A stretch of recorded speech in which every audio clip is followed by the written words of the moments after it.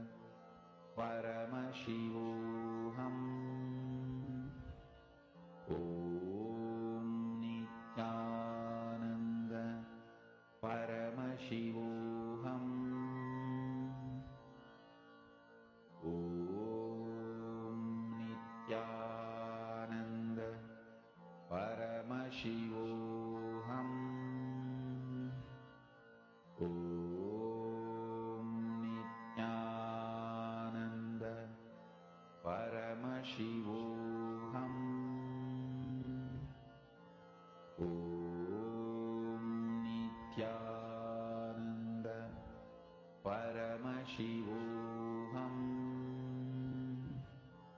Om Nithyananda Paramashivoham. Om Nithyananda Paramashivoham. Om Nithyananda Paramashivoham. Om Nithyananda Paramashivoham. Om Nithyananda Paramashivoham. Om Nithyananda Paramashivoham. Om Nithyananda Paramashivoham. Om Nithyananda Paramashivoham. Om Nithyananda Paramashivoham.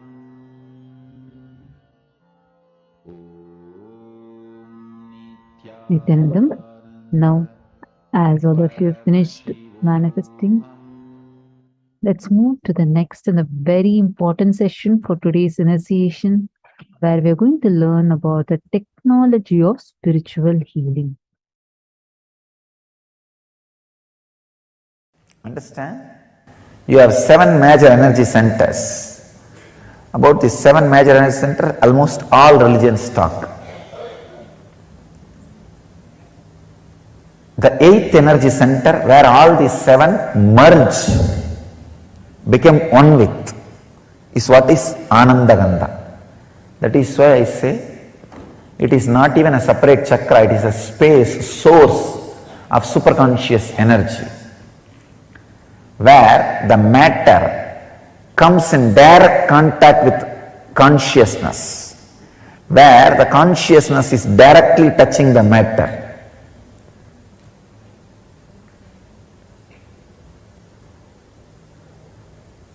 It is the experience where the consciousness has samyoga into matter, where matter has samyoga with consciousness. When you relax into that space, consciousness fills matter. So naturally, the superconscious healing happens. It is the highest happening which can happen to matter, not just physical healing or mental healing, radiating pure consciousness.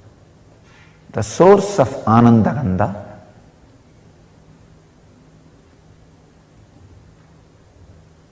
which is source of spiritual superconscious healing, is the ultimate science towards enlightenment, not just physical healing or mental healing. Physical healing also happens because your very DNA structure gets re-altered when you relax into superconscious state. The other day I was reading a book, The Biology of Belief. A great scientist who has done a great service to spiritual tradition.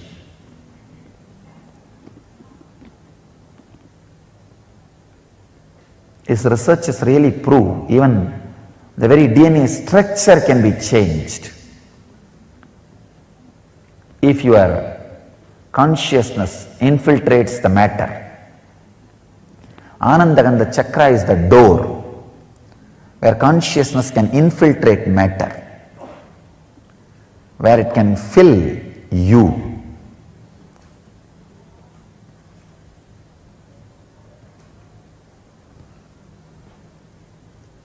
Where it can give you the extraordinary conscious experience, means breakthrough in human consciousness. I tell you, even the definition of enlightenment I am updating and upgrading.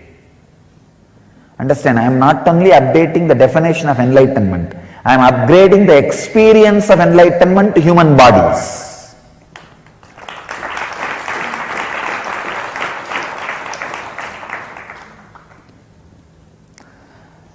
The possibility, the highest possibility which can be experienced in human body, even that highest possibility is being raised. That is why I am saying, I am upgrading the highest conscious happening on the human body.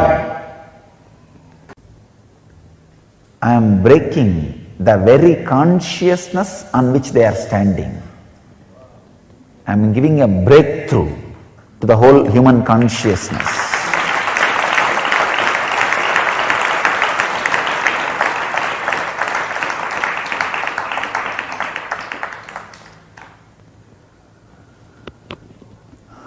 I am inviting all the people who feel the sacredness of my work, my contribution to the human society, to drop small differences, to drop all these petty ideas, one or two if you carry, and gather together to spread this science to the world and protect it without being extincted, destroyed by these unconscious groups, establishments. I am giving open invitation. Whoever feels helped by what I am doing, sympathetic towards what I am doing, feeling friendly for what I am doing, feels this ought to be done to save planet Earth, I invite all of you to drop these petty, foolish, small ideas, self-centered sufferings. If you are self-centered constantly, you will create suffering for you. Drop all those foolish things. Let's stand together to preserve, protect and spread this great science of Anandagandha, the great process of giving breakthrough, great breakthrough, transformation to human consciousness. The very science itself cannot be described in one session. I will try to give you the glimpse.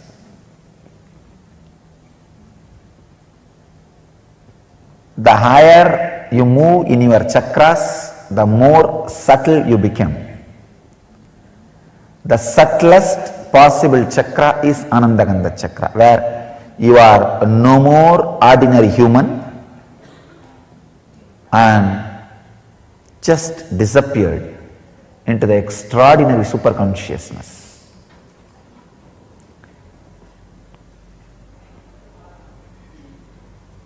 The technique or the process is two. One, if it has to be done just by your effort, unclutching. If it can be done with my effort also, process. If it has to be done only by me, initiation.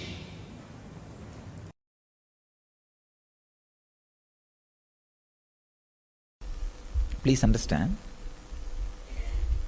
we are always taught genes are responsible for our diseases. No, it's not true.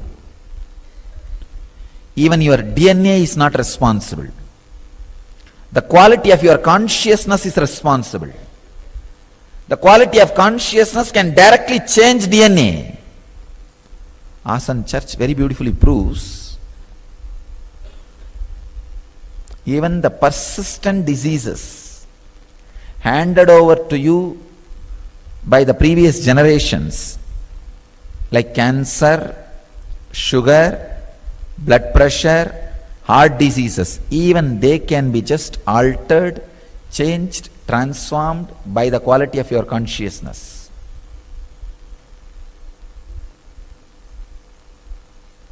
Another one research proves only 35% of your DNA is responsible, only 35%, for what you are, who you are, how you are, and all the major factors like your longevity, disease, health and everything. Only 35%. The science of epigenetics and the epigenome opens a new door to the great truths declared by Patanjali and Swatmarama. Patanjali in Raja Yoga Sutras and Swatmarama in Hatha Yoga Sutras.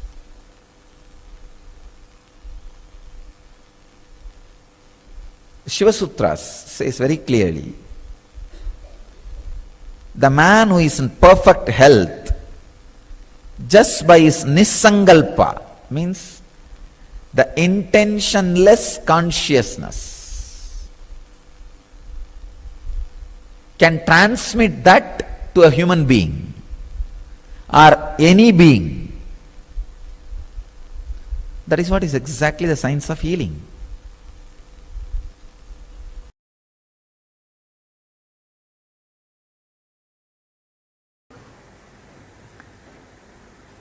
If I have to give one example, I can give the example of Gandhari in Mahabharata giving birth to 101 kids, 100 male and 1 female.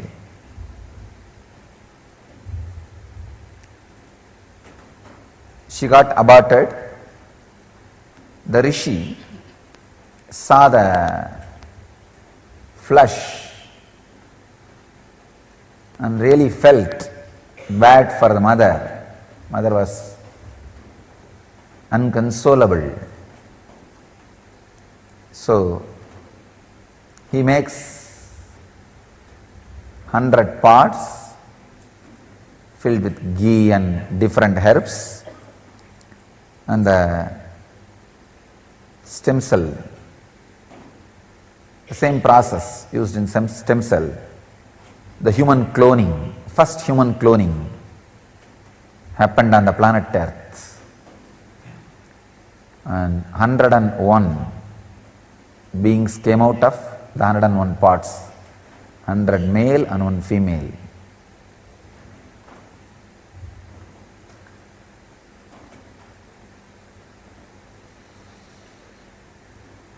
And there are hundreds of other proofs how the science of stem cells was used. Understand? In body, 2 things. One, stem cell production. Second, early stem cell production means a different quality of stem cell which becomes part of the body, organs of the body. Same way in the cosmos, 2 things are happening. One, creation of different planets. Second, creation of a space where life can exist.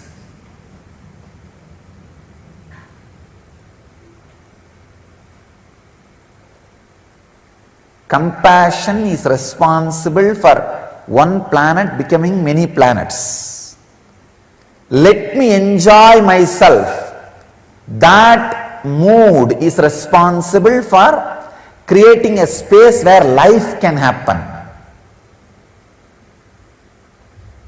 I can say at least few million spaces exist in the cosmos where life is existing.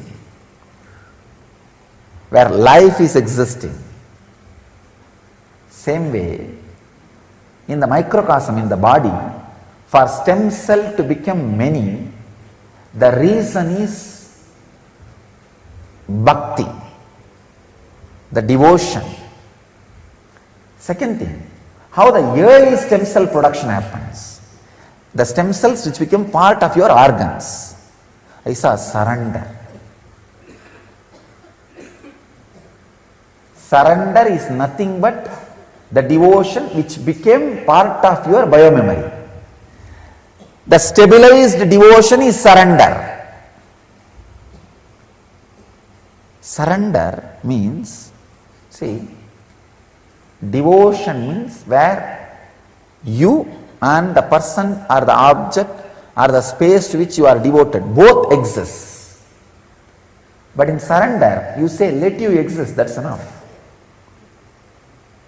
Nothing else is required. I am so happy to dissolve in you. Just be lost in the sweetness which happens in my mouth when I remember you. I am ready to lose myself in that sweetness, in that joy, in that taste. Surrender makes early stem cells which becomes part of your organs.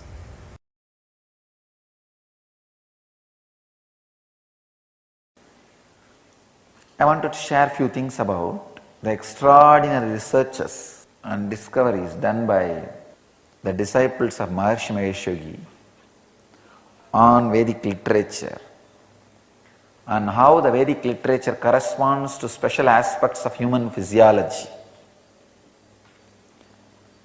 Beautifully they proved 40 branches of Vedic literature in structure and function matches the human physiology like various organs, organ systems and nervous systems. By Professor Tony Nader, very beautifully in his research says that human body is a replica of Vedas and the Vyakarana in Vedic literature is hypothalamus of the brain and Nyaya is thalamus of brain. And another one very important research is they have done research on the cancer cells to determine the influence of Samaveda and rock music on it. All the cancer cells influenced by Samaveda started decreasing in growth and the rock music increased the growth of cancer cells.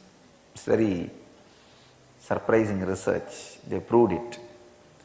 And they have done some more studies on how the fever is healed by Vishnu Sahasranama, diuresis, the urination problems, Mutra Mochana, diabetes, Rudrashtaka, for anti-aging, Gayatri Mantra was used. Now I will try to give my insight on the Nada Brahma. It's a sound which is source of everything. So when the sound vibrations are altered, the whole consciousness is altered.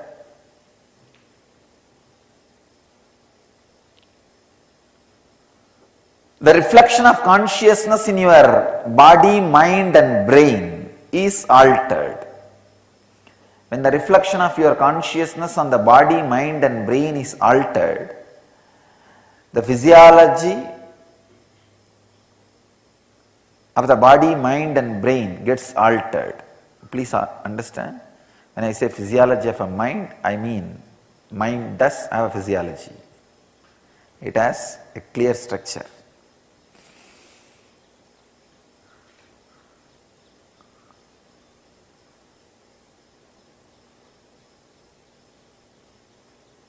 I have seen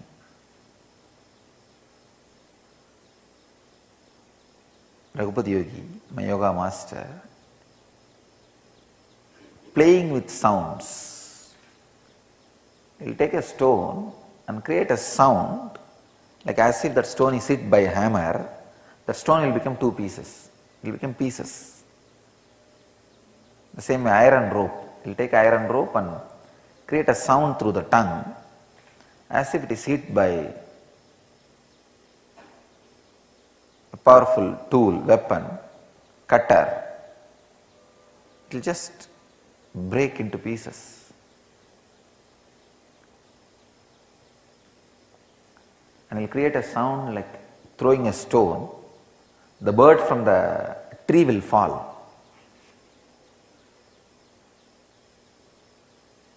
And just you will close one nostril. Through the other nostril you will blow the air in such a way you can even alter the smell of the air. You just inhale and blow the air in a very proportionate way. From the stomach you will generate certain smell and release it through the air.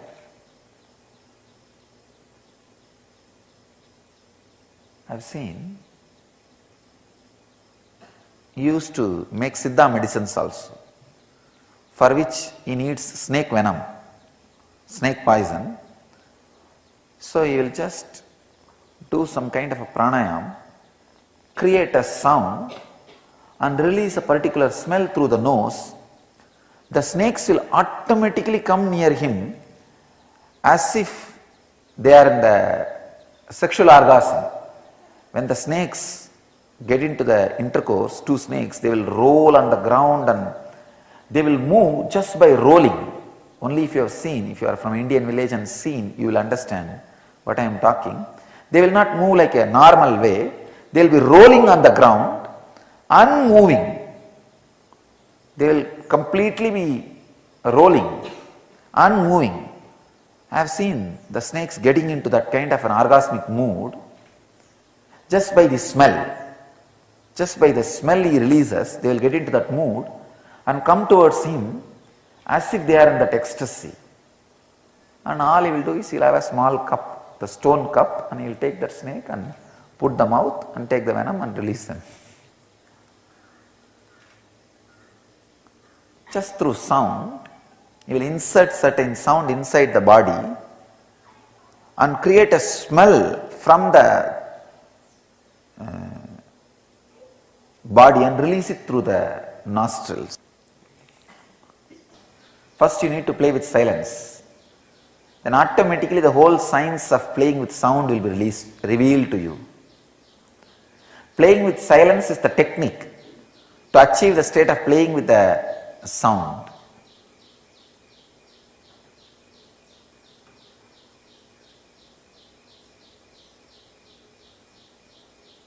Playing with silence means getting into the deep silence through unclutching. So play with silence by unclutching.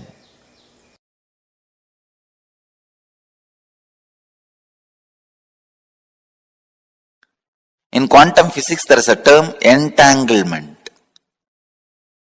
Means when one energy source entangles with another, they interfere with each other. This interference can be highly positive and transformative and harmonious. Please understand, if one energy source comes in contact with another, if one energy source entangles with another, they interfere with each other. That interference can be harmonious and highly positive and transforming. Another one physicist, Amit Goswami, he published an article in Physics Journal. In that he very clearly proves entanglement directly affects human beings.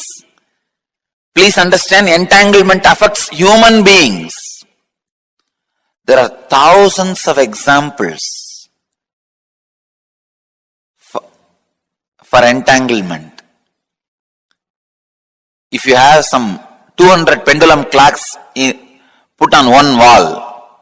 The wall can be any length. It does not need to be within certain length. It can be like China wall, any length. If you have few hundred pendulum clocks, even if it is a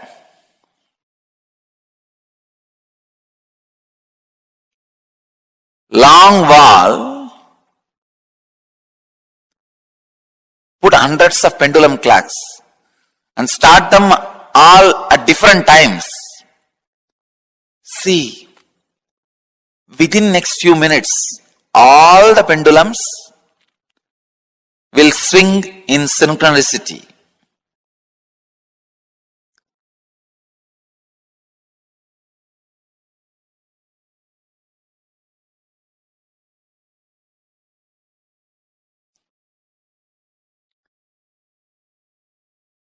Exactly, this is what happens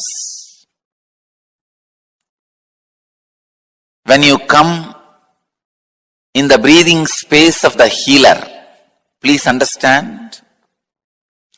When you come in my breathing space, this is what happens. Suddenly,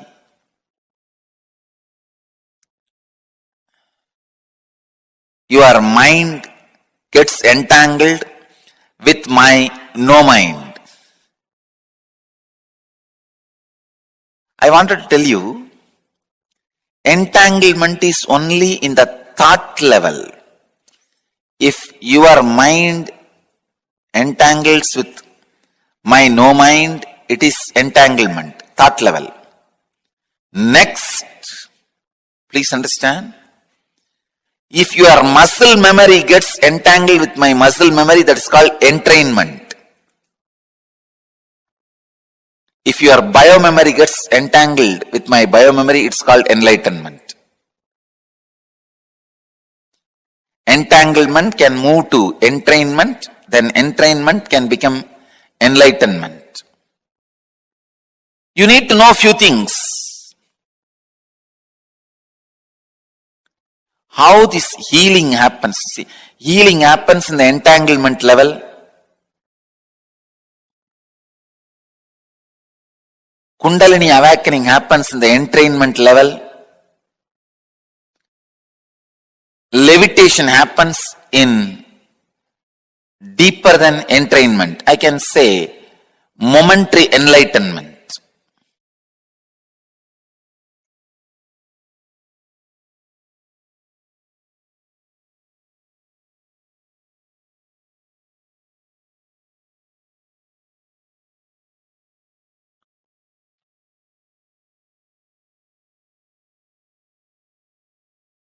This is very important truth. This truth about the entanglement, because this opens many doors, many possibilities, many understandings.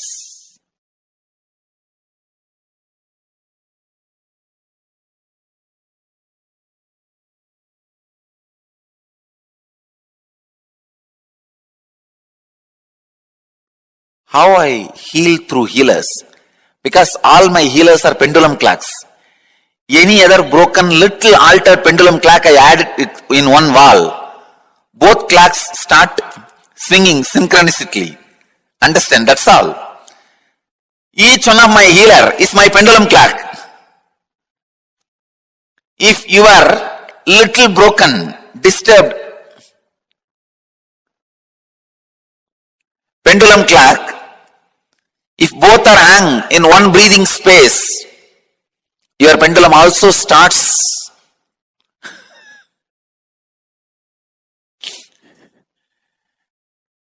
vibrating, moving.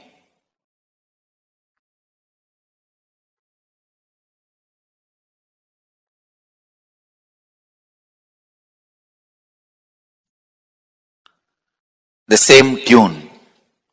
And a living practicing healer, please understand, living practicing healer is continuously in entanglement with me. He may be wherever he is, A living practicing healer is continuously entangled with me. This is what I call physiology of feeling connection. A practicing healer, the healer who lives whatever I am teaching, as long as he retains a feeling connection, the very physiology becomes different.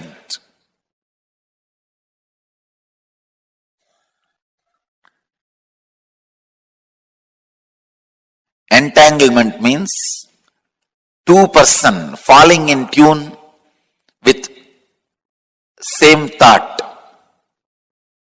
Entrainment means two person falling in tune with the same idea. Enlightenment means two person uniting beyond ideas.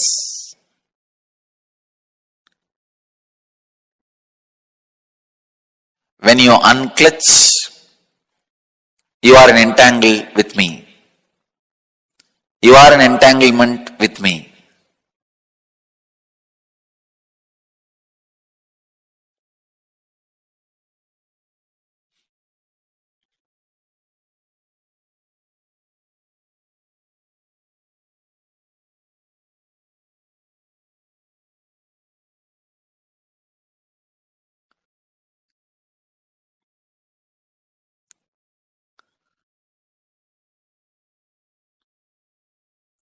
This again opens a huge door. Then is the thoughts of a healer going to affect us? I say yes. That is why I am telling you, go to a person only who is thoughtless and beyond mind. Do not receive healing from ordinary Reiki healers, this healers, that healers. No. Receive only from enlightened being. And all my healers, during the moment of healing, because they are entangled with me, they represent me, and it is equivalent to you receiving healing directly from me. You don't need to worry at all, doubt at all about my healers. Understand? This is the physiology of feeling connection. When you have a feeling connection, your very physiology is different. And feeling connection has its own physiology.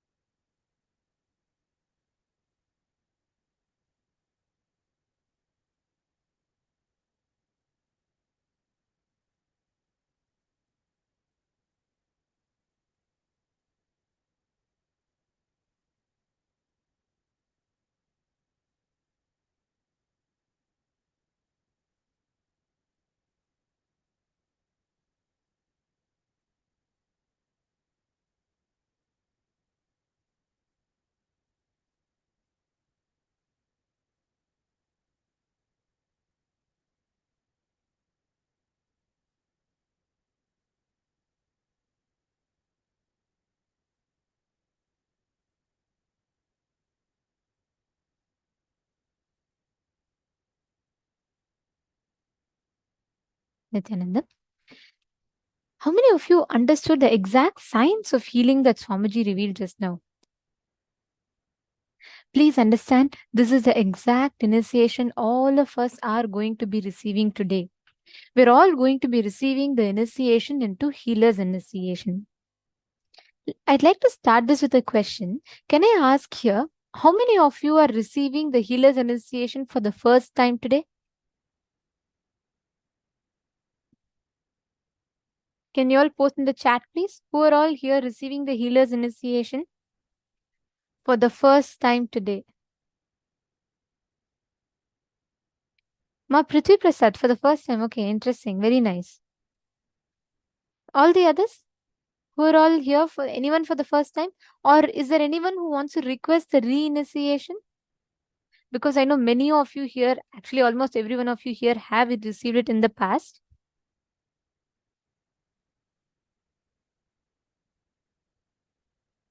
Okay.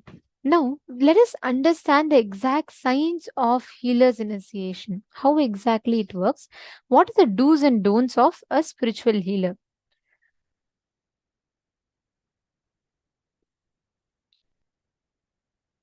So the first thing is there are two types of healing. Okay. One is healing yourself and healing others.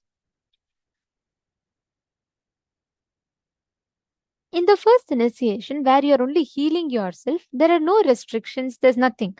You'll be receiving the initiation, and this is basically where you enable or awaken your inherent ability to heal yourself from the diseases that is there in your body. This is of the first kind. Now, the second type, the healing others, is the main initiation where Swamiji will be awakening your ability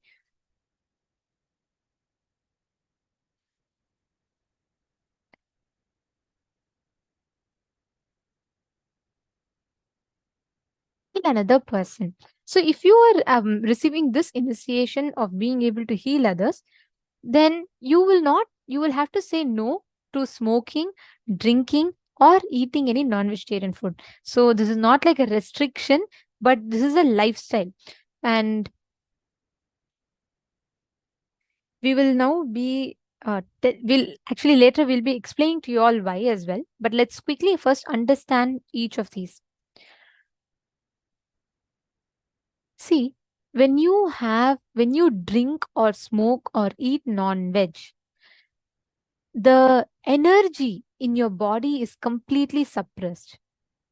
When you meditate and practice healing, you will have a beautiful continuous energy flow in your system.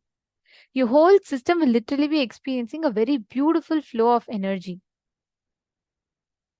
So what happens when you receive the initiation? You are literally awakening that energy is flowing inside of you. The moment you consume alcohol, the moment you smoke, what happens is that energy is completely suppressed. It is like there is high energy of Kundalini, the healer's initiation. There's the suppressive energy of alcohol and drugs or smoking or non-veg, which these two energies starts opposing each other. The high energy of meditation, the low energy of alcohol will start opposing each other. And this indulging in these habits or lifestyle creates a very low energy in your body. And also, please understand, eating non-veg, it's like this. When you kill a hen, okay, it is not going to say, oh, thank you for killing me. Let you have all the nutrients. Be blissful. I will give you all the energy. I'll give you all the health. No. The hen that is dying is not going to bless you with all energy. It is not going to say, come on, thank you so much for eating me. Enjoy. You'll get all nutrients. No. It is going to suffer. It is going to be in pain. Understand all the suffering, that stress that the chicken goes through. I'm not saying this in more mental pain. Physically, the suffering that the hen goes through, that entire hormones being released, everything gets stored in the muscle. Moral value is one, but even scientifically, you killing another animal and when you eat it, the suffering that that animal goes through, that entire suffering is stored in the muscles of that animal. When you eat that food, when you eat the non-veg, that suffering is transmitted into your system. How many of you are understanding this? How many of you are catching this? Please understand. Have any of you here experienced when you have consumed non-veg, you felt low? Many people actually experience. There was a study conducted in by one of the vegetarian pro-vegan organizations in the US, where they studied up to 40 to 70 percentage of the youth and 70 percentage of all adults face sudden signs of stress, anxiety, sleeplessness when they consume meat. That is when the study was carried out, they found out that the moment they eat meat, their average lifespan is reduced, and there's so much of unnecessary stress that's added into their body. Swamiji revealed the precise explanation for it. Have you all experienced whenever you get stressed? How many of you experience physical pain? Like sometimes you'll have the pain in your shoulders, you'll have headaches when you have like severely when you're stressed, and when you're afraid of something, you'll have butterflies in your stomach. How many of you have experienced all these? Put yes in the chat. Yes. Okay. Many of you have put yes. Listen very carefully. You all experience the physical impact of your psychological and emotional stress, right? Then imagine just normal stress itself, you have so much of physical and psychological and emotional reactions. The physical body reacts for all of these. Imagine when you're about to kill that animal, how it would be. That whole animal is literally storing that entire hormones in its body before leaving, and when we consume it, you will have the impact of that whole stress, that whole thing gets transmitted into your body. If you have not eaten non-vegetarian, Swamiji tells that's the best thing that you have done, because enlightenment is so much more easier. Just the damage that non-veg causes in the body. Of course, alcohol, any of this. Understand? All of this non-veg enters into your system and transmits that suffering and pain in your body. That is why when you receive healer's initiation, you should not consume alcohol, meat, drugs, or any of these items. Next, the lifestyle of a healer. When you heal, this is a commitment you give by yourself to you. Do not suppress. Do not fight with yourself. You know that you should understand. See, you should not be in restriction. You should not feel like, oh God, okay, I can't eat, I can't drink alcohol, I can't do anything. No, it's not a restriction imposed upon you. Please understand. Understand the right context and take the decision to not eat. Swamiji tells all disciplines should happen with responsibility. Whatever commitment you give to yourself or to others, all the disciplines should happen with understanding and responsibility. It should be practice. Nothing should be told as a rule. Like you should not say, oh, I'm restricted to eat, so let me not eat this. No. Everything should be done with understanding and internalizing. That is why we are going to be taking you all through a certain guidelines along with the context of why. First thing, you should never refuse healing service or anything to anyone or anything who are in need of it. Before we go further, I see a question from Savita Kashyap, who has asked, but we have also seen many folks who live up to 100 but had alcohol and smoked their whole life. Does the DNA play an impact? Savita Kashyap. Nithyanandam, so lovely to have you here, and would be also wonderful to know that which place you're watching us from, and really appreciate your participation. So the question you have asked, first and foremost thing, as Swamiji mentioned, 35% in our health and how long we live, in all of these, for almost 35%, the DNA plays role. But the remaining full, almost 65%, it's with you. You have the conscious ability. It means your conscious way of life, your conscious way of how you hold yourself. All of these impact in the way how you are going to exist, how long you're going to exist, how, and that means you also have like an upper hand, meaning you can decide which genome you want to activate, which genome you don't want to activate. This science has become quite popular recently. It's called as epigenetics. You could Google about it. And the epigenome is a genome where it decides, literally it's something like on the genes, which decides which genes you want to turn it on or turn it off, and decides which part of your DNA gets activated. All right. But before this, you're asking a very important question. So alcohol and smoking have a, so you're saying, I've seen many folks who live up to 100 but had alcohol and smoked their whole life. Once again, the way we see it matters over here.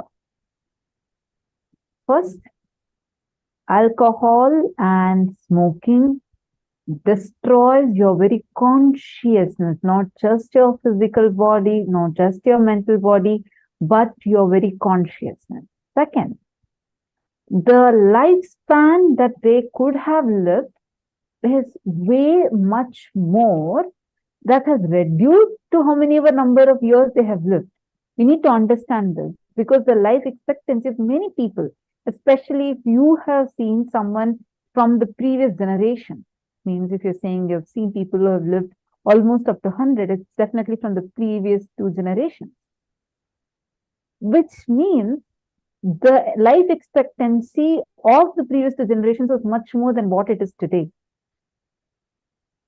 That life expectancy, if they're almost, even let's say that they are able to live up to 80, they're able to live up to 100, first, how healthy were they living? Because this directly impacts their physical body, physically deteriorates, it destroys your whole body, it destroys the mental health that you carry, and it destroys your very consciousness. Are you understanding, Ma? And it also impacts in a very negative way. It also impacts the lifespan of yours. See, whenever you are in your high energy, especially when you take initiation into healer's initiation, it raises your frequency very high. It keeps your energy so high. And at such a high frequency time, if you consume low energy alcohol, low energy meat, it conflicts directly with your high energy. That is why they are asked to avoid it. You're understanding?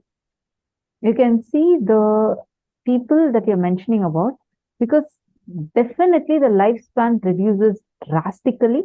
And even if any of the examples that you've given, you can check what kind of a lifestyle practice that they were living, because that impacts directly in how long they could have lived and how long they were actually able to live. And also, Masi, many times it is not about just a physical health alone. You never know what amount of ups and downs that the mind, the mentally they'll go through.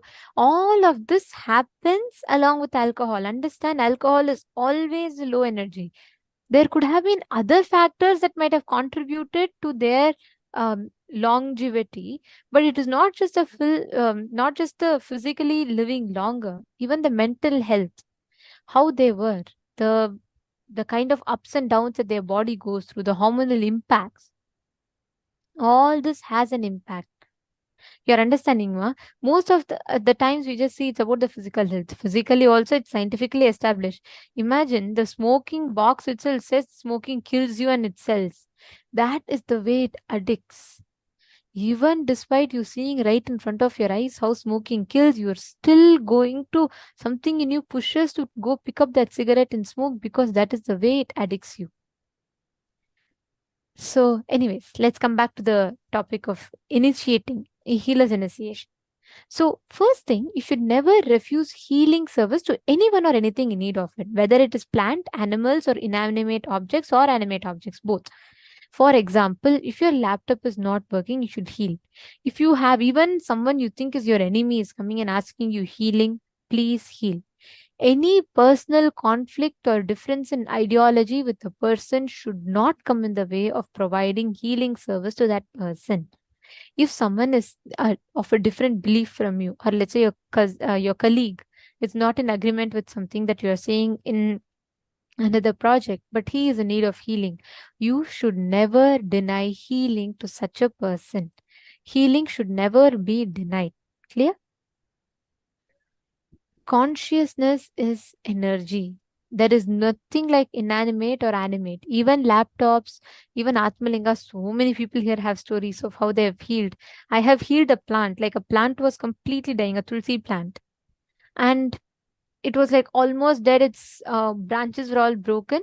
Then just by giving healing to it, when Swamiji gives initiation, I used to come and keep the plant in front of Swamiji's the TV screen. Automatically, the plant completely grew back and it was healed. It's a very beautiful experience, actually. So, you should never deny healing to anyone unless it is danger for your life. You should never deny healing. Understanding? The Nithyananda spiritual healing service prayer should always be offered as a free service. Never charge any fee or accept any kind of favors. Even let's say your friend says, "Hey, thank you so much for healing. Because you healed, I want to give you some money." You should say, "No, please do not offer to me. You please put it into Swamiji's feet." And you have to redirect them to offer it to Swamiji's feet. Because when they offer, it is literally they're offering their karmas. So you have to make sure they're offering it to Swamiji's feet. If even let's say you should not ask them any favors, you should not say, "Hey, you know what, I healed you, right? Can you please drop me at the airport because I healed you and you were benefited from it?" That is wrong. For just because you healed a person, you should not ask them any kind of favors at all. Clear? If any one of them are wanting to offer, direct them to Swamiji. Let them keep the offering at Swamiji's feet, right? And we suggest and encourage all the participants to regularly offer the healing services in one of our Kailasas around the world.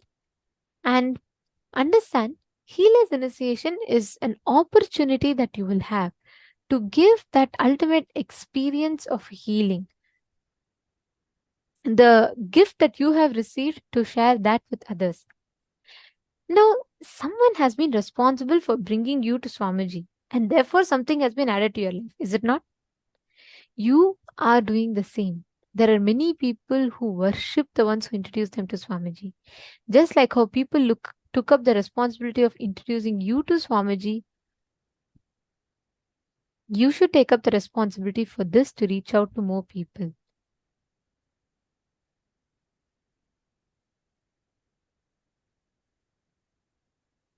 Only if we take up responsibility for everything that happens in our life, we will start expanding.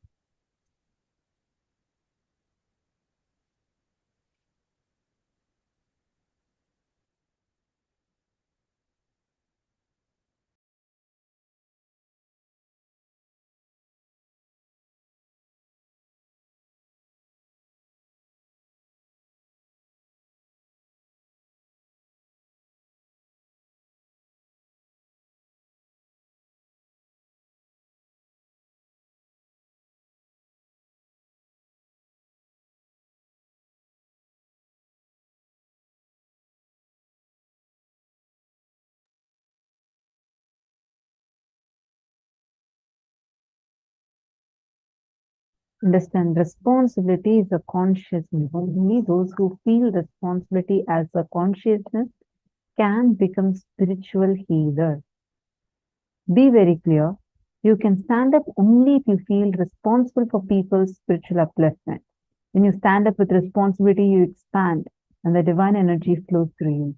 When you feel compassion towards others suffering, the whole thing takes a shape of responsibility and expresses itself as energy.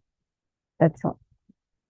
Swami Vivekananda's motto for his mission was Atmano Mokshartam Jagat Hitayata. He describes the goal of his mission as for spiritual liberation as well as bring good to humanity. He implies that without taking up the responsibility for the good of the world, you cannot talk of spiritual liberation. Now let's enter into the procedure for spiritual healing. This within the spiritual healing technique is that it not only helps the person you're healing, but also helps your own spiritual growth. This is actually a very powerful sign. Anyone, if you have received healer's initiation, definitely you know what we're talking about, right?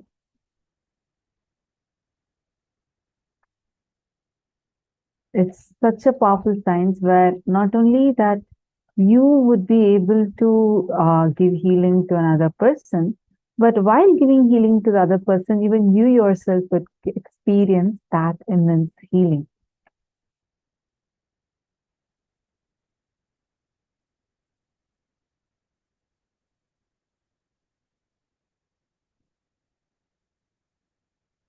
Ma Savita Kashyap is saying, I've also heard of yoga enhancing their life. Oh, sorry, I have also heard of yogis enhancing their lifespan to 200 or 400 years by pranayama. Yes, understand. Okay, Ma Savita Kashyap. Actually, earlier we had played a very important session. It was called as Kayakalpa. As Swami is explaining this very exact science. And today you will get initiated into that also. And if you have not attended the whole day's program, we highly recommend you to attend the whole day's program. And okay, continue the question. But is that possible? And if so, if they just meditate, they're practically not doing any physical thing to help to others. Pardon my doubts? No, no, no, no, no. You do not worry about asking your doubts. Feel free. I really appreciate your participation. You can ask your doubts. It is possible for extending your life. It is possible by doing that using yogic techniques. And you're telling a very important statement over here. You're saying that, okay, these yogis also did their yogic practices, but they were just sitting in one corner and meditating. And how do you think that they were able to expand their life so much? And they are practically not helping anyone. You need to understand something very important over here. I know you are asking this question because just now we were explaining about how only when you take responsibility, your life even starts. And it's very important for you to take responsibility to enrich others, right? First and foremost thing, a yogi sitting and meditating in the icy Himalayas, doing tyaga of everything else, just sitting and doing intense meditation. And from that intense meditation, when he sits, creates that space, and he sits, connects the whole cosmos from that immense space of oneness. He is contributing to the planet Earth much more than anyone else doing any other work. Understand, this is a very, very important thing for us to cognize, a very important thing for us to understand.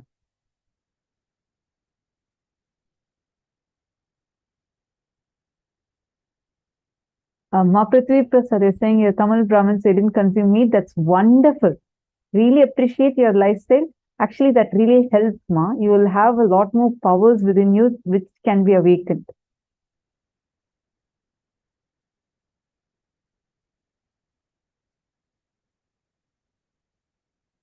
Okay, now let's continue this.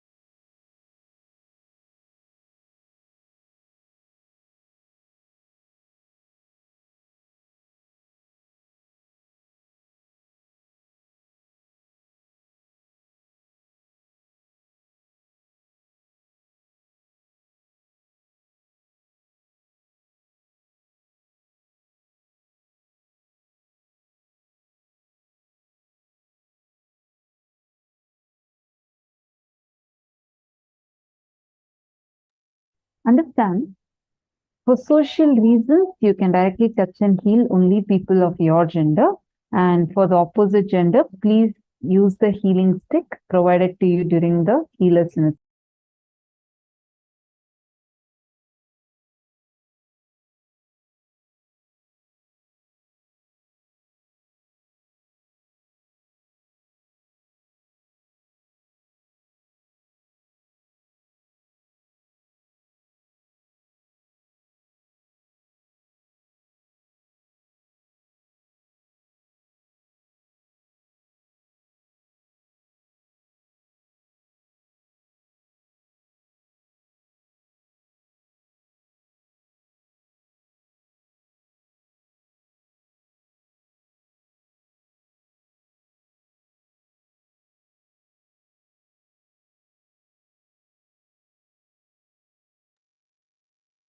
We'll be actually giving you all the healer stick, and you'll be receiving it.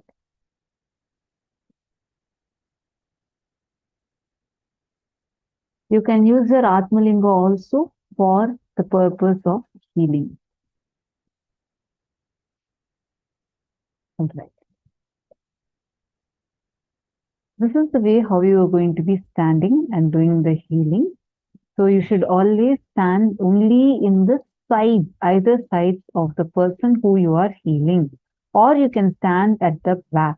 You should not stand in the front of the person to whom you are giving the Nithyananda spiritual healing. I request all the participants to kindly acknowledge this. If you have understood so far, please kindly acknowledge. So this is a very important point. Make sure that you're only standing on either side of the person like this, exactly as it is shown in the picture. And you should not stand in front of that person, or you can stand behind the person, but you should never stand in front of the person.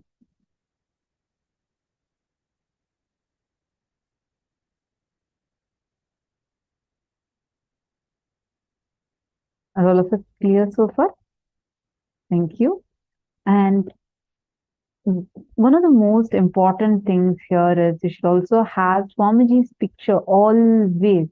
Always you should be having the picture of Swamiji in the place where you're giving healing. Wherever you're giving healing, only with the picture of Swamiji. Now you're not going to start healing. Only after receiving the initiation from Swamiji, you can start healing.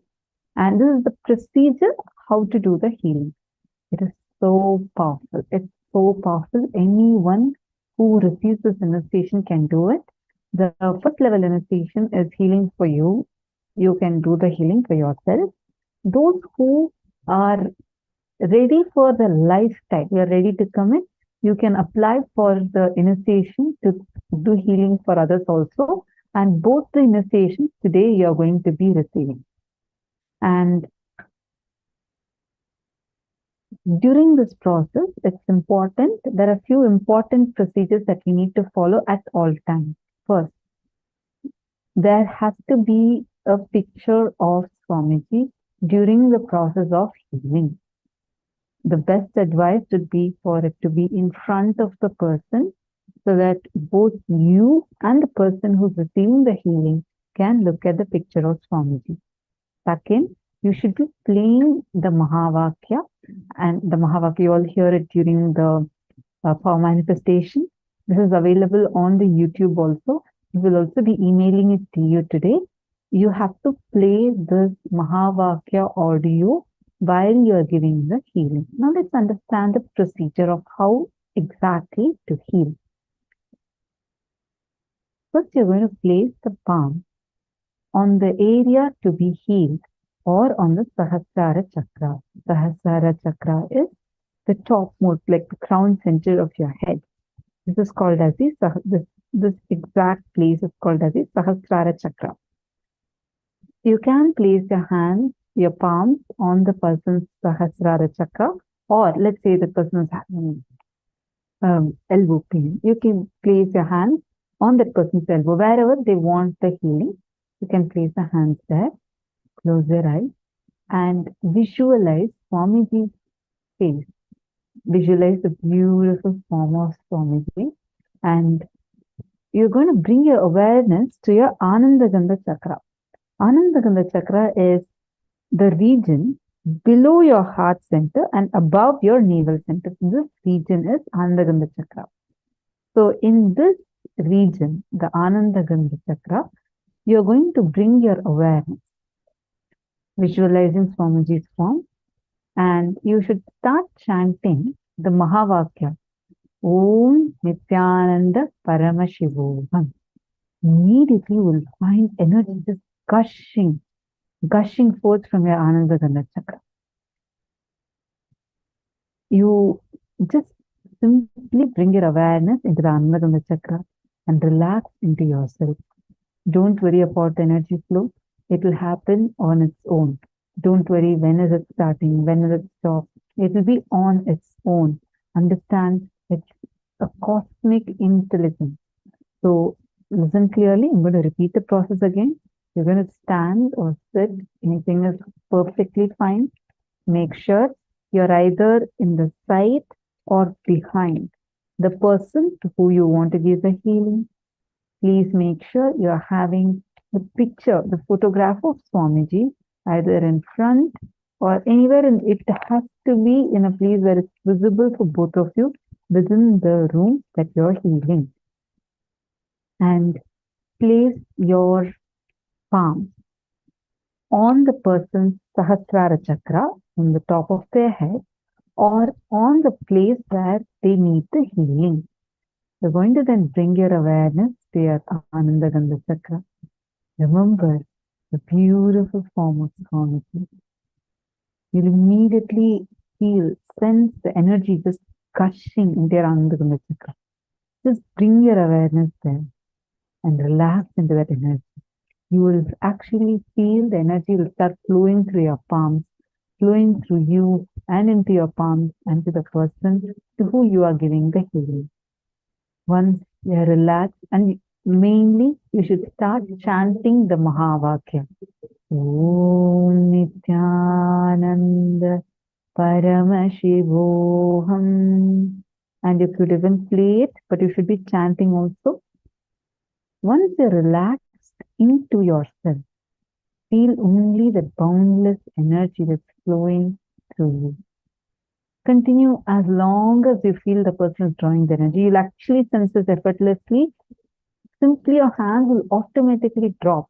Once the person has had enough, your hand will just on its own, you'll just feel like stopping. It will be an automatic signal because this is the cosmic energy that's flowing through you.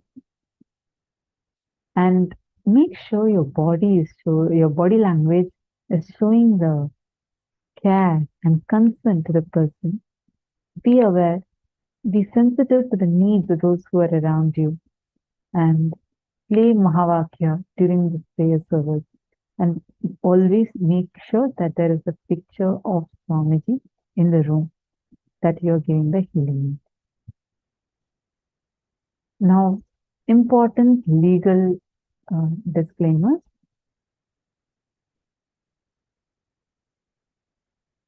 Do not make any guarantees, warranties, or representations regarding the outcome of Nithyananda's spiritual healing process. And specifically, do not claim that the process in any way diagnoses, treats, heals, or cures, or prevents any disease, illness, injury, or physical or mental condition.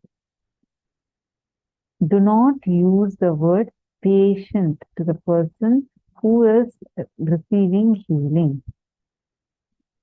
To whoever you are giving the Nithyananda spiritual healing services, do not call them as patient. You should not use the word patient for them.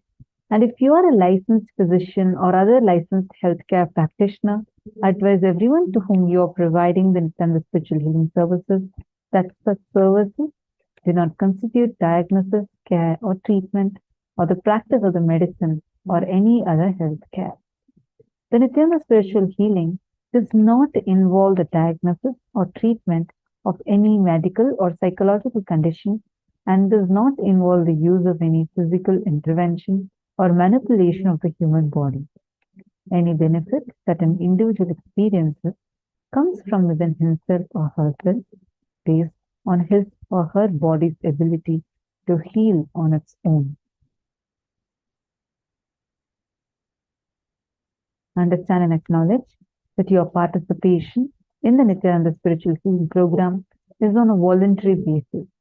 Do not charge or accept any fees or favors for Nithyananda Spiritual Healing Services that you may provide to others.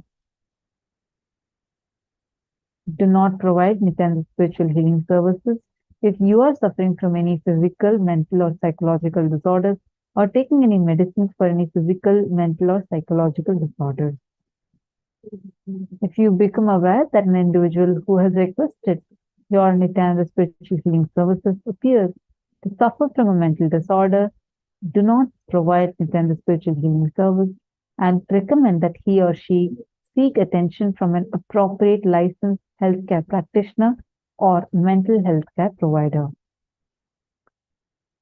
If you are a licensed physician or other licensed healthcare practitioner, do not engage or claim to engage in medical diagnosis, care or treatment, or in the practice of medicine or any other healthcare profession in conjunction with any of your activities as a Nithyananda spiritual healing practitioner. Meaning you can be a doctor, you can still continue your profession, but not with the claim that because you are a Nithyananda spiritual healing practitioner, you become a doctor. No, you cannot claim that based on the right. Now, we request all of you to take a few minutes and head to paramashivoham.org, kailasa.org/paramashivoham. You will be able to get the Healers Initiation forms over there. We will also project the direct link for all of you. Our support desk team will be posting this on all of your chats. You all will be able to see that in all of your chats now. Please take a moment and you can go ahead and fill it.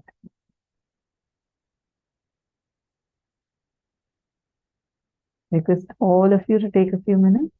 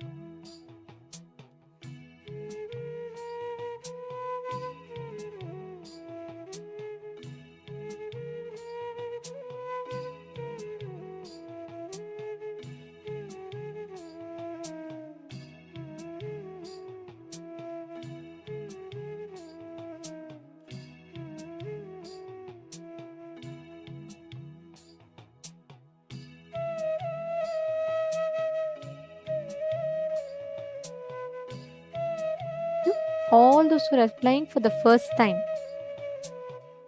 or if you've already applied and you want to request a reinitiation, please go ahead and fill this.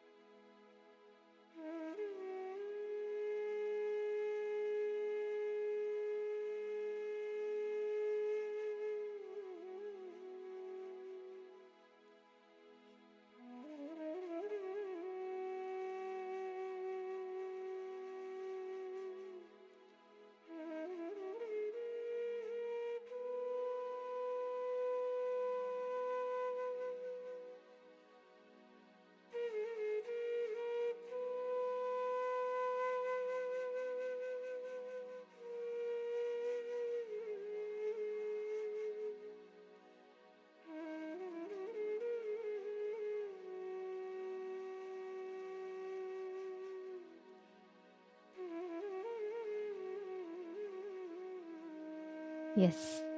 Please relax. And all of you have filled up. Okay. Can I request all the participants to please confirm if you have filled up the form? If you have filled up the form, please put a yes in the chat, please. This is very important because if you have not filled up this form, then your healer's initiation won't be counted. If you have received the healer's initiation, it won't be counted. You will not receive the healer's initiation. Only by filling this form, you will be receiving the healer's initiation. Yes. Some of the participants on the YouTube that were asking for the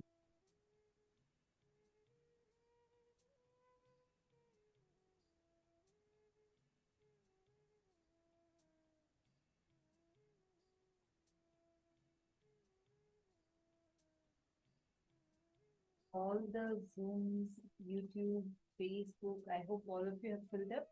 I've given enough time for all of you to fill up the form. Great. Now we are going to be entering into preparing ourselves for the most awaited part of our day, which is If any of you have your friends, your family members, any of them that wants to receive the healing, the darshan today, please have them join us, have them come over, let them all join, and let all of them receive the initiation, let them all receive the healer's initiation. Now, I'd like to start this now, as you all are getting ready for the darshan. I'd like to first give you all a few minutes to please come and settle down. Can I request every one of you to settle down? Call at least 5 of your friends and invite them for joining the darshan. Just 5 of them. Invite them, let them come and join the darshan. I request every one of you to do this because today, any pain, physical pain, mental pain, any pain or suffering that we have had, Swamiji will completely heal us just through this initiation. Please let us give a few minutes. Let's ask all of them to join. Take a few minutes. You can all call them. Manifest the power of body scanning with them and let them all join.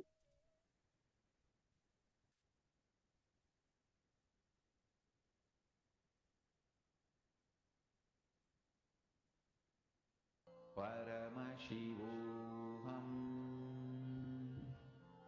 Om Nithyananda. Paramashivoham. Om Nithyananda. Paramashivoham. Om Nithyananda. Paramashivoham. Om Nithyananda. Paramashivoham. Om Nithyananda.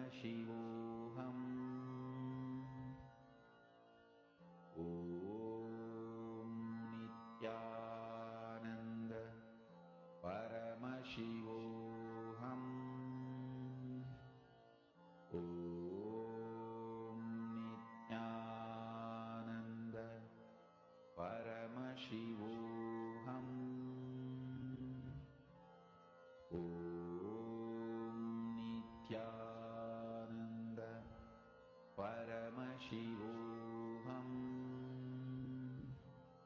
Om Nithyananda Paramashivoham. Om Nithyananda Paramashivoham.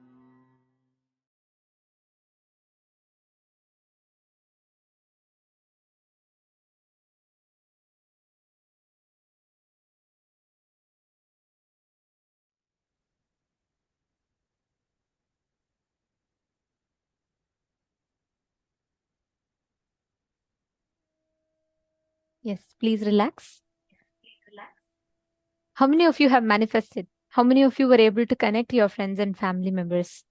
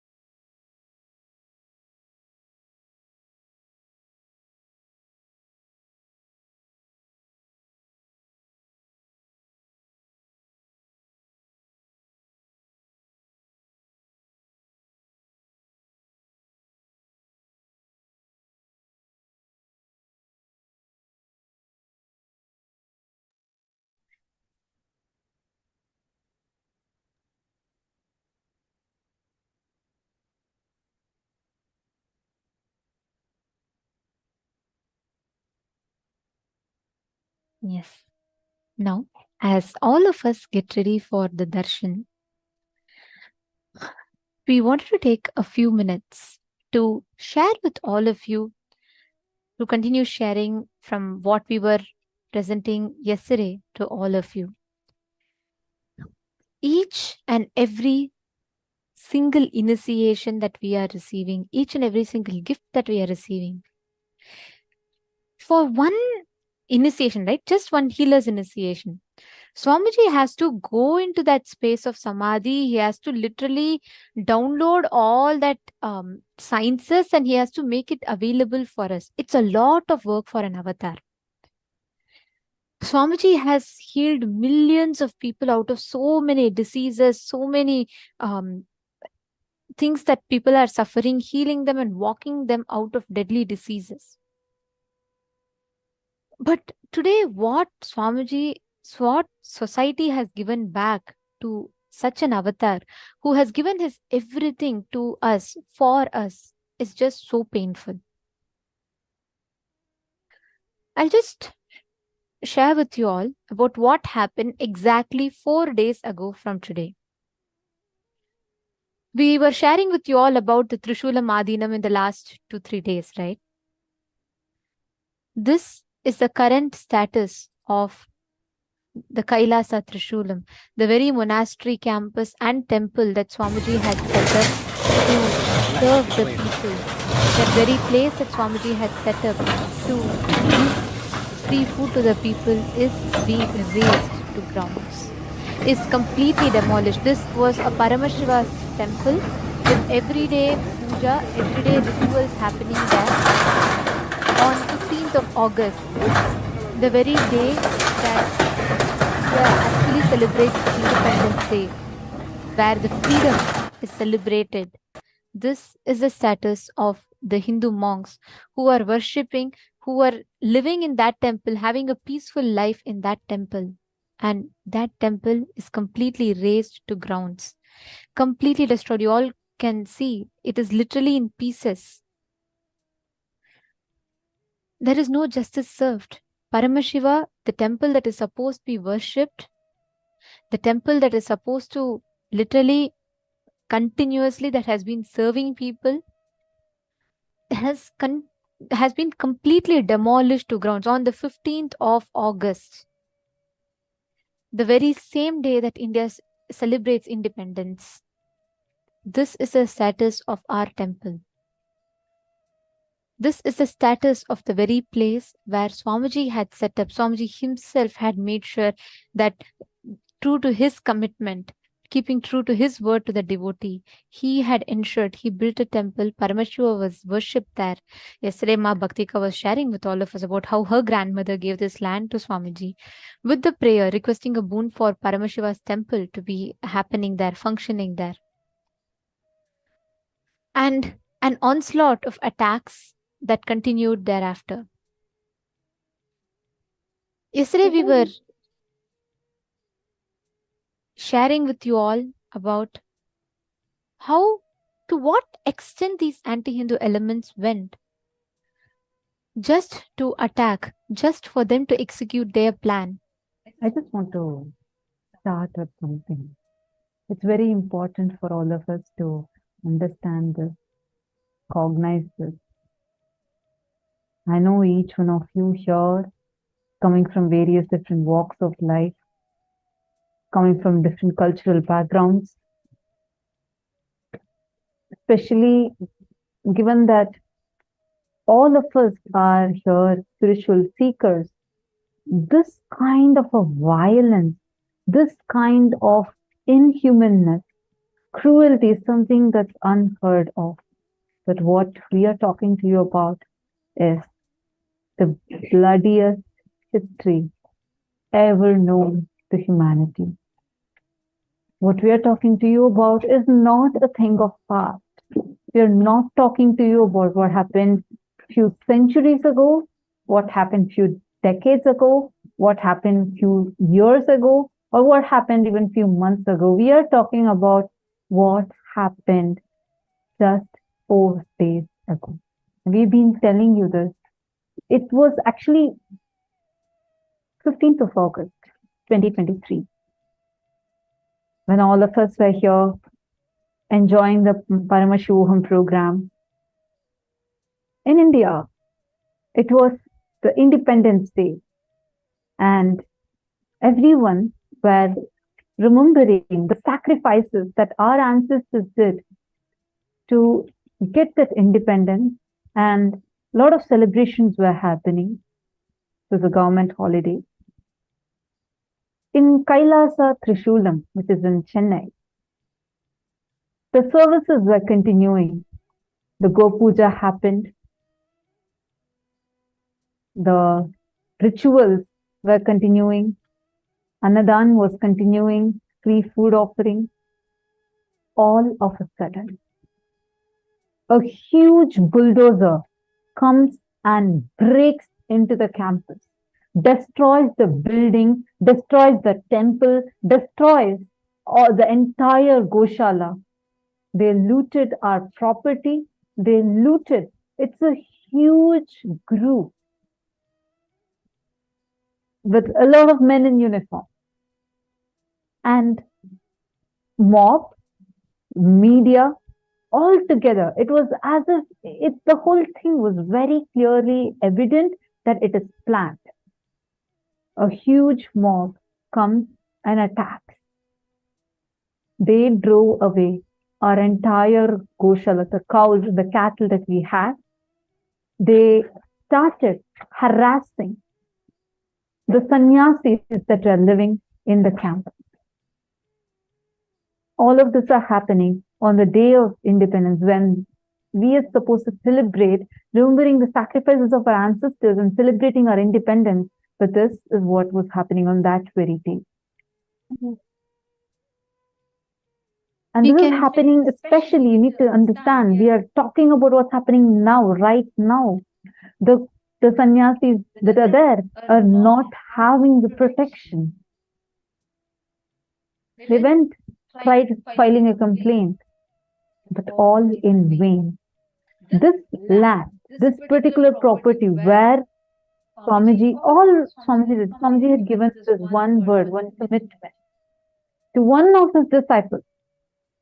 He told her, you don't worry, since you have wished, since you have asked that I have to build a Paramashiva temple here, I'll make sure that I do that. That's it. This was only one thing that Swamiji had committed to her. And if we just see the clear conspiracy here, every time when they have to attack a Hindu guru, there's the same strategy that we used. Yesterday, we took you all through the list of how each gurus were attacked, targeted, and killed. Every small guru, like when we say small guru, when we mean like if that person does not own a big organization, they're a sadhu, simple sadhu living their life, practicing enlightenment. They are labeled as thieves, robbers, or kidnappers, and they are killed. Just one mob lynching and it's over. But if they are someone who's established, who owns an organization, who's doing so many services, who has a good reputation, and who is known for their contribution, then they're always targeted by false cases, alleging false cases and character assassination in the eyes of the public. This is a very clear strategy, conspiracy that the anti-Hindu militants always use, whether it is every Hindu guru who stands up, it is the exact same conspiracy that is used against the anti-Hindu elements. Yesterday we had told all of you about the 3rd of March 2010, when a morphed video was created and the entire media machinery was planted to kick into action. They ran the morphed video of the Supreme Pontiff of Hinduism for 14,000 hours. Why? What did they gain from this? This, if you see, is a very clearly plotted conspiracy. And this is how every single media channel, this is how every single anti-Hindu element prepares, they prepare their ground for justifying the onslaught of attacks, the assassination attempts that they are trying to do next, thereafter. Understand, it's actually very painful for me. I'm not able to even It's because this is not something that I can't say this as a matter of fact because this is not.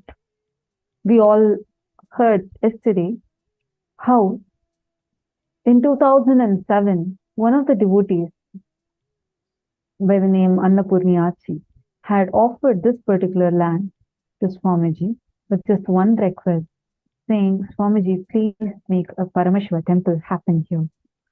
And right after that, Swamiji started the work for building the temple.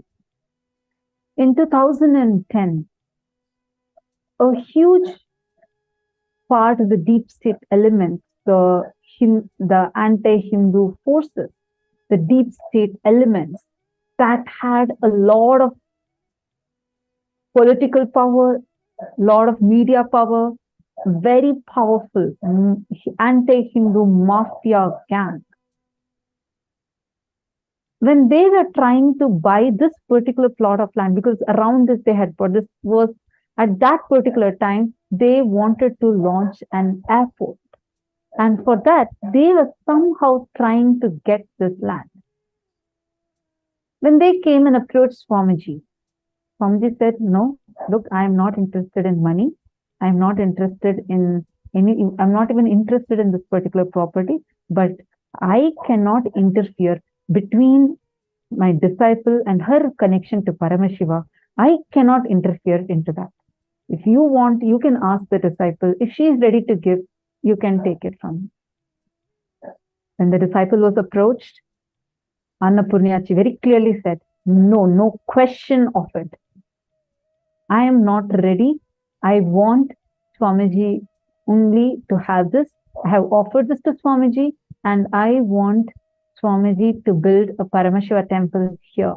And that is the only wish I have. And I know that it is only Swamiji who is capable of doing it. And I trust that Swamiji will be doing it. And that is where I have offered this to Swamiji. So when they saw that this did not work out, they could not get their hands on. And a lot of other factors. We presented this yesterday to you, how this was a very specific time when Swamiji started becoming Swamiji was extremely popular across all the levels of the society, whether it was the most elite of the society, whether it be the celebrities, the politicians, the most powerful influencers, thinkers, or even to the lowest level where the homeless, the people that are in need, for everyone, Swamiji was so available.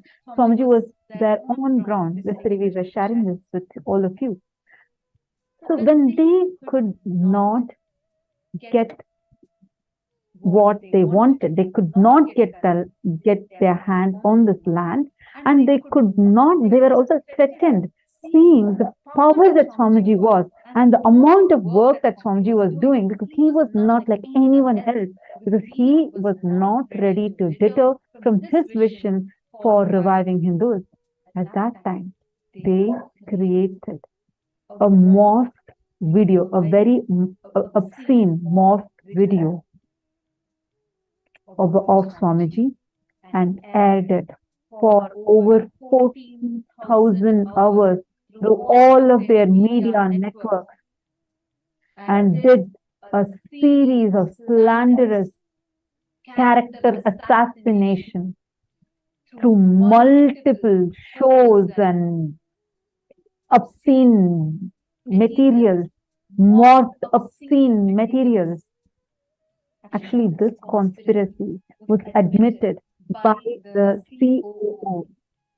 COO of Sun TV. This was the main network, which was one of the top key players, the conspirators, who did this whole attack, because all they were looking for is one, they somehow wanted to get this land and they wanted to attack Swamiji, because this whole group is an anti-Hindu terrorist group. We have a video where Hansraj Saxena, who was the Sun TV CEO, he confessed how Actually, Like this Sun TV is the very same channel that had worked actively on spreading this morphed video content, and much after this video came out, and it was continuously circulated on all of these platforms.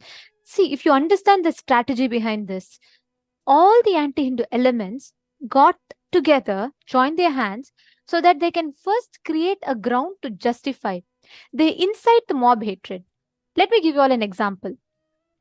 Today we all use social media platforms, and we're so on Instagram, Facebook, etc. Now, if someone is constantly, you see one meme on some news, let's say just some news, right? First time you see, you will have doubt. But by the time you see a 10th meme on that, you will start thinking maybe something that they're all discussing, if so many people are discussing about it, something must be true. Am I right? We don't even need to Google about it. We don't even need to do second research about it. But first, that belief is created in us. That is precisely what they did.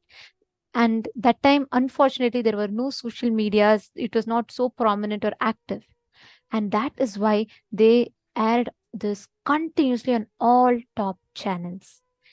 Sun TV had aired this doctored video, the morphed video of the SPH, continuously on their channel, and magazines had printed it and published it all at the same time. And we have a video of the Sun TV's CEO, ex-CEO Hansraj Saxena, who was part of this conspiracy. But after this came to light, and after so many different people who did the research on the video, they all confirmed that this video is morphed. When so many people started coming out saying, exposing how this video was morphed, the Sun TV CEO Hansraj Saxena had come out in the public and confessed how they morphed the video just to get money and use it for extortion. We are going to play that exact clip where he is coming out. The Sun TV's CEO Hansraj Saxena had confessed clearly that the whole video was morphed and used for blackmailing and extortion.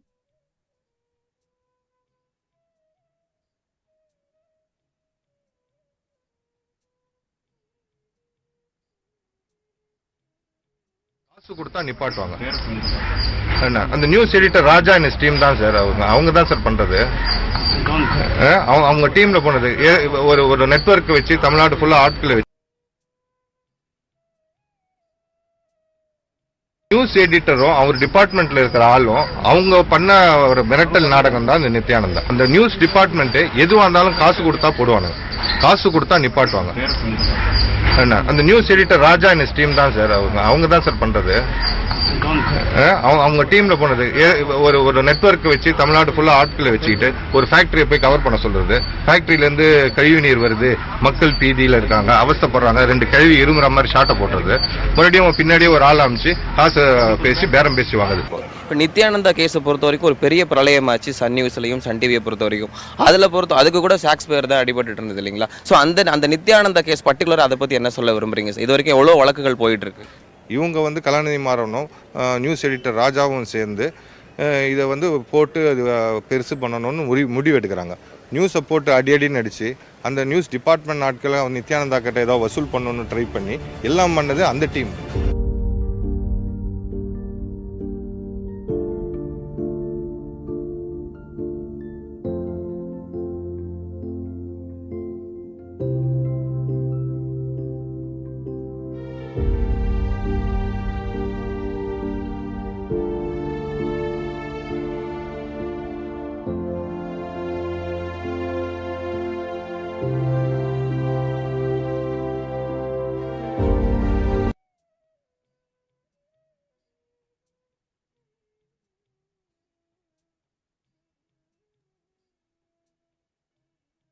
We can see how very clearly, despite the CEO of the same channel that aired the false video coming out in public and clearly confessing that they had morphed this video,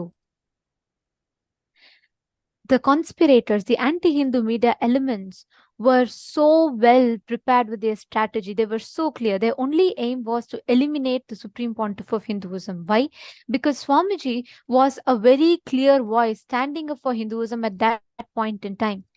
And Swamiji was voicing out continuously of all the attacks that were happening to Hindus. So many Hindu gurus were getting attacked continuously. But the anti-Hindu media mafia were so strategic and well prepared with their plan that they aired this video at the same time for 14,000 hours. You all can see here. Each channel, we have provided you all with the names of the channel and how many hours they aired this video again and again and again. When the video was clearly declared as it is morphed, when the video was clearly told it is morphed, and so many forensic labs came forward and established clearly how it is a morphed, doctored video. And after the very conspirator, one of the very conspirators who blackmailed Swamiji and who's confessed clearly that it is a morphed video, even after that, they still continued to air. The truth was not even reached to the public. This 14,000 hours of airing of this doctored morphed video set grounds for justification for them to attack Swamiji next. What happened next is one of the most gruesome, most painful thing a human being can ever go through. And this was done to our avatar, the very being who came down just to give, just to shower enlightenment to humanity. He was put through an onslaught of attacks, spiral of abuse. You can all see how every channel, imagine you're tuning into each channel and you continuously see the retelecasting of the morphed video over and over and over, despite forensic labs clearly establishing that it is false. Imagine you turning on the TV and every channel you switch, they air this video again and again and again. What happens? They have established a very clear ground of justification for them to attack the Supreme Pontiff of Hinduism. This is a strategy that they have been using on us. Yesterday, all the examples that we saw, all those are the examples of people that they successfully attacked. But understand, the last lamp of Hinduism is Swamiji. To attack Swamiji, it's a very clear conspiracy. One side, they first tried to blackmail and extort 100 crore money. And they tried to grab the land. When none of these Swamiji budged for, they launched a series of slanderous attacks, horrifying character assassination to incite mob hatred and violence.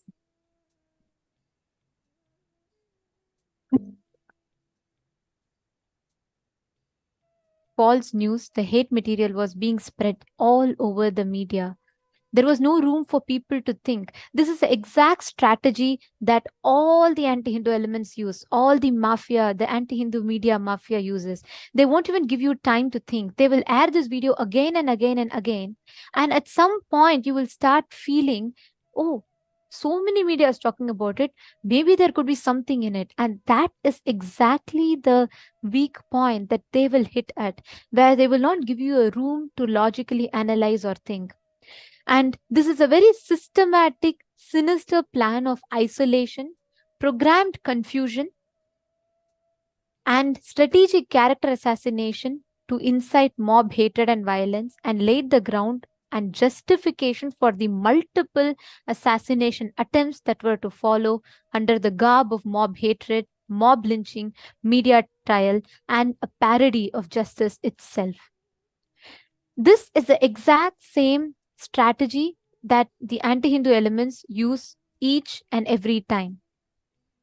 First, they isolate. So every time when Hindu gurus attack, the first thing they do is they keep airing this video. They spread the misinformation, and they isolate as if it is only independently just that guru getting attacked. That is why so many Hindus to this day, that is the most unfortunate thing. So many Hindus think, oh, it is just one guru who's getting attacked, and they all ignore. The anti-Hindu gang very strategically do not even allow us to cognize that Hinduism at large is getting attacked. We showed you all a statistics of how the last 97 years, so many Hindu gurus were constantly attacked and killed.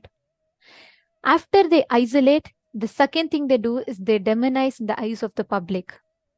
How do they do that? By media trial. Continuously, they spread false news, misinformation, and they air it again and again and again without giving you time to think, and they start demonizing that guru in the eyes of the public. This is the exact strategy that was used to Swamiji. They already had a conspiracy clearly laid out. They released the morphed video just as planned, and they were, you all should know a very, very important fact. Even before they released the morphed video to the public, already the media and henchmen planted by these anti-Hindu elements were standing right outside the campus in ready position to attack even before the news was out in the public. This itself clearly shows how it was a very clearly planned conspiracy. It was a very clearly plotted attack. After they demonize, they next do the character assassination actively by inciting mob hatred. They next create programmed confusion, means nobody understands what is happening. They incite mob hatred, take the mob and leave, and the mob destroys everything. Nobody will even know what is happening. That is a strategy used every time for every single guru that has been destroyed. And Swamiji, who is the only hope for Hinduism, was also subject to the exact same thing. This assassination, this plot, this conspiracy set clear ground for their assassination attempts. From the 2nd of March 2010 to the 21st of April 2010, a continuous serial assassination attempts on SPH by the henchmen, where the henchmen chased Swamiji for 3,000 plus kilometers without giving Swamiji a single second, without giving anyone time to even wrap their head around what was happening. Even before people could fathom, people could understand what was happening, the attack began. Ma Bhaktika Swami, you were there on that day when they released this morph video, and you were there in the Adinam. You were part of the group of sannyasis that were there, and you know on both ends. One, you know how they behind the scenes they try to extort money, and you were there when they tried to blackmail your grandmother, and when they were trying to blackmail Swamiji to give that land. And you were also witness, like you were sharing yesterday, how Swamiji stood by his commitment to his disciple just because of that one commitment. And you were also witness to the onslaught of attacks and the assassination attempts thereafter. How was it for you when you stood there and when you witnessed how they were continuously attacking Swamiji?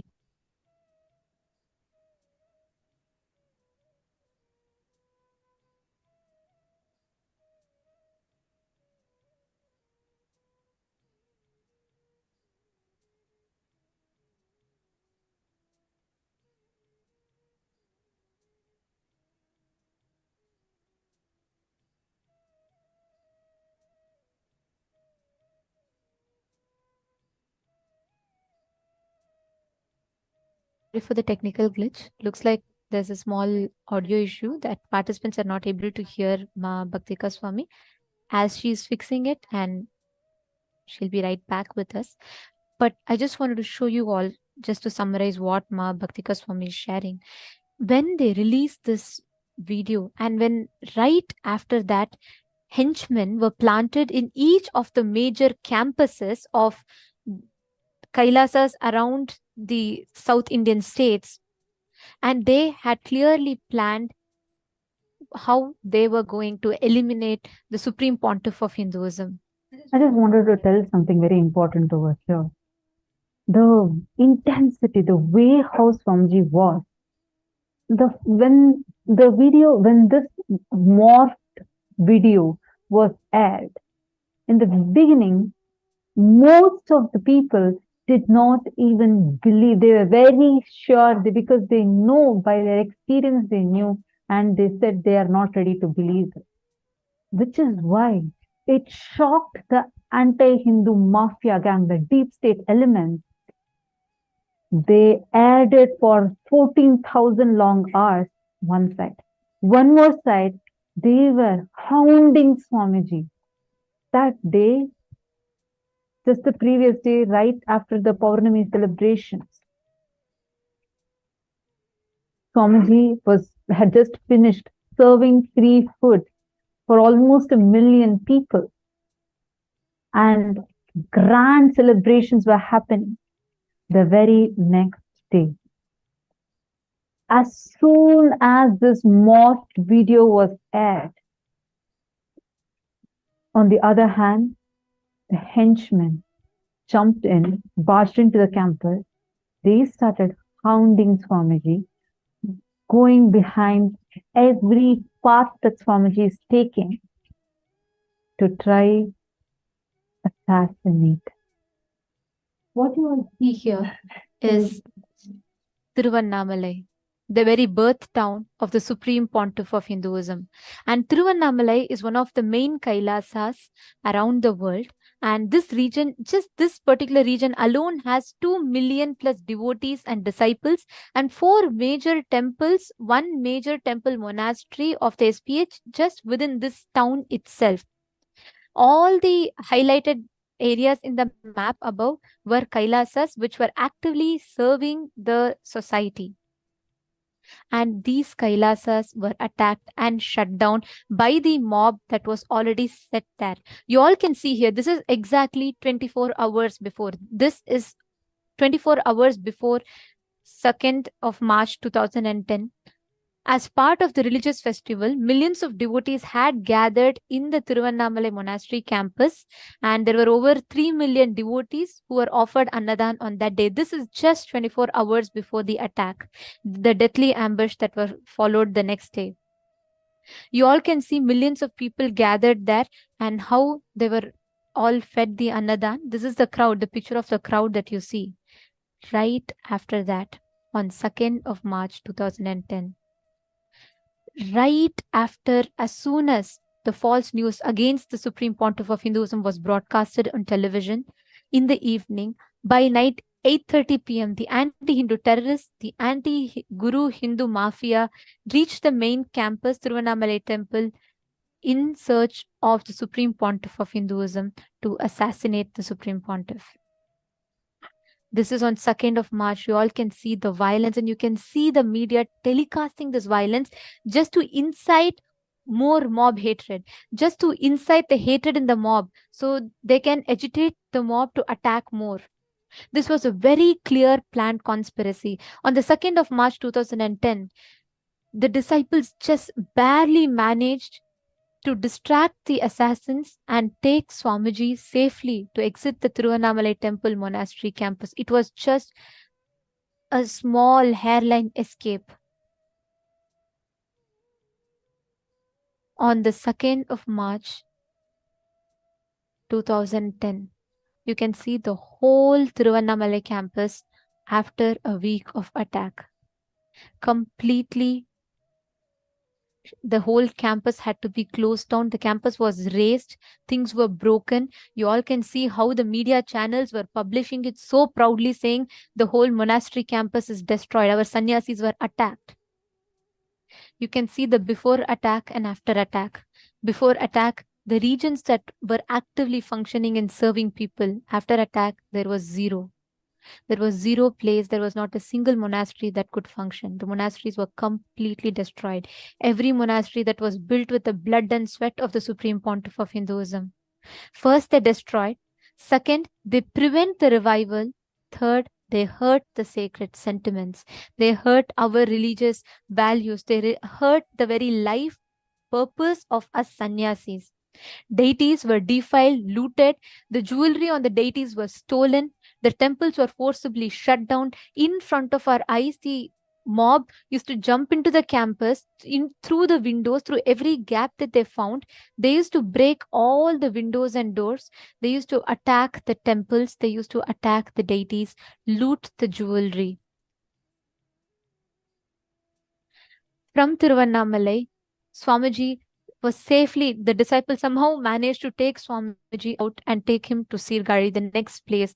The henchmen immediately followed, and there was so much of, the whole conspiracy was so clearly planned. Even before Swamiji could reach, again, there were mob there. You can see the pictures here. The media had already published that there's attacks happening, and the mob were sent there to cause the whole attack. And when they were unable to locate the SPH, they threatened the devotees to disclose the whereabouts of Swamiji, and they threatened that they would burn down the entire building. They vandalized the entire center, tore the banners of Supreme Pontiff of Hinduism, and set the whole campus on fire.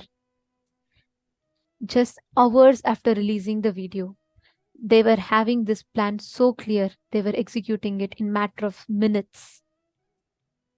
You can see on the 3rd of March 2010, the temple was destroyed. Around 1:30 a.m. in the midnight, early morning, a meditation center in Sirgari, which is just very close by to Tiruvannamalai, they were trying to pin the Supreme Pontiff of Hinduism. They were trying to trace where Swamiji was. And when our disciples and devotees refused to tell their whereabouts, they went campus by campus. They were destroying every single campus. The deities were desecrated. They were completely destroyed. The devotees were beaten with iron rods brutally and blackmailed, threatened, saying, if you don't tell the whereabouts of Swamiji, you'll be killed. And despite all of that, just imagine and see all of these Swamiji built out of his hard work.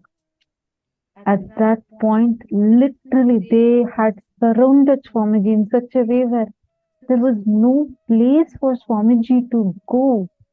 They hounded for 180 kilometers. They were hounding him. The media and henchmen, understand, these were deep state elements. They were hounding Swamiji, not letting Swamiji to go anywhere. Whether it was midnight, same thing, it continued even in Salem, Tamil Nadu on 3rd of March 2010, 1 a.m. There was an attack continuing to happen over there. Where was the place for Swamiji to even go? The devotees are under attack, the temples are destroyed, the sannyasis are being attacked, and then the anti-Hindu elements accompany an attack with the state police. Where would you go to? Where should Swamiji go to? He was on the road continuously like the disciples were paranoid because anywhere you go, there is just henchmen waiting to attack, and they had already tracked. They were tracking every movement of Swamiji. The moment Swamiji goes to in any one of the campuses, they were already there. They were already there attacking, or they already found or identified the paths he could possibly take.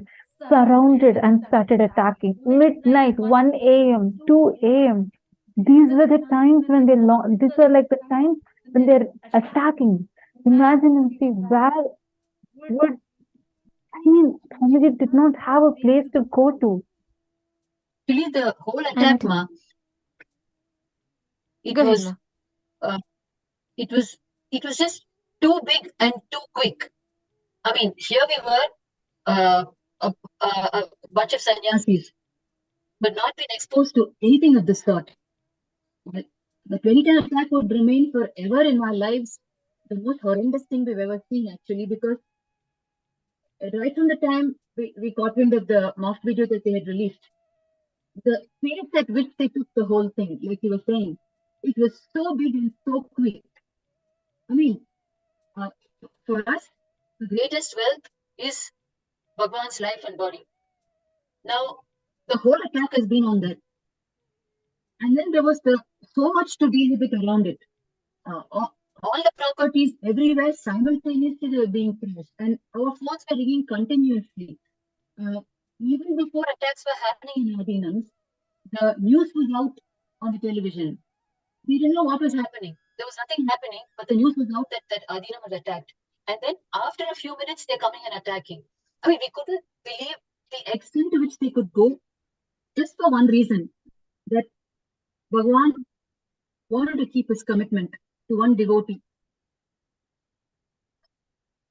They were the ones who created the false news. And then the way they stretched it, I mean, we were just, we didn't know. Our focus was on, is Bhagavan safe? Because we were continuously getting blackmail calls to tell where Bhagavan is. We ourselves didn't know. We just didn't know. I mean, the group that was traveling with Bhagavan somehow secured his body. We were not in touch with them continuously. We didn't know because we had so many things to deal with in Adi Kailash. The whole place was burning. And then there was eternally media at the gate. And media had already jumped over and come in. It was used. I can totally understand what you're saying, Mom, because right now, even for all of us, when we all see that Swamiji is not physically available for the humanity anymore, how painful it is. Swamiji is just there. Swamiji is still making himself available despite of all the attacks on two-way. But still not having Swamiji physically being in Swamiji's breathing space for the humanity, it's one of the biggest loss. When an avatar is available, not being able to access him is the biggest loss. And imagine at that time, continuously attacks. None of the disciples knew where Swamiji was. They didn't even know if Swamiji was safe. They didn't even know. They're only seeing all the news in the media. And continuously media is inciting so much of hatred. The sannyasis kept receiving calls, threats, messages. You all can see here how very clearly planned it is. Here from Tiruvannamalai, when the attack started, already Sirgari was attacked. And at the same time, at 1 a.m., Salem was the next place targeted. You all can see the map here. And same moment, at the same time, Salem was attacked on the 3rd March 2010, 1 a.m. Who will you turn to?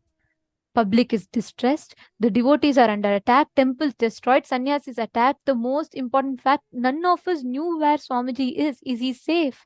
What can we do? We had no answers to these questions. There's so much of attacks. We didn't know what is happening. We didn't know if Swamiji is having a place to live. There are millions of us, yet nobody could do anything to protect Swamiji. We could not do anything. The mobs were planted every single place. The henchmen were there.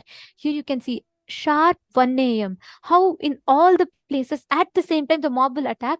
And the most important thing, in all the places, media were already there, ready to stream the whole attack live. How was that possible? Exactly. They were very clearly planned. The media was purposely planted along with the henchmen in each place just to incite the mob hatred. The temple monasteries were shut down at the same time. You can see the hatred. You can see the amount of hatred that was incited into the mob. Understand? These were not public. The public people did not do any of these. The moment the mock video was aired, immediately in every of these monasteries, these groups, the henchmen were already plotted, planted, and immediately they started this attack. They started a series of hatred, violent attacks. It was horrifying. It was horrifying. Imagine and say none of us even knew where Swamiji was. It was literally terrifying. Where would Swamiji go to? Every place which Swamiji built out of his hard work, every place was getting attacked. Just imagine the one who gave shelter to millions was on road getting attacked. So many people, so many devotees and disciples could do nothing. It was a series of attacks, one after another, that was continuously happening. There's something here to note. The media kept using the word public is angry, public is hating. You all can see here, this is a clip from one of the media where it was one particular group of mob, a youth organization, a so-called youth organization, which was brought there to destroy, break the name boards, to tear the banners, to destroy, to burn the temples. And the media would continuously show as if all the people of the place gathered together. It was not true. You all can see it is the same group of mob that were planted there. The henchmen were planted there. Many people were paid to come there and just to break things. And the henchmen were planted there so that people believe as if everyone is hating. To this day, most of the people do not even know what exactly happened. Even before society, public can understand, even before us, his own disciples can understand what was happening, they had executed their plan. Every place that they even calculated that Swamiji might go, they had already planted the henchmen in each place. So constantly all of us were kept under the fear. We did not know if our Swamiji was safe. We did not know if he is having a place to go. We did not even know what was happening. In this confusion, this is the exact strategy of the anti-Hindu elements. They keep us in continuous confusion so that they have so much of room to attack and assassinate the Supreme Pontiff of Hinduism. Here you can see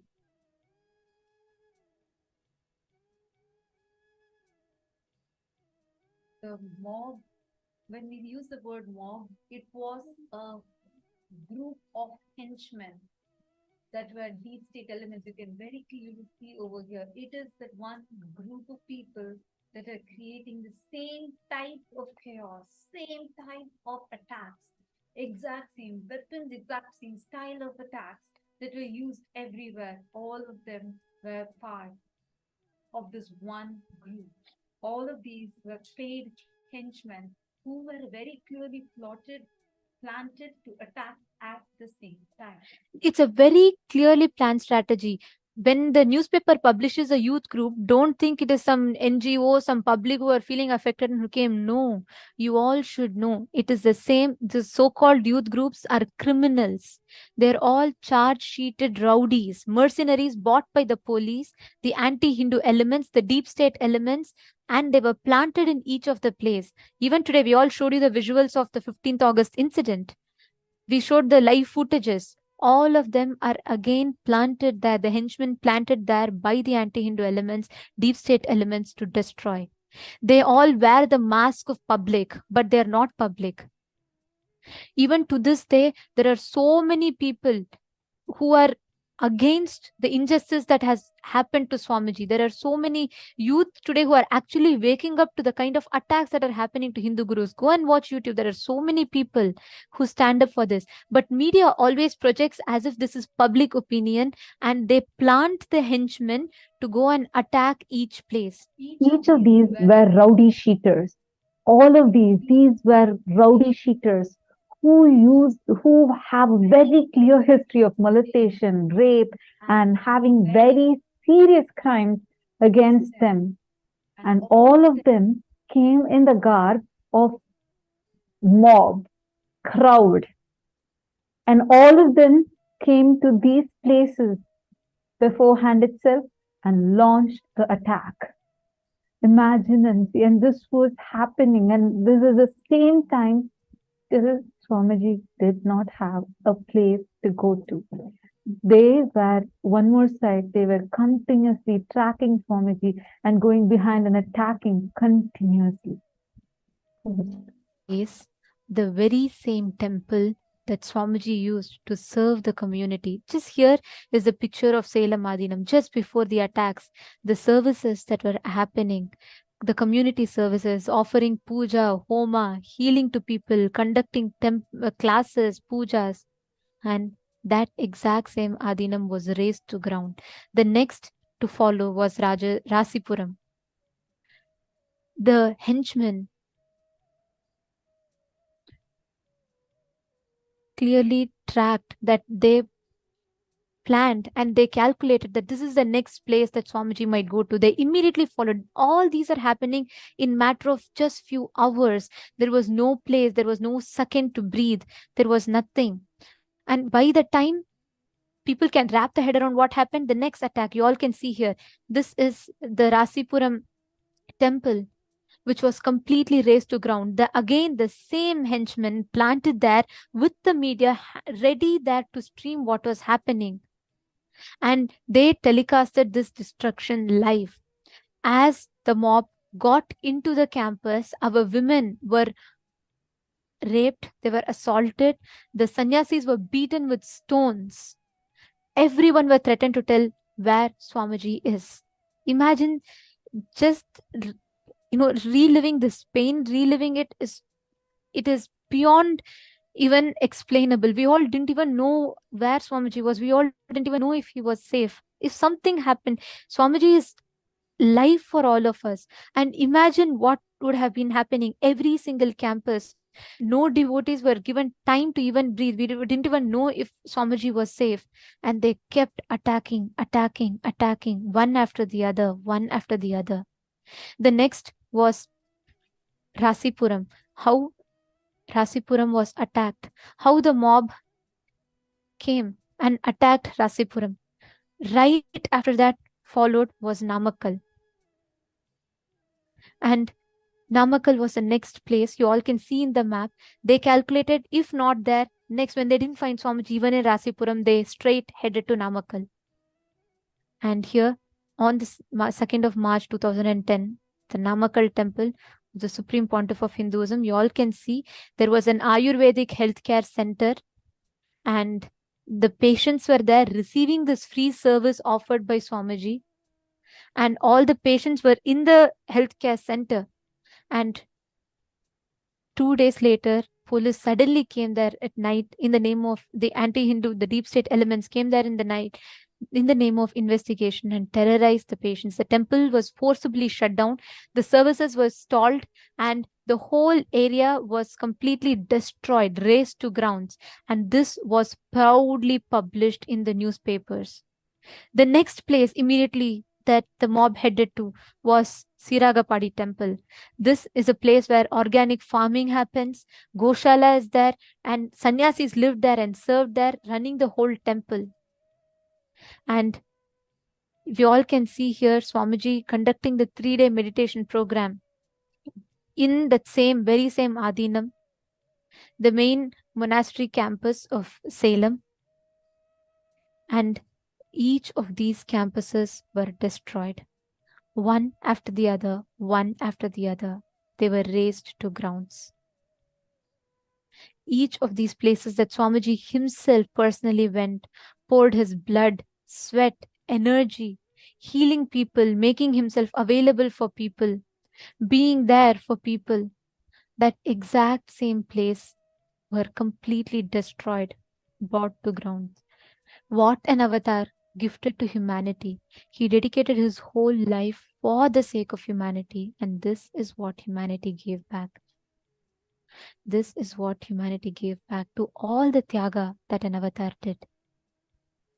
Understand, so many of you are asking, what can we do? I see many, many messages. Some of you are saying that any conscious being with mature mind knows that these kind of incidents are organized attacks and it's paid and supported. So many of you are saying their consciousness is so low. What can we do? Too much of destruction. This is too heartbreaking. This is no words. What can we do? Many of you are asking that these people go to hell. I see many such messages. Understand, it is too important that Kailasa is revived. Understand, how can the Supreme Pontiff of Hinduism go through this? The one from the time he descended into this planet has been working so hard just to serve humanity and just to revive Hinduism. How can he go through this kind of crime against humanity? This is a crime against humanity. This is not just a persecution. This is a crime against humanity. We have only started presenting to you. We have still not even covered even 1% of what Swamiji went through. He went through all of these, and we also showed you the clipping of what's happening today in Kailasa Trishulam. Understand, it's too important that we all Hindus come together, all the born, living, and practicing Hindus. We are 2 billion in number. If we come together, our power is enormous. But right now, unfortunately, because of centuries of attacks and the Hindu Holocaust that we all have been subjected to, we have been so deeply persecuted, consciously raped, that we have lost even the strength of our very identity right now. When our Supreme Pontiff is getting attacked like this, Hindus are standing spineless. It is high time. How can in such a modernized day, when we all are saying we have access to so much of information, social media is there, how can this happen in broad daylight? How can this kind of an attack even happen? Understand, every one of us here, it is not just these mercenaries, henchmen, the deep state elements, the anti-Hindu deep state elements attacking so actively. It is our criminal negligence. We all the Hindus need to come together. We need to unite. It is high necessity for Kailasa to be revived. What for Swamiji is doing so much of sacrifice? Why should Swamiji? They threatened for one thing for Swamiji to give up Hinduism and declare himself secular. There are many gurus who are not being touched because they declared themselves as secular. But Swamiji did not deter from his commitment to us. He is doing this for the sake of each one of us.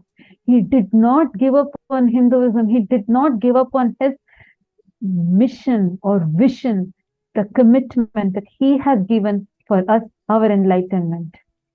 There's a very beautiful message that I would like to read out, posted by one of the participants, Ma Nitya Sadashivaya. She has posted, Swamiji as avatar does not need us. Life or death is nothing to him. But it will be lifetimes of loss for us, of which we can ever recover.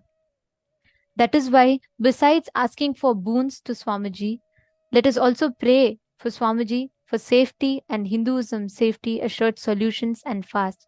Especially those who are good at manifesting powers, let us use this power. Of course, all of us should use collectively our will persistence to make it into reality.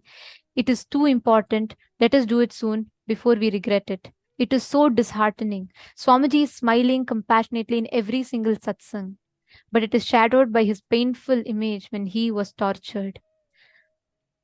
Ma Nitya Sadashivaya, you have literally verbalized all of our pain, literally what each of us will be feeling right now. This Swamiji as an avatar is beyond all of this, like you beautifully put. True, he is beyond life, death, he is beyond each of this. But losing an avatar is one of the greatest loss for us, humanity. We will regret it for lifetimes. Already today, we are not having access to the physical breathing space of the avatar. An avatar who comes down, it is not a joke when the consciousness descends down in planet Earth. And he happens once in a millennia for human beings. And when such an avatar happens, taking him for granted and losing him is a loss that we can't recover even after lifetimes. And like you beautifully said, each of us, it is time that we stand up. I just wanted to add one point that you put. You put now, instead of asking boons to Swamiji, let us pray to Swamiji for his safety. Please understand, it is a time where we have to stand up. We have to do in action. It is not time to sit and pray. It is not, see, Swamiji, like Swamiji has multiple times told in satsang, Kalabhairava is there. Swamiji is not going to give up. Swamiji will manifest and make Kailasa happen. But do we, human beings, do we, the society, want to give this to an avatar who has given his life and everything to us? Do we want to let this happen to our beloved Swamiji, who does not let one suffering befall on us? Just one small thing that happens to us, Swamiji will tell, don't worry, ma, I will take care. He will go to any extent to protect us. Do we want to let this happen to our beloved Swamiji? He's already literally chased out without a place to live or stay. Humanity has done the worst possible thing to an avatar, and still every single time Swamiji comes and sits in the darshan with that smile, with that love. His compassion is enormous, like that of an ocean. But do we, human beings, want to give this to an avatar? That is a question each of us need to ask ourselves. Every And one Amber, of you that are resonating, every one of you that feel, that have added to what Ma Nitya Sadashivaya has posted, so many of you have posted similar messages. The only thing that we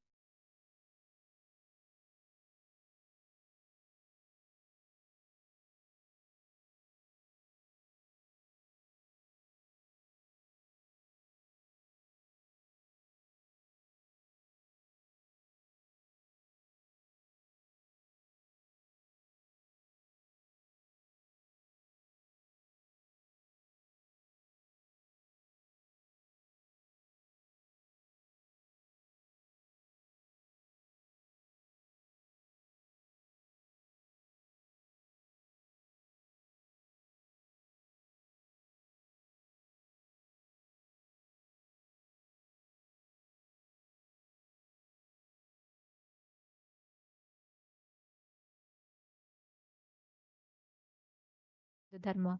If your family commitments is not permitting you, sign up for Sarvagnya Pita. Become part of the founding fathers and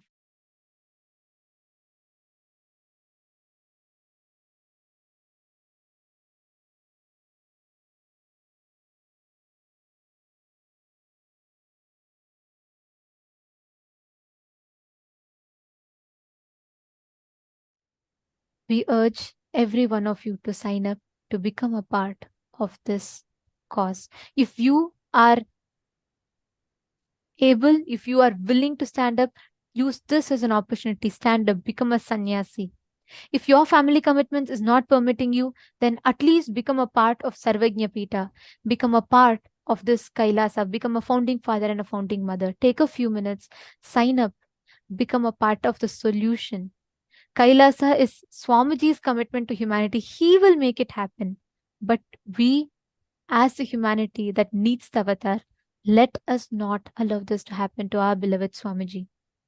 Take a few minutes and we urge every one of you to sign up to become a part of this cause.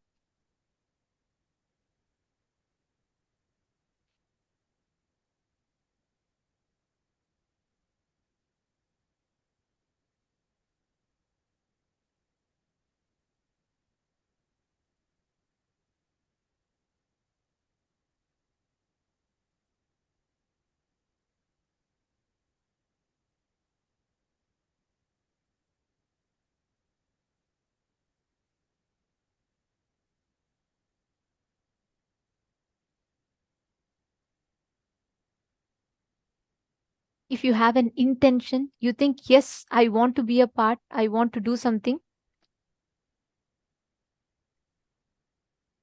I want to be a part of the solution. There is something that I would like to do, but I need support for me to take that action. Even if you are in such a situation where you would like to have some more guidance on how you can be a part, you would like to know more about this, then take a few minutes. You all can head to sksjp.org,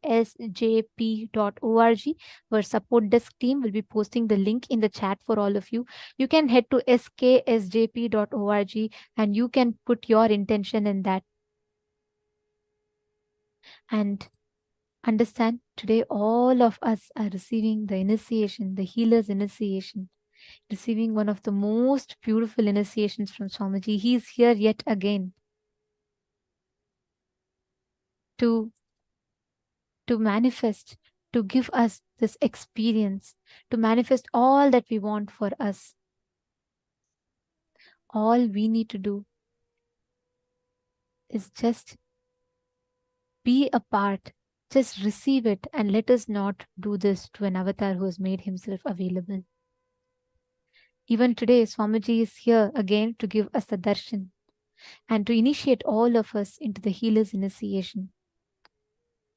As all of us are going to be receiving the healer's initiation today, I request every one of you, let us all become part of the collective solution. And now, let us all get ready to receive the darshan.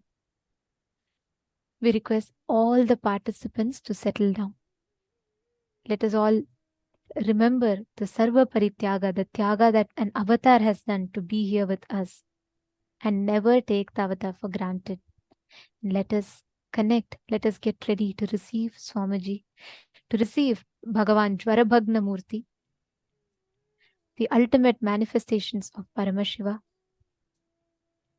We request all the participants to please sit straight with your head, neck, and spine in a straight line.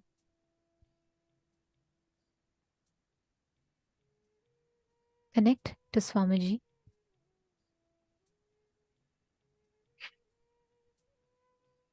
And we will now be chanting the Dhyana Shloka of Bhagavan Jvarabhagana Murthy. Shri Rama Saumitri Jatayuveda Shadananaditya Kujarchitaya Shri Neelakanthaya Dayamayaya Shri Vaidhyanathaya Cha Namah Shivaya.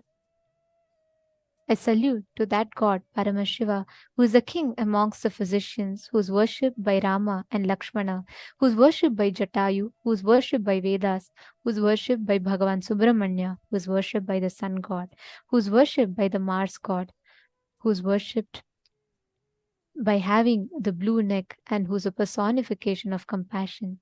I bow down to that Vaidyanatha.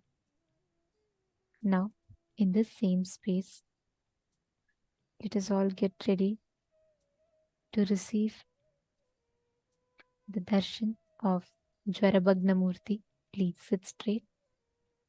Chant the Mahavakya. Om Nithyananda Paramashivoham. Om Nithyananda Paramashivoham.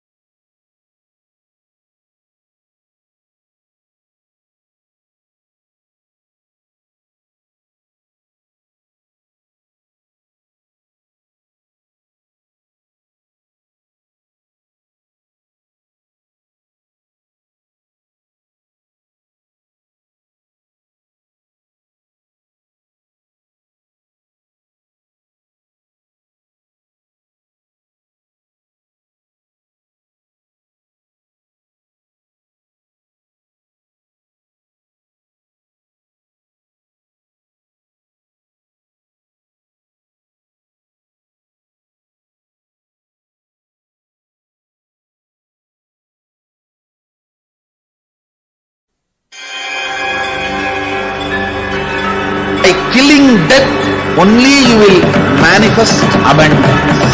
As the ultimate manifestation of Paramashiva's Jvarabhagana Murthy, Kalantakar Murthy, I bless you all with Paramashivatva.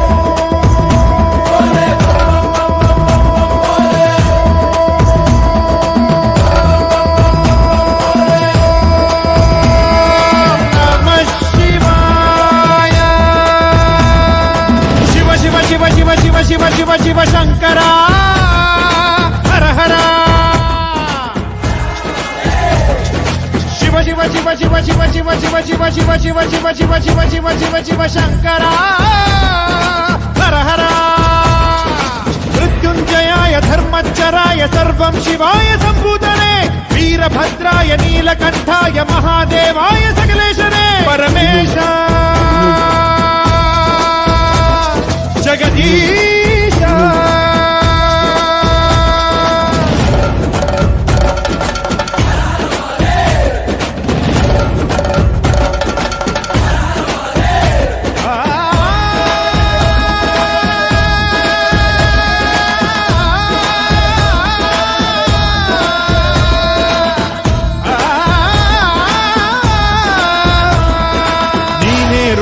నీనే భర్గాయ నీనే సోమాయ శ్రీకంఠనే దేవదేవాయ పాలనేత్రాయ కాలకాలాయ మహేశనే కాలాగ్ని తస్మై నమః మహాప్రాణ ఈశనే నమః ఓంకార రూపనే నమః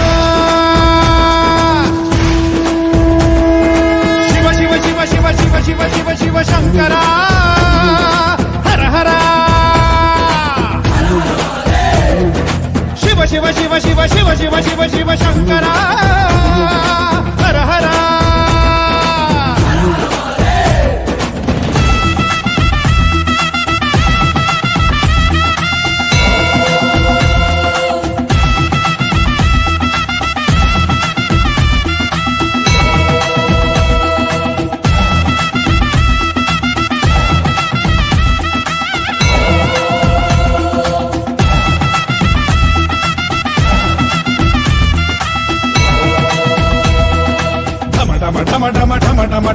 ಢಮರುಗ ಬಡಿದಿದೆ ನಾಥಮಯ ಗಣ ಗಣ ಘನ ಗಣ ಘನ ಗಣ ಘನ ಗಣ ಘನ ಗಣ ಮೊಳಗಿದೆ ಕಂಠಮಯ ಧಗ ಧಗ ಧಗ ಧಗ ಧಗ ಧಗ ಧಗ ಧಗ ಉರಿದಿದೆ ಅಗ್ನಿ ಜ್ವಾಲಮಯ ಬಡ ಬಡ ಬಡ ಬಡ ಬಡ ಬಡ ಬಡ ಬಡ ಬಡಿದಿದೆ ಸಿಡಿಲ ಘೋರ ಭಯ ಹೋಯ್ತು ಬಡ ಜೀವವು ದಯ ತೋರೋ ಭಗವಂತ ಋಣಭಾರ ದಡ ಸೇರಿಸೋ ಶಿವನೇ ನೀ ಧೀಮಂತ ಶಿರವಾಗುತ್ತ ನಿನ್ನ ಕರೆದಿದೆ ಕನಿಕರಿಸೋ ಗುಣವಂತ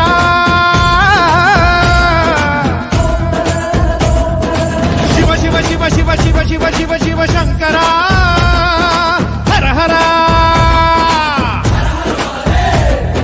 ಶಿವ ಶಿವ ಶಿವ ಶಿವ ಶಿವ ಶಿವ ಶಿವ ಶಿವ ಶಂಕರ ಹರ ಹರ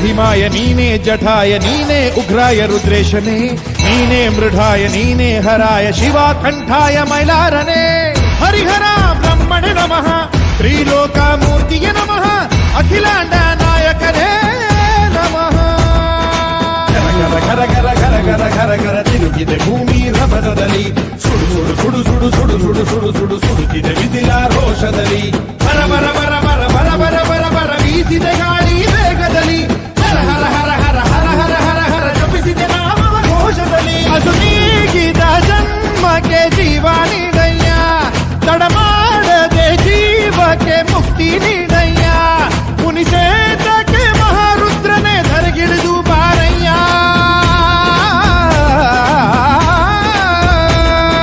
Shiva Shiva Shiva Shiva Shiva Shiva Shiva Shiva Shankara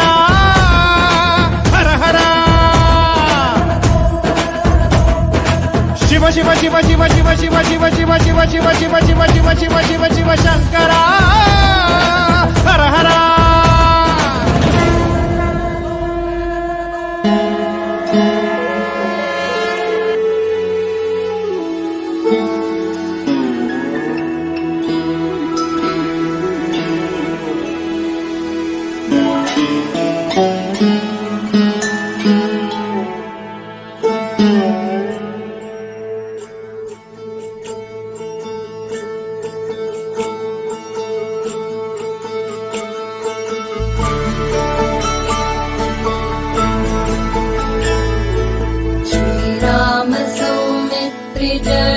Ayurveda Shardananaditya Gojarchitaya Srinilakantaya Dayamayaya Shri Vaidyanathaya Namah Shivaya.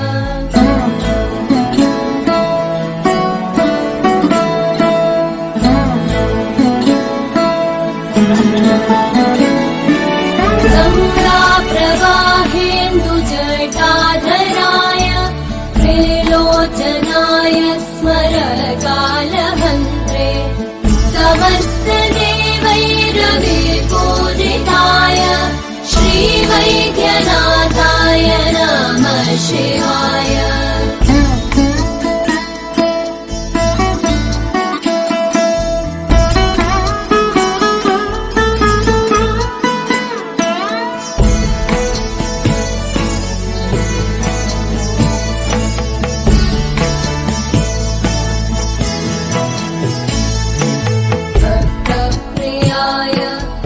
पुरान्तकाय Pinakini दुष्टहराय नित्यम् प्रत्यक्षलीलाय मनुष्यलोके श्रीवैद्यनाथाय नमः शिवाय.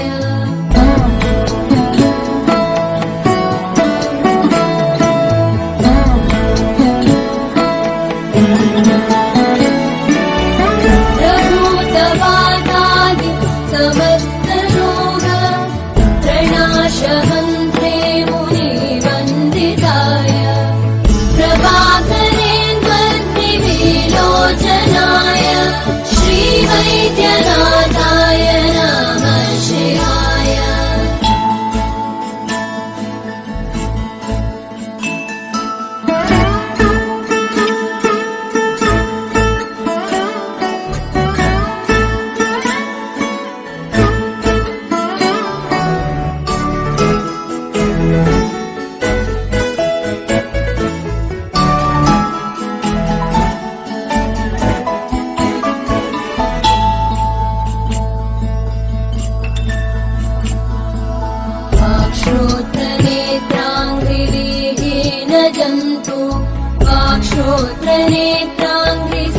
वाक्श्रोत्रनेत्राङ्घ्रिसुखप्रदाय कुष्ठादिसर्वोन्नत रोगहन्त्रे श्रीवैद्यनाथाय नमः शिवाय.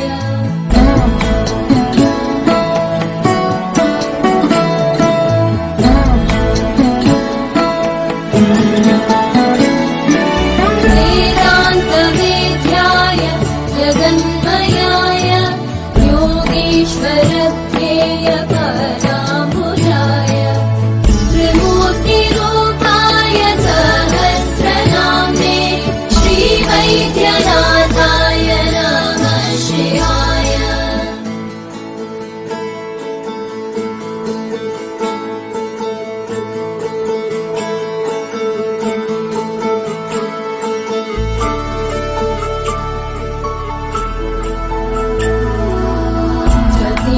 मृद्भस्म कृदाङ्गभाजा पिशाच दुःखाति भयापहाय आत्मस्वरूपाय शरीरभाजा श्रीवैद्यनाथाय नमः शिवाय.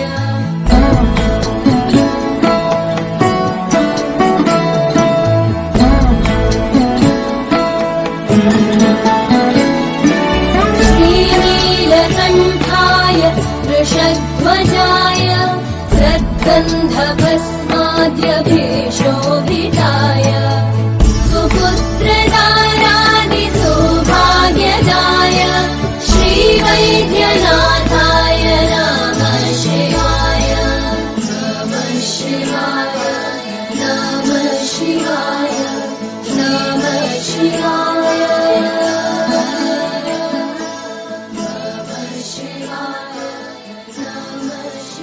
கடவுர் வீரட்டம்.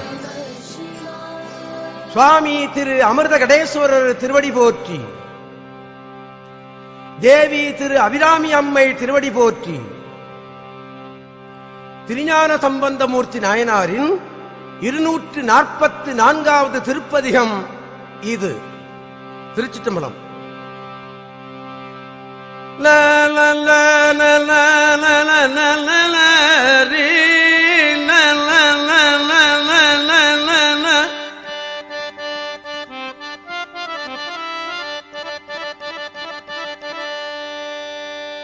ததரீன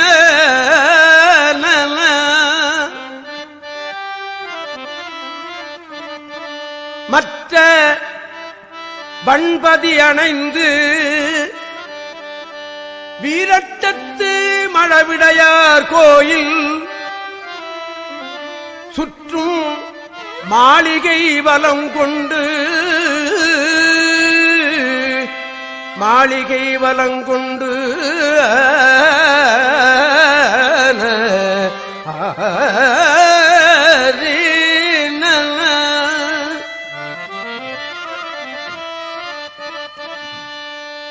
காலனை உதைத்து காலனை உருட்டிய செய்ய பொற்சிலம்பணி தாமரை வணங்கி உன் போற்றி உய்ந்து எதிர் நின்று பற்றறுப்பவர்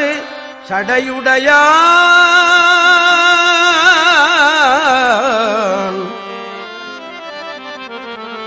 சடையுடையான் என்னும் பதிகையின் இசை பாடி சடையுடையான் பதிகையின் இசை பாடி பதிகையின் இசை பாடி பதிகையின் இசை பாடி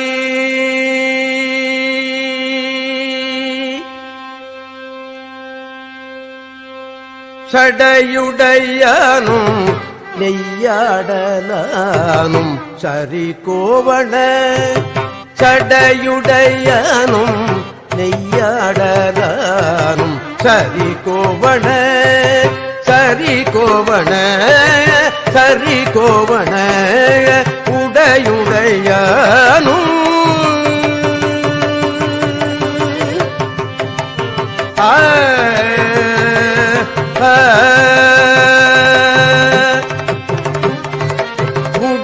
உடையுடையானும் மையார்ந்த உள்கள் உமை கேள்வனும் உடையுடையானும் மையார்ந்த உள்கள் உமை கேள்வனும் உமை கேள்வனும் உமை கேள்வனும் கடையினுடை நன்னெடு மாடம் ஓங்கும் கடவுதனுள் கடையுடை நன்னேடு மாடம் ஓங்கும் கடவுதனுள் கடவுதனுள் கடவுதனுள் விடையுடை அண்ணனும்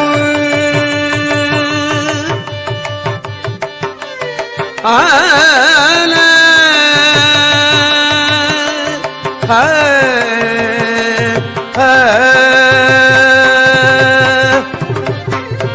விடையுடை அண்ணனும் வீரட்டான தரன் அல்லனே விடையுடை அண்ணனும் வீரட்டான தரன் நல்லனே வீரட்டான தரன் நல்லனே வீரட்டான தரன் நல்லனே நல்லனே நல்லனே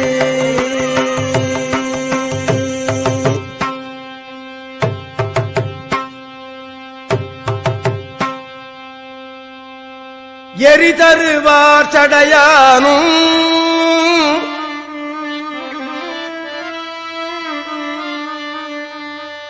எரிதருவார் சடையானும் வெள்ளை எருது ஏறியும் வெள்ளை எருது ஏறியும் புரிதரும் மாமலர் கொன்றை மாலை புனைந்து ஏத்தவே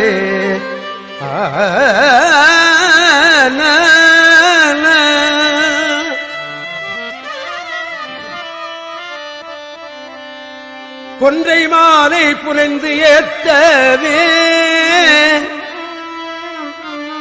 கரிதரு காலனைச் சாடினானும் கரிதரு காலனைச் சாடினானும் காலனைச் சாடினானும் கடவுர் தனுள் கடவுர் தனுள் கடவுர் தனுள்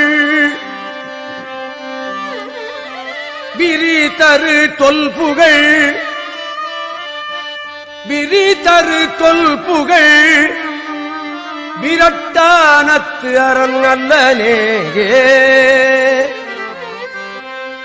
விரட்டானத்து அரண் நல்லனே நல்லனே கடவுர் தனுள் விரட்டானத்து அரண் நல்லனே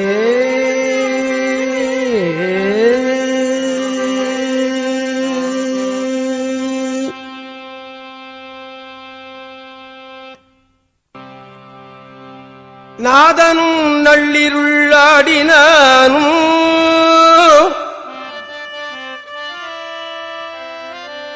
நளிர் போதின்கள் பாதனும்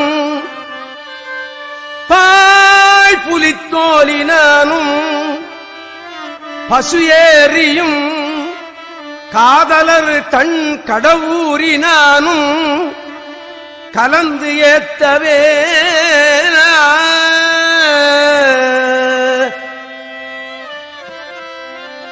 வேதமது ஓதியும் விரட்டானத்து அரண் அல்லனே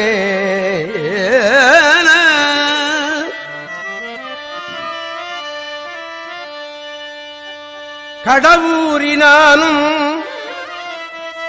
நள்ளிருள்ளாடினானும் பாய் புலித்தோலினானும் கடவுரினானும் விரட்டானத்து அரண் அல்லனே விரட்டானத்து அரண் அல்லனே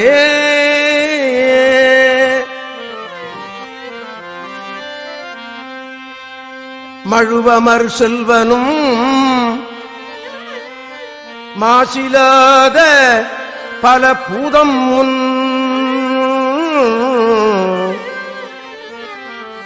பல பூதம் முன் முழவு ஒலியார் குழல் மொந்தை கொட்ட முதுகாட்டிடை கடல் வளர் கால் குஞ்சித்து ஆடினானும்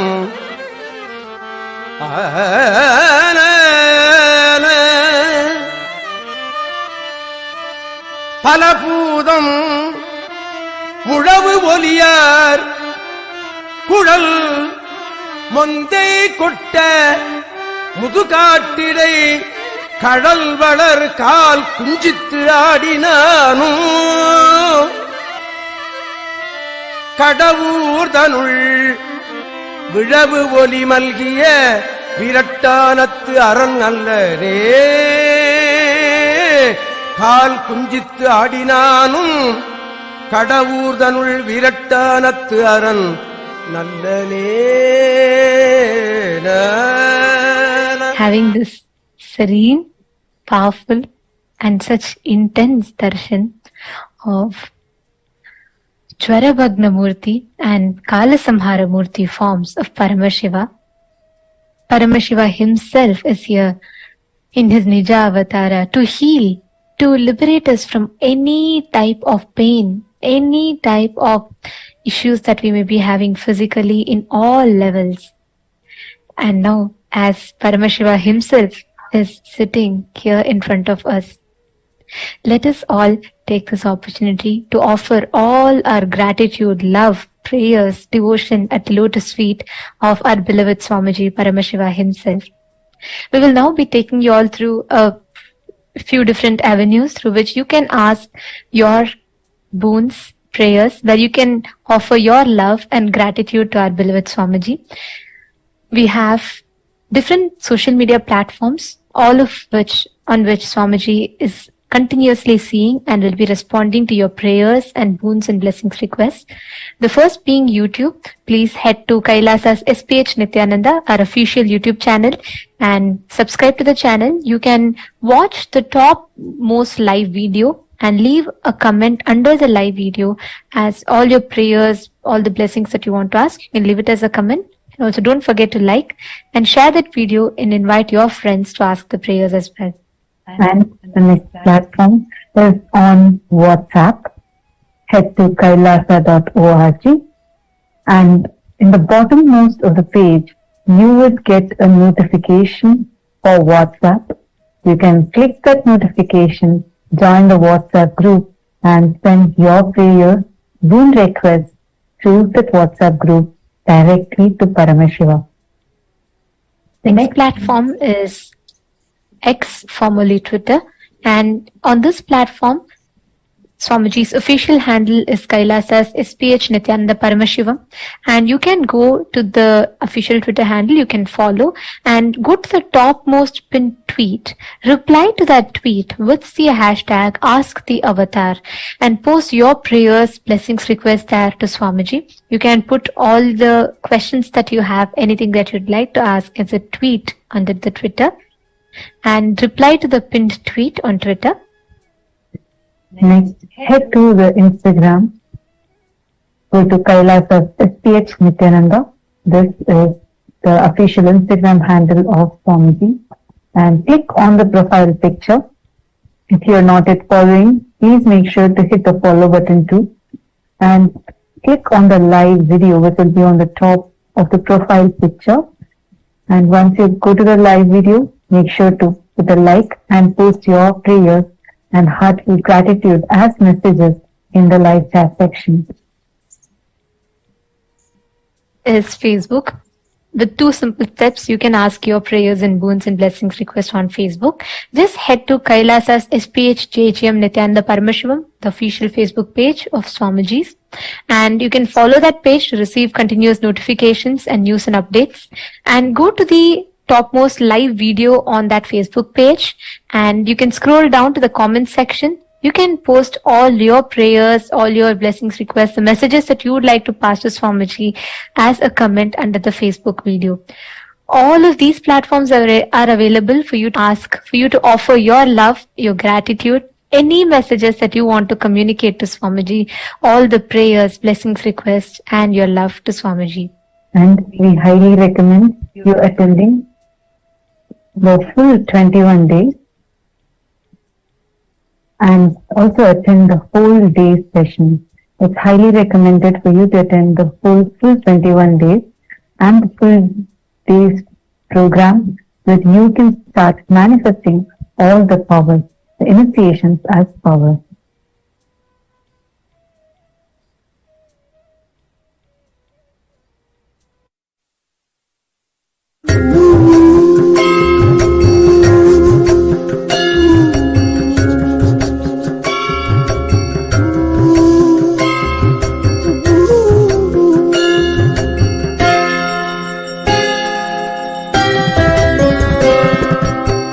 சிவாய நம சிவாய சிவ சிவாய மந்திரம் நாவினுக்கு உகந்த நாமம் நம சிவாய மந்திரம் ஓம் சிவாய நம சிவாய சிவ சிவாய மந்திரம் நாவினுக்கு உகந்த நாமம் நம சிவாய மந்திரம் ஐந்தெழுத்து சிவபெருமான் ஆட்சி செய்யும் வீடமாம் ஆறெழுத்து சரவணனும் காட்சி நல்கும் மாடமாம் நைந்து வாழும் மக்களுக்கு நோய் நொடியை போக்கிட நன்மருந்தை கொடுக்க வந்த நீலகண்டன் மந்திரம் வைத்தியராய் பணிபுரிந்து வையகத்தை காக்கவே வைத்தியநாதனாக வந்துதித்தான் சங்கரன் பைத்தியமும் பாதகமும் இங்கு வந்து சேருமா பனி போல விலக வைக்கும் பரமசிவன் மந்திரம் தந்தை தாயும் தனையனோடு வாழுகின்ற வீடிது சந்தனமும் பன்னீரும் சுகமளிக்கும் நாடிது சிந்தையோடு வியாதியெல்லாம் வேகமாக ஓடவே வெற்றி வேலன் துணை இருக்கும் வீரசேகர் மந்திரம். ஓம் சிவாய நம சிவாய சிவ சிவாய மந்திரம். நாவினுக்கு உகந்த நாமம் நம சிவாய மந்திரம். ஓம் சிவாய நம சிவாய சிவ சிவாய மந்திரம். நாவினுக்கு உகந்த நாமம் நம சிவாய மந்திரம்.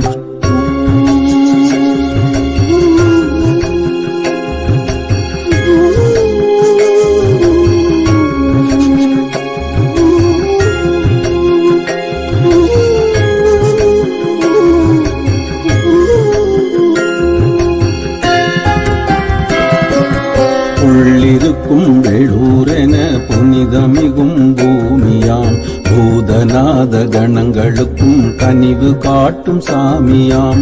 வள்ளி தெய்வானையோடு வரம் கொடுக்கும் முருகனை வளர்த்தெடுத்து நமக்களித்த அம்மையப்பன் மந்திரம்.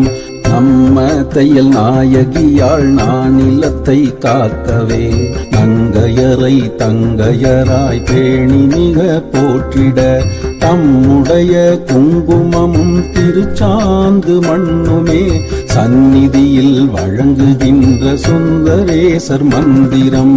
பாலனினை போற்றி மகிழ் பாலாம்பாள் மகிழவே வேலனவன் கோலமிகு சீலமுத்து குமரனாய் ஞாலமீது ஞானமுடன் ஐயனடி பற்றியே மக்கள் குறை தீர்க்க வந்த சொக்கநாதர் மந்திரம். ஓம் சிவாய நம சிவாய சிவ சிவாய மந்திரம். நாவினுக்கு உகந்த நாமம் நம சிவாய மந்திரம். ஓம் சிவாய நம சிவாய சிவ சிவாய மந்திரம். நாவினுக்கு உகந்த நாமம் நம சிவாய மந்திரம். ஓம் சிவாய நம சிவாய சிவ சிவாய மந்திரம். நாவினுக்கு உகந்த நாமம் நம சிவாய மந்திரம். ஓம் சிவாய நம சிவாய சிவ சிவாய மந்திரம். நாவினுக்கு உகந்த நாமம் நம சிவாய மந்திரம். ஓம் சிவாய நம சிவாய சிவ சிவாய மந்திரம். நாவினுக்கு உகந்த நாமம் நம சிவாய மந்திரம். ஓம் சிவாய நம சிவாய சிவ சிவாய மந்திரம். நாவினுக்கு உகந்த நாமம் நம சிவாய மந்திரம். ஓம் சிவாய நம சிவாய சிவ சிவாய மந்திரம். நாவினுக்கு உகந்த நாமம் நம சிவாய மந்திரம். ஓம் சிவாய நம சிவாய சிவ சிவாய மந்திரம். நாவினுக்கு உகந்த நாமம் நம சிவாய மந்திரம்.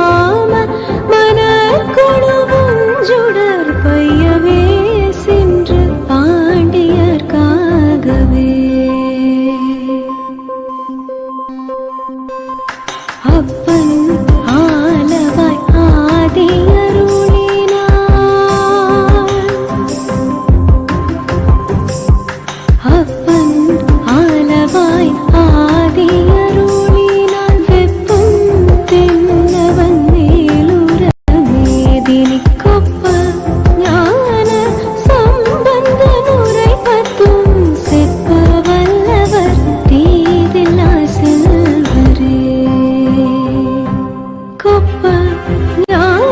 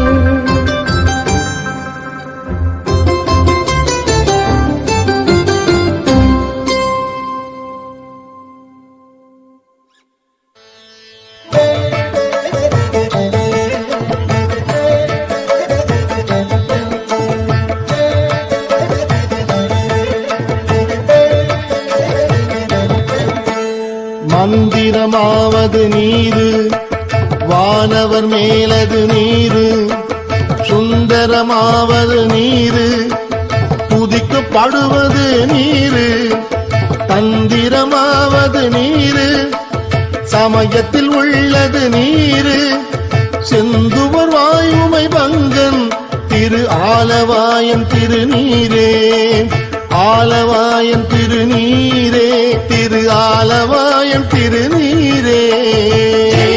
शङ्कर हर हर शङ्कर हर हर शङ्कर जय जय शङ्कर जय जय शङ्कर हर हर शङ्कर हर हर शङ्कर जय जय शङ्कर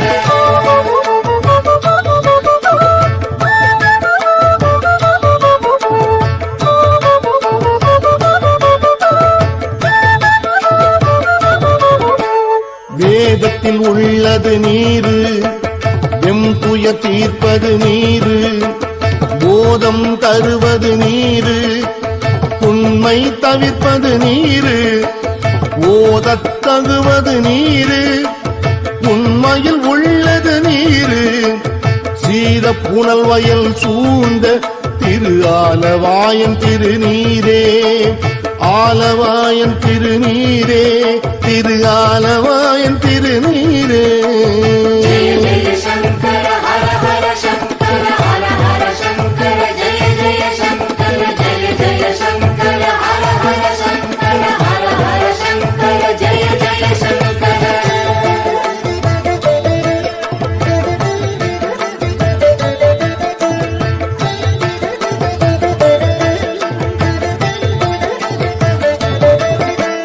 முக்தி தருவது நீரு, முனிவர் அணிவது நீரு, சத்தியமாவது நீரு, தக்கோர் புகழ்வது நீரு, பக்தி தருவது நீரு, பரவ இனியது நீரு, சித்தி தருவது நீரு, திரு ஆலவாயன் திருநீரே, ஆலவாயன் திருநீரே, திரு ஆலவாயன் திருநீரே.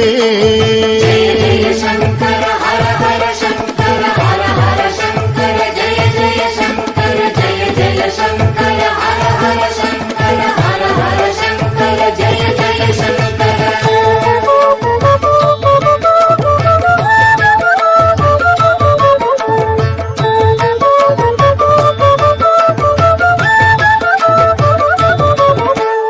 காண இனியது நீரு, கவினை தருவது நீரு, பேணி அணிபவர்க்கு எல்லாம் பெருமை கொடுப்பது நீரு, மானம் தகைவது நீரு, மதியை தருவது நீரு, சேணம் தருவது நீரு, திரு ஆலவாயன் திருநீரே, ஆலவாயன் திருநீரே, திரு ஆலவாயன் திருநீரே. जय जय शङ्कर हर हर शङ्कर हर हर शङ्कर जय जय शङ्कर जय जय शङ्कर हर हर शङ्कर हर हर शङ्कर जय जय शङ्कर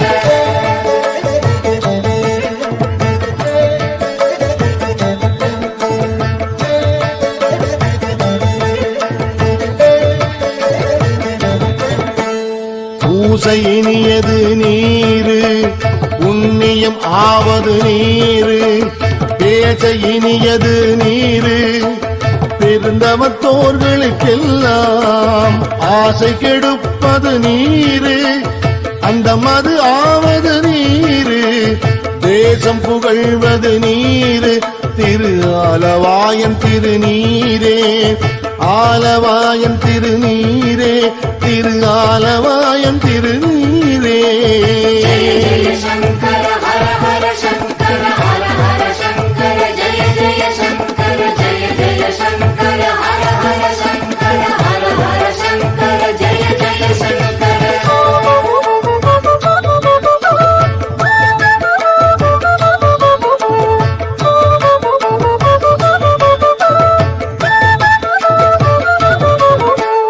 அர்த்தமது ஆவது நீரு, அவலம் அறுப்பது நீரு, வருத்தம் தணிப்பது நீரு, வானம் அழிப்பது நீரு, பொருத்தமது ஆவது நீரு புண்ணிய பூசும் வெண்ணீரு திருத்தகு மாளிகை சூழ்ந்த திரு ஆலவாயன் திருநீரே ஆலவாயன் திருநீரே திரு ஆலவாயன் திருநீரே.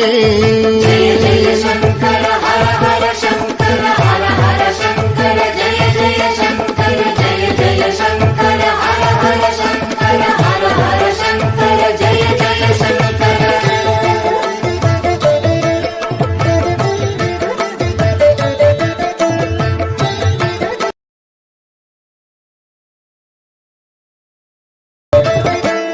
வெயில் அது அட்டது நீரு இருமைக்கும் உள்ளது நீரு பயிலப்படுவது நீரு பாக்கியமாவது நீரு துயிலை தடுப்பது நீரு சுத்தமது ஆவது நீரு அயிலை பொலிதரு சூலத்து ஆலவாயன் திருநீரே திரு ஆலவாயன் திருநீரே திரு ஆலவாயன் திருநீரே.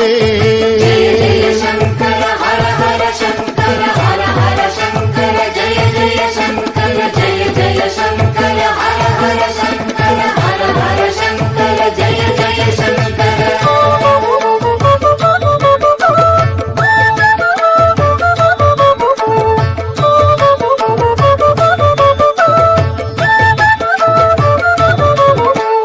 ராவணன் மேலது நீரு எண்ண தகுவது நீரு பராவணமாவது நீரு பாவம் மறுப்பது நீரு தராவணமாவது நீரு தத்துவமாவது நீரு அராவணங்கும் திருமேனி ஆலவாயன் திருநீரே திரு ஆலவாயன் திருநீரே திரு ஆலவாயன் திருநீரே. Jaya Jaya Sankara Hara Hara Sankara Hara Hara Sankara Jaya Jaya Sankara Jaya Jaya Sankara Hara Hara Sankara Hara Hara Sankara Jaya Jaya Sankara.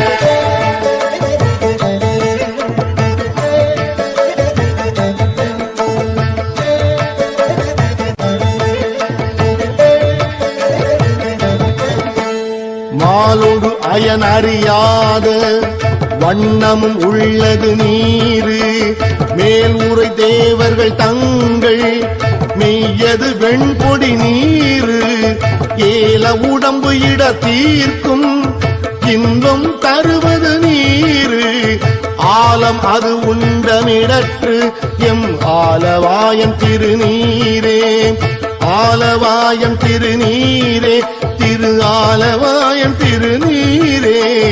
Jaya Jaya Sankara Hara Hara Sankara Hara Hara Sankara Jaya Jaya Sankara Jaya Jaya Sankara Hara Hara Sankara Hara Hara Sankara Jaya Jaya Sankara.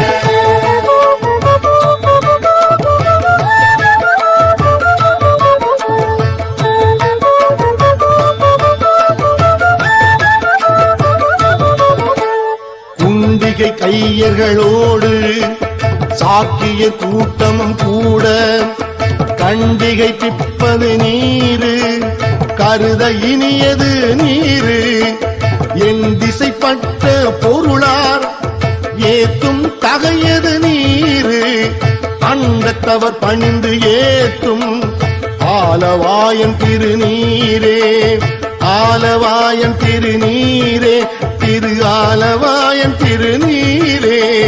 Jaya Jaya Sankara Hara Hara Sankara Hara Hara Sankara Jaya Jaya Sankara Jaya Jaya Sankara Hara Hara Sankara Hara Hara Sankara Jaya Jaya Sankara.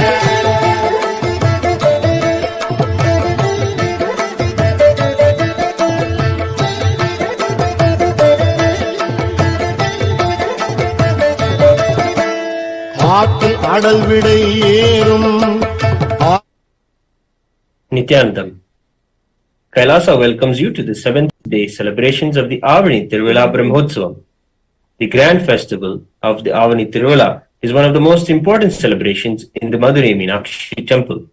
The Avani Tiruvila celebrates the Leelas of Paramashiva when he came as Somasundareshwara Swami. And the Somasundareshwara Pattabhishekam is the main event this Brahmotsavam, where the ruling authority and administration from Meenakshi Devi is handed over to Somasundareshwara Swami, and he rules the Madurai Samrajyam as the Sundara Rajapandian.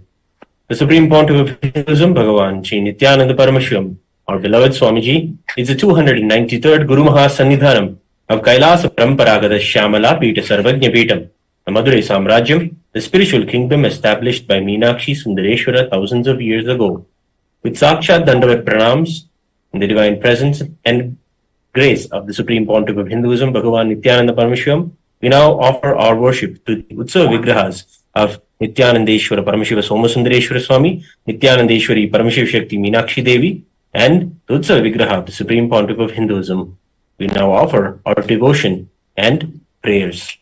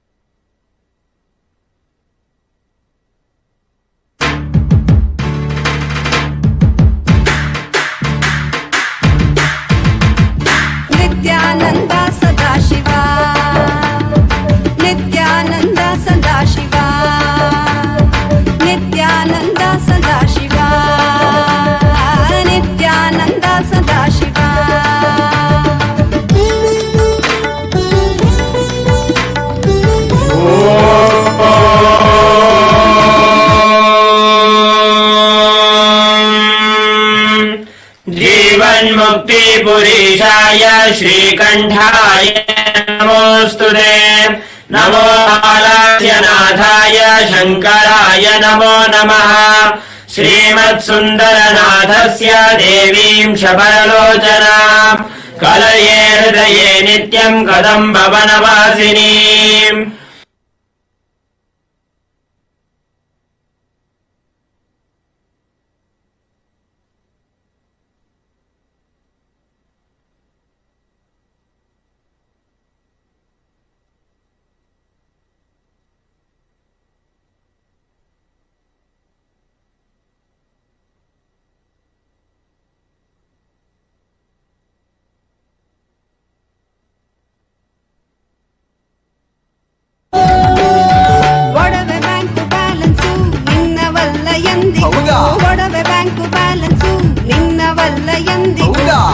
ಮನೆ ಮಕ್ಕಳು ಎಂಬ ಮೋಹ ಗ್ರಹಣಮಂಗಲಂ ದೀಪಂ ತ್ರೈಲೋಕ್ಯತಿಮಿರಾವಹಂ ಶ್ರೀ ನಿತ್ಯಾನಂದೇಶ್ವರಿ ಪರಮಶಿವ ಶಕ್ತಿ ಮೀನಾಕ್ಷಂಬಿಕಾ ಸಮೇತ ಶ್ರೀ ನಿತ್ಯಾನಂದೇಶ್ವರ ಪರಮಶಿವ ಸೋಮಸುಂದರೇಶ್ವರ ಸ್ವಾಮಿನೇ ನಮಃ। ದೀಪಂ ಸಂದರ್ಶಯಾಮಿ ಅಧನೈವೇದ್ಯಂ ಓಂ ಅಮೃತೆ ಅಮೃತೋದ್ಭವೆ अमृतवर्षिणी अमृतं श्रावय श्रावय स्वाहा। श्री नित्यानंदेश्वरी परमशिव शक्ति मीनाक्षंबिका समेत श्री नित्यानंदेश्वर परमशिव सोमसुंदरेश्वर स्वामिने नमः। अमृतं नैवेद्यं निवेदयामि नैवेद्यानन्तरम् आचमनं समर्पयामि। नीराजनम् तन्महेशाय विद्महे वाग्विशुद्धाय धीमहि तन्नः शिवः प्रचोदयात्। ॐ कराम्बिकायै विद्महे महादेवायै धीमहि तन्नो गौरी प्रचोदयात्। ॐ हंसाय विद्महे परमहंसाय धीमहि तन्नो हंस प्रचोदयात्। कर्पूरगौरम् करुणावतारम् संसारसारम् भुजगेन्द्रहारम् सदा वसन्तम् हृदयारविन्दे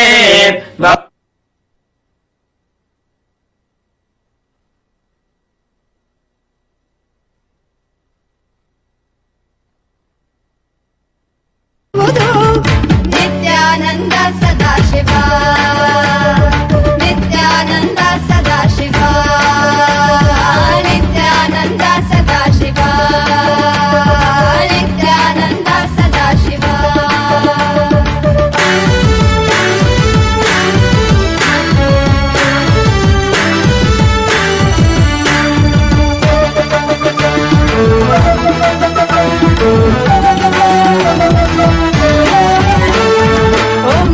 नित्यानन्दाय ॐ नमो नित्यानन्दाय ॐ नमो नित्यानन्दाय ॐ नमो नित्यानन्दाय ॐ नमो नित्यानन्दाय नित्यानन्द ॐ नमो नित्यानन्दाय नित्यानन्द ॐ नमो नित्यानन्दाय नित्यानन्द ॐ नमो नित्यानन्दाय नित्यानन्द ॐ नमो नित्यानन्दाय नित्यानन्द ॐ नमो नित्यानन्दाय ॐ नमो नित्यानन्दाय ॐ नमो नित्यानन्दाय ॐ नमो नित्यानन्दाय ॐ नमो नित्यानन्दाय नित्यानन्द ॐ नमो नित्यानन्दाय नित्यानन्द ॐ नमो नित्यानन्दाय Nityanand Nityanand Sadashiva Nityanand Sadashiva Nityanand Sadashiva Nityanand Sadashiva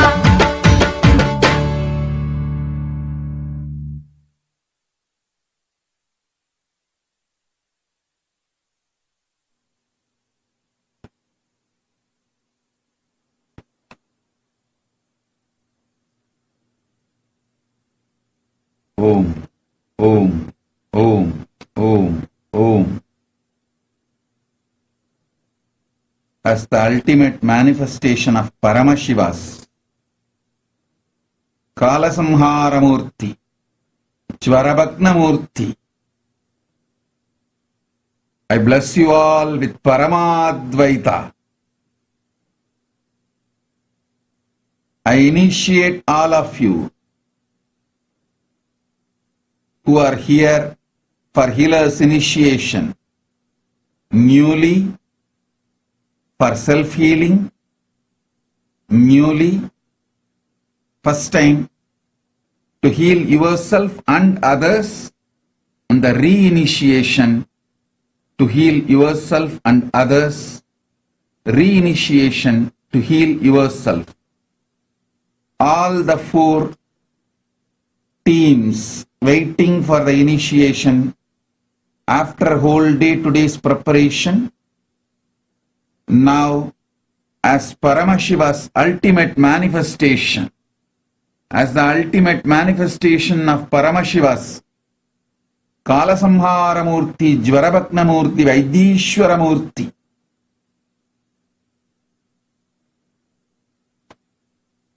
I initiate all of you with healer's initiation, Ananda Gandha Diksha. Om, Om, Om. Now, with this power, you can consciously start designing your body. Now start writing to me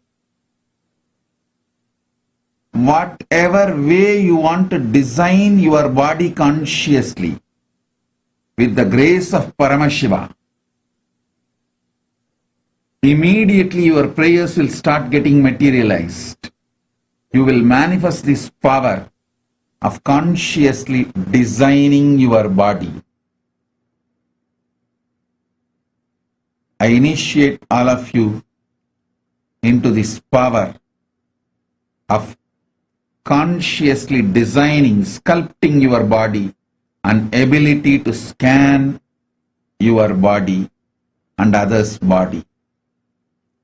Om, Om, Om.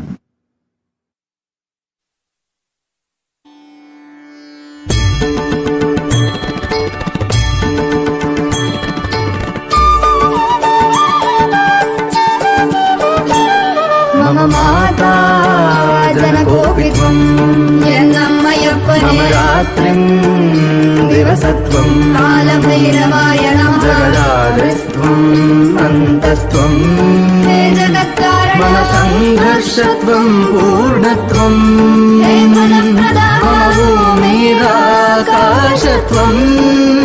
Nityananda मम सर्वस्वं Nityananda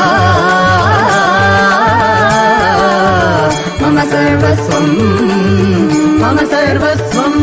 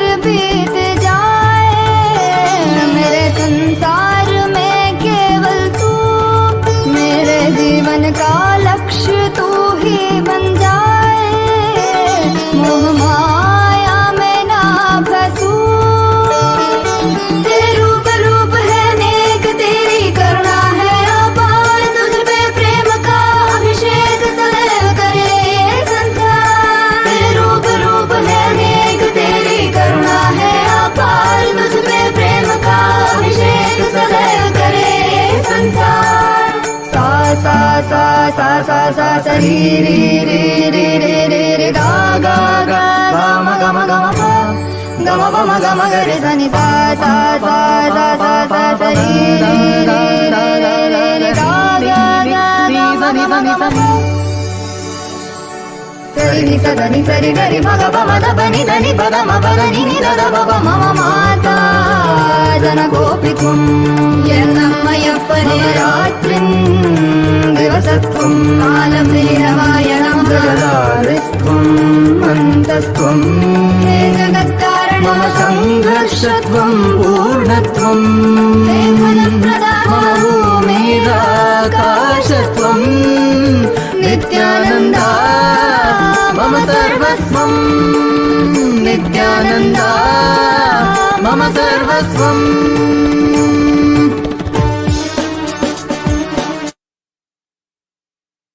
Om, Om,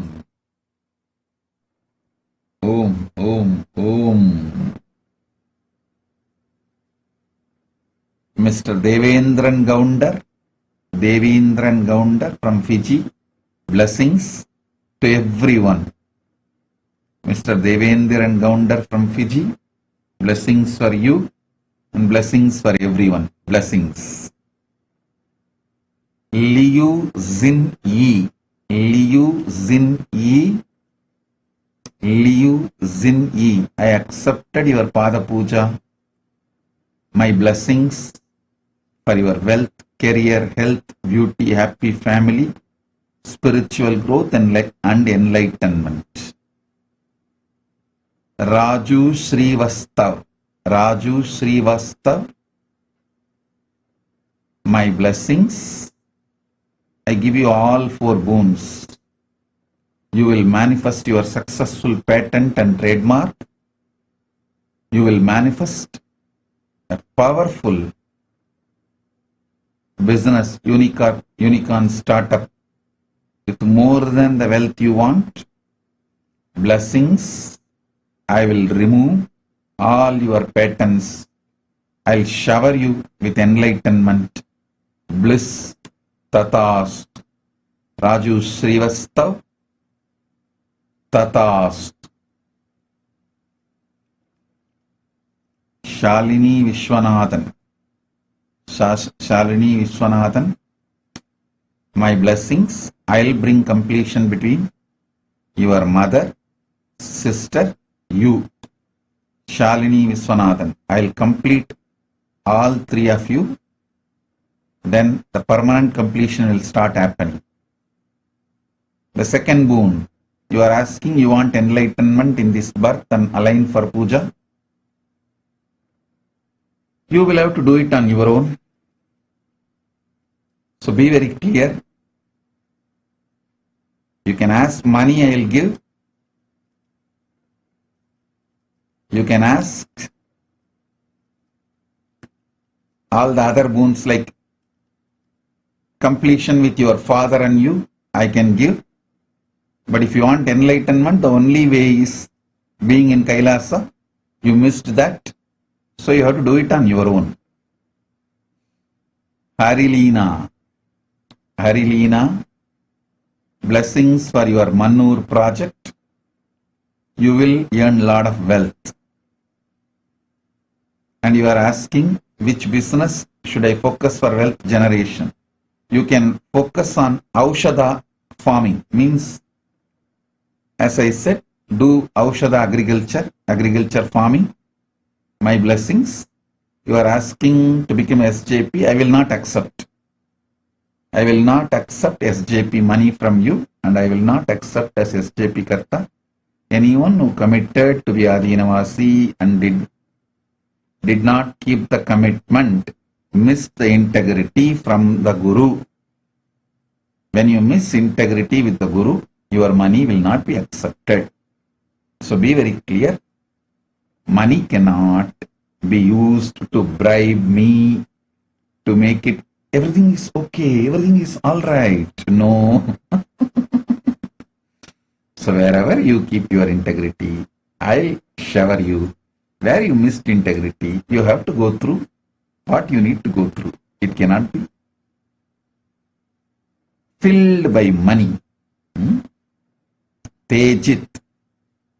Tejit. I give you the blessings to have Guru Bhakti. I'll heal your eyes and you will study well. My blessings. Tejit. I'll give you Guru Bhakti and I'll heal your eyes. You will study well, but don't ask me to be with you. So you missed it. You missed your possibility to be with me. So that you cannot ask.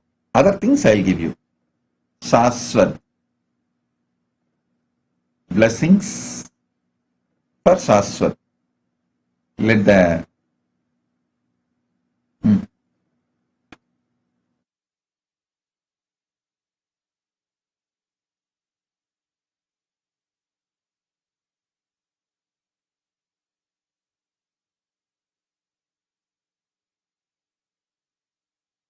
purpose. Home.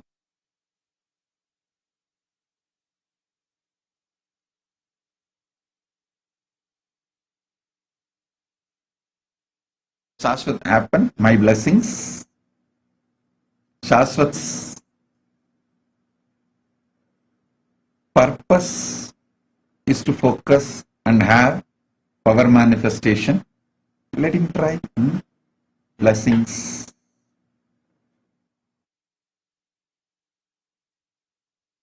Punekar. Kirti Punekar. Kirti Punekar. My blessings.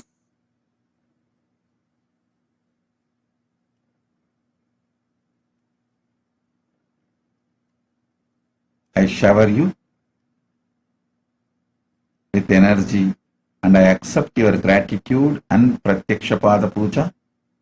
I give you deep feeling connection. I'll take care. I'll shower you with wealth. You will be able to repay all your loans. My blessings. Surely you will be showered with wealth more than you are asking.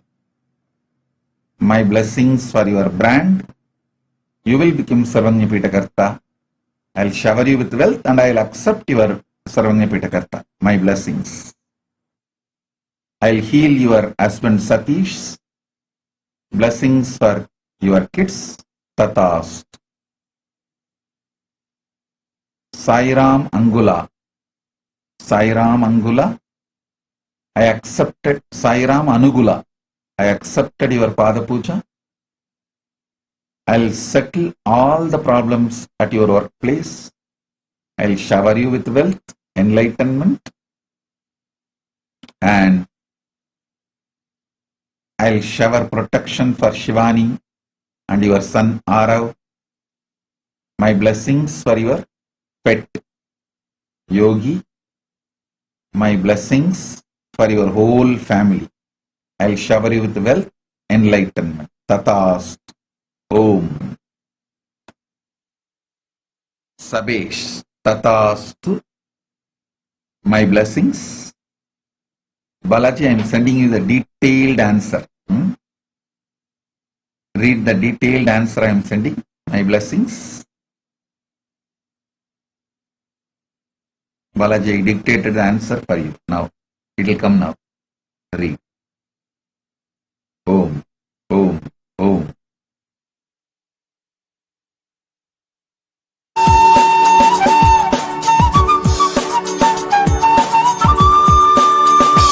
सनातन धर्म के उधार सकल जग दुख दैत्य संहार तुझे दो टोके वो अपने मरण स्मरण कर लेना उनकी आचरण सहन करके तू अपनी जन्म कारण पूरी कर ले तेरे शरण शरण में आए हम साथ तेरे है हम கள்ளார்ந்த பூங்குன்றை மதமத்தம் கதிமதியம் கள்ளார்ந்த பூங்குன்றை மதமத்தம் கதிமதியம் உள்ளார்ந்த சடை மூடி எம்பெருமானார் கள்ளார்ந்த பூங்குன்றை மதமத்தம் கதிமதியம் உள்ளார்ந்த சடை மூடியும் பெருமானார் உறையுமிடம்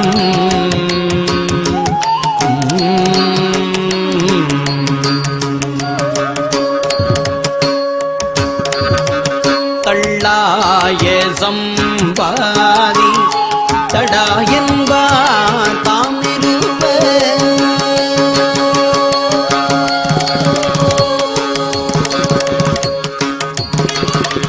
தள்ளாய சம்பாதி சடாயன்பார் தாமிருவ தள்ளாய சம்பாதி ஜடாயு என்பார் தாமிருவ புள்ளானார்க்கு அரையரிடம் உள்ளிருக்கு வேளூரே தள்ளாய சம்பாதி ஜடாயு என்பார்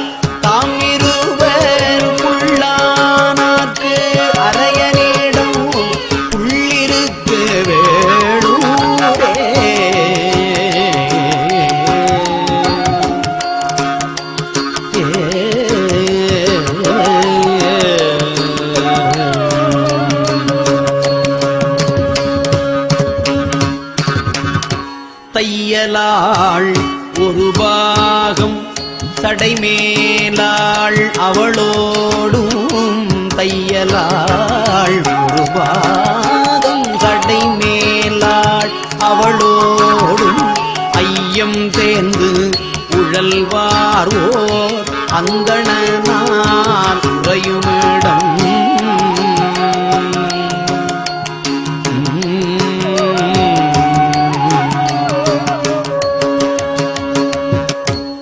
சொல்லா இராவணனை மேலோடி ஈடடித்து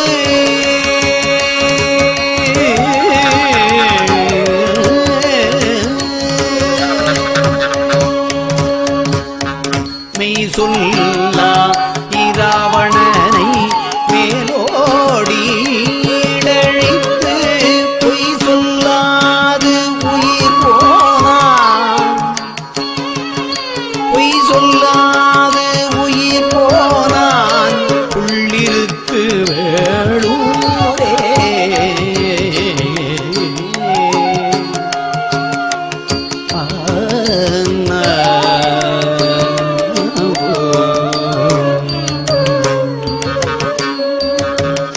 வாசனலம் செய்து இமையோர் நாள்தோறும் மலர் தூவ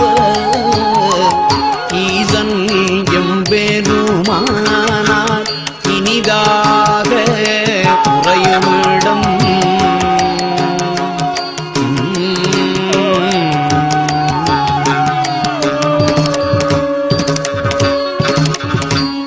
யோசனை போய் பூக்கொணர்ந்தங்கு ஒரு நாளும் ஒழியாமே.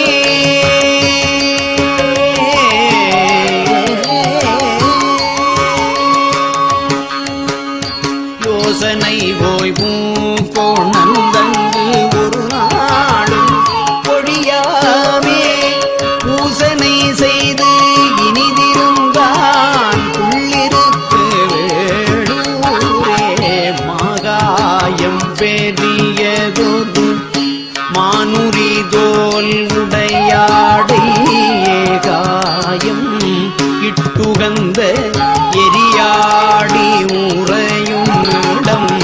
ஆகாயம் தேரோடும் இராவணனை அமரின்கள் போகாமே. பொருதழித்தான் புள்ளிருக்கு வேடூரே.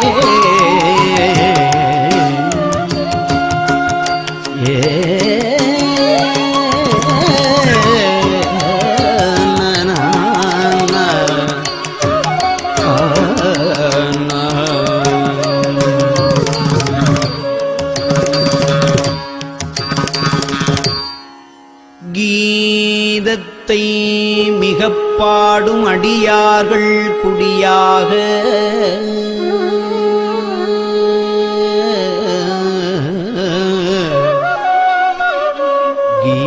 கீதத்தை மிக பாடும் அடியார்கள் குடியாக பாதத்தை தொழ நின்ற பரஞ்சோதி பயிலுமிடம்.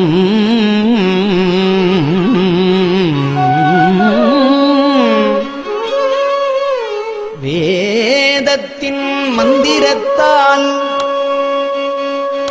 விண்மணலே சிவமாக போதத்தால் வழிபட்டான் புள்ளிருக்கு வேளூரே. திறங்கொண்ட அடியார் மேல் தீவினை நோய் வாராமே. அறங்கொண்டு சிவதன்மம் உரைத்தபிரான் அமரும் இடம். மரம் கொண்டு அங்கு இராவணன் தன் பலி கருதி வந்தானை புறம் கண்ட சடாயி என்பான் உள்ளிருக்கு வேளூரே.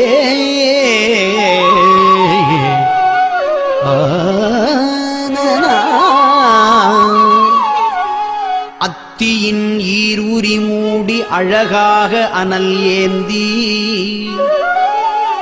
பித்தரை போல் பலி திரியும் பெருமானார் பேணும் இடம்.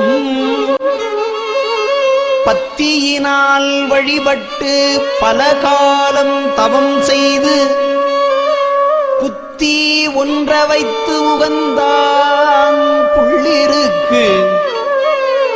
புத்தி ஒன்ற வைத்து உகந்தான் புள்ளிருக்கு வேளூரே.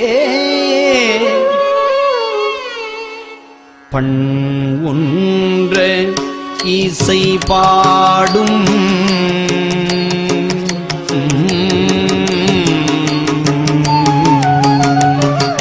பண் ஒன்ற இசை பாடும் அடியார்கள்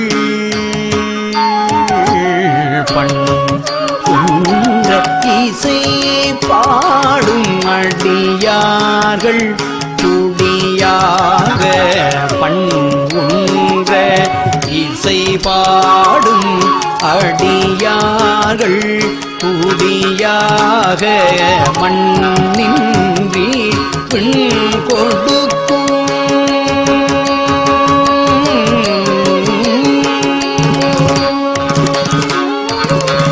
மண்ணின்றி பெண் கொடுக்கும் மணிகண்டன் மருவுமிடம் எண்ணின்றி முக்கோடி வாணாள்ளது உண்டையானை புன்முன்ற போ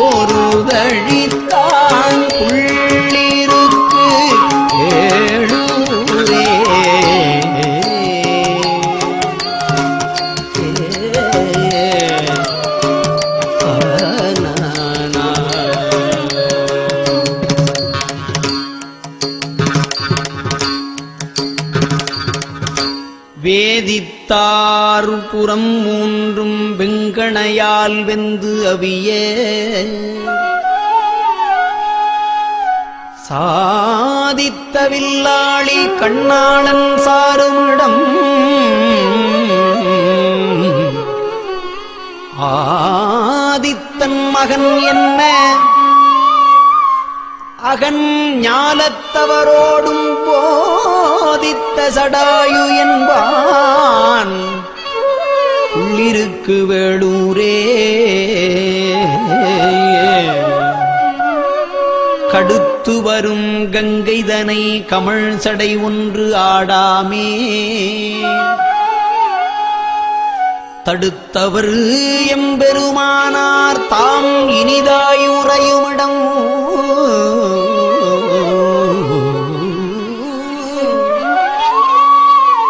விடைத்து வரும் இலங்கைக்கோன் மலங்கச் சென்று ராமர்கா புடைத்து அவனை பொருதழித்தான் உள்ளிருக்கு வேளூரே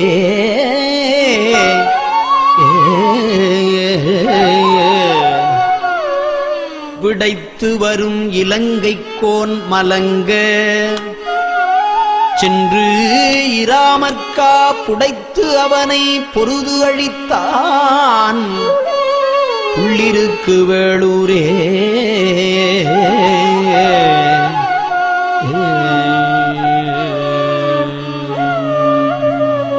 செடியாய ஊடல் தீர்ப்பான் செடியாய உடல் தீர்ப்பான் தீவினைக்கோர் மருந்தாவான் பொடியாடிக்கு அடிமை செய்த புள்ளிருக்கு வேளூரை செடியாய ஊடல் தீர்ப்பான் தீவினைக்கோர் மருந்தாவான் பொடியாடிக்கு அடிமை செய்த புள்ளிருக்கு வேளூரை கடியார்ந்த பொழில் காடி கவுனியன் சம்பந்தன் சொல்லி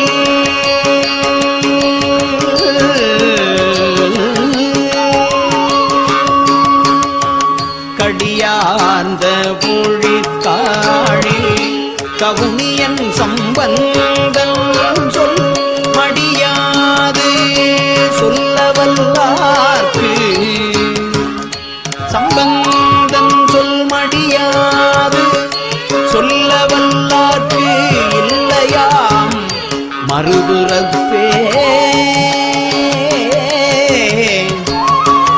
மறுபுறப்பே இல்லையாம் மடியாது சொல்லவல்லார்க்கு இல்லையாம் மறுபுறப்பே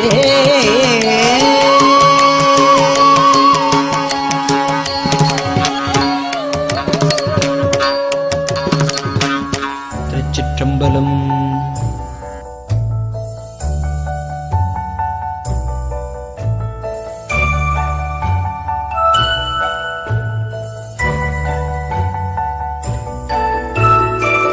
மண்ணில் நல்ல வண்ணம் வாழலாம்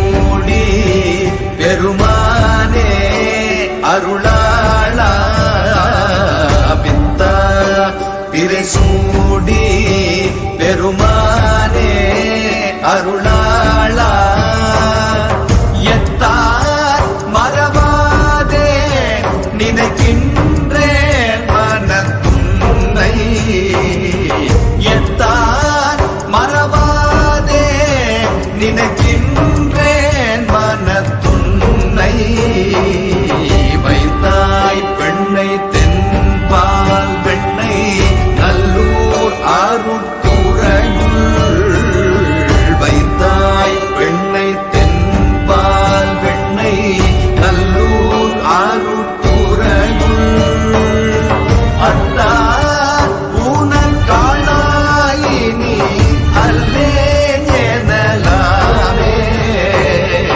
அத்தா ஊனக்காளாயினி அல்லே எனலாமே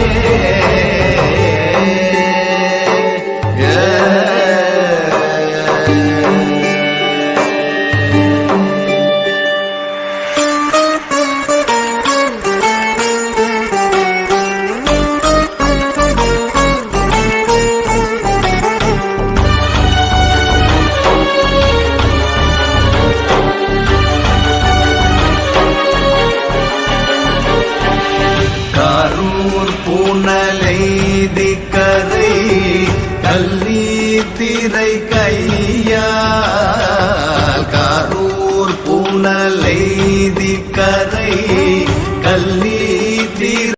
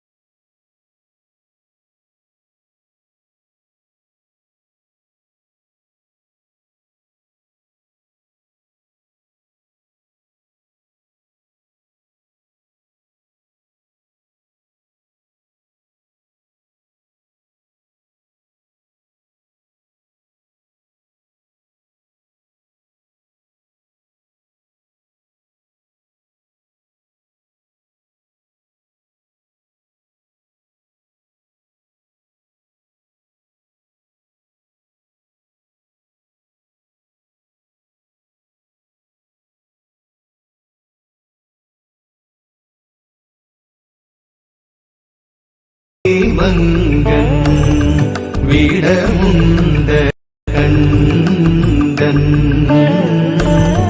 மிக நல்ல வீணை தடவி மாசரு திங்கள் கங்கை மாசரு திங்கள் கங்கை முடிமேலடிந்து என் உளமே புகுந்த அதனால்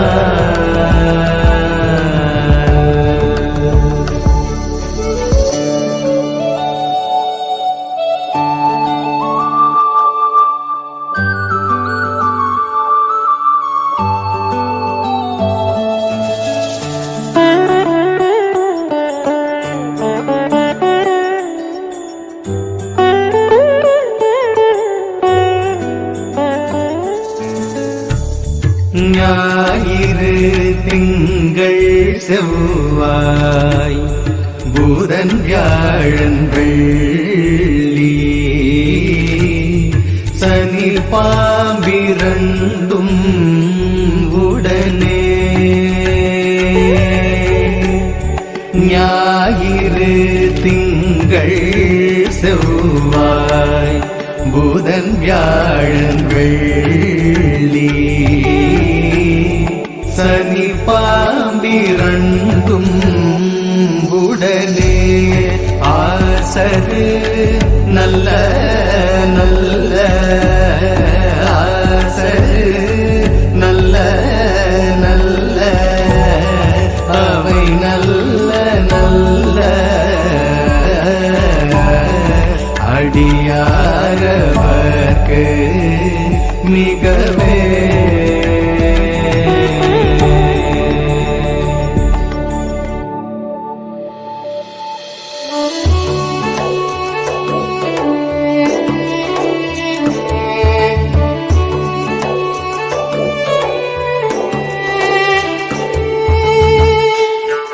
தேனமர் பொழில் கொள் ஆலை விளை சென்னில் துண்ணி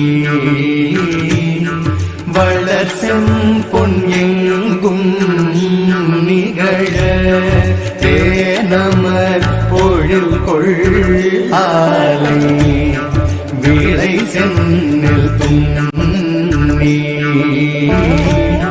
வளர் செம்பொன் எங்கும் நிகழ நான் முகன் ஆதியாய நான் முகன் ஆதியாய பிரமாபுரத்து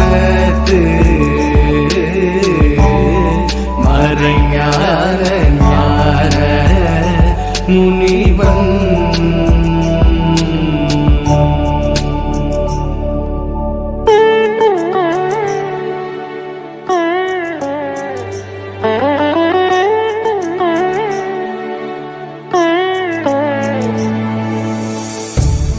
தானொரு கோளும் நாளும் அடியாரை வந்து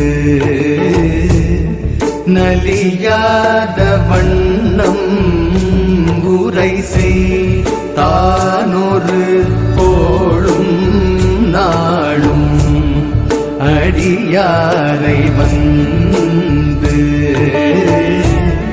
நலியாத வண்ணம் உரை செய் ஆன சொல் மாலை ஓதும் ஆன சொல் மாலை ஓதும் அடியார்கள் வாயில் அரசாழ்வர் ஆடை நமதே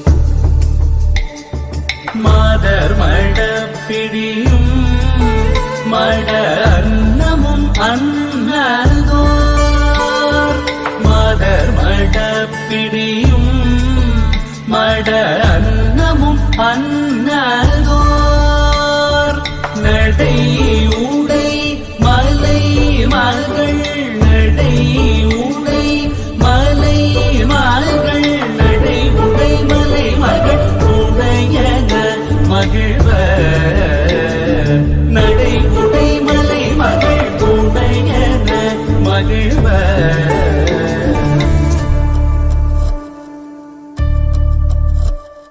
பூத இனப்படை நின்று இசை பாடவும் ஆடுவர் பூத இனப்படை நின்று இசை பாடவும் ஆடுவர்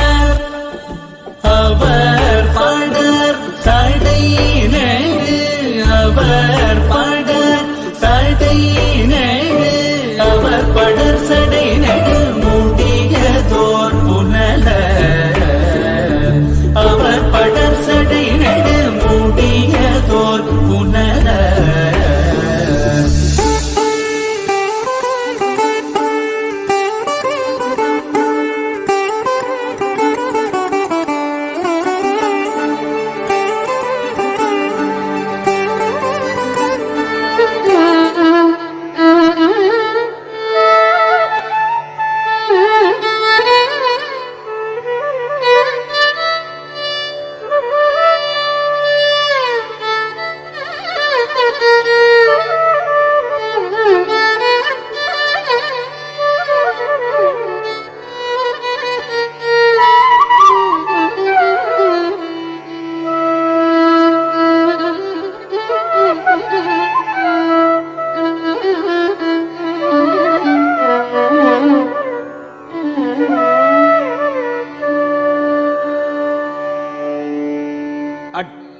காலனை ஆய்ந்தது வேதம் ஆரங்கம் அட்டது காலனை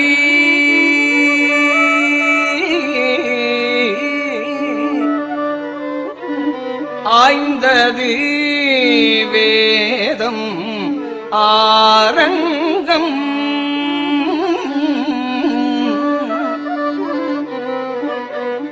அன்று சுற்றதே காமனே கண்ணதனாலே அன்று சுட்டது காமனை கண்ணதனாலே தொடர்ந்து எரிய கட்டவை மூன்றும் எரித்தபிர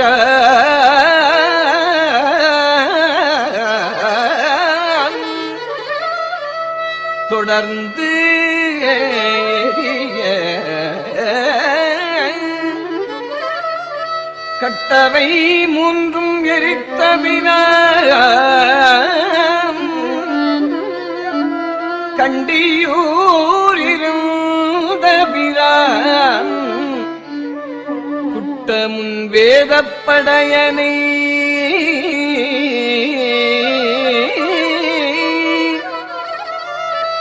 வேதப்படையனை குட்ட கண்டியூர் இருந்த பிரான் குட்டமுன் வேதப்படையனை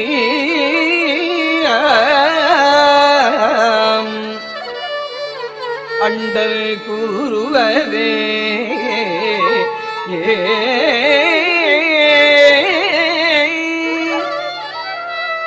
அட்டதி காலனை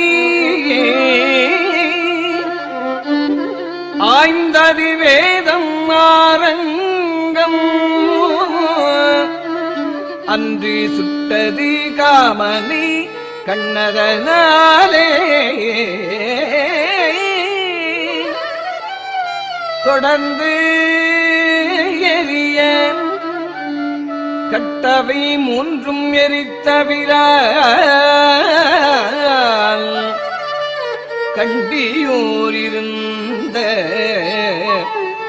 குட்ட முன்வேத படையனையாம் அண்டர் கூறுவரே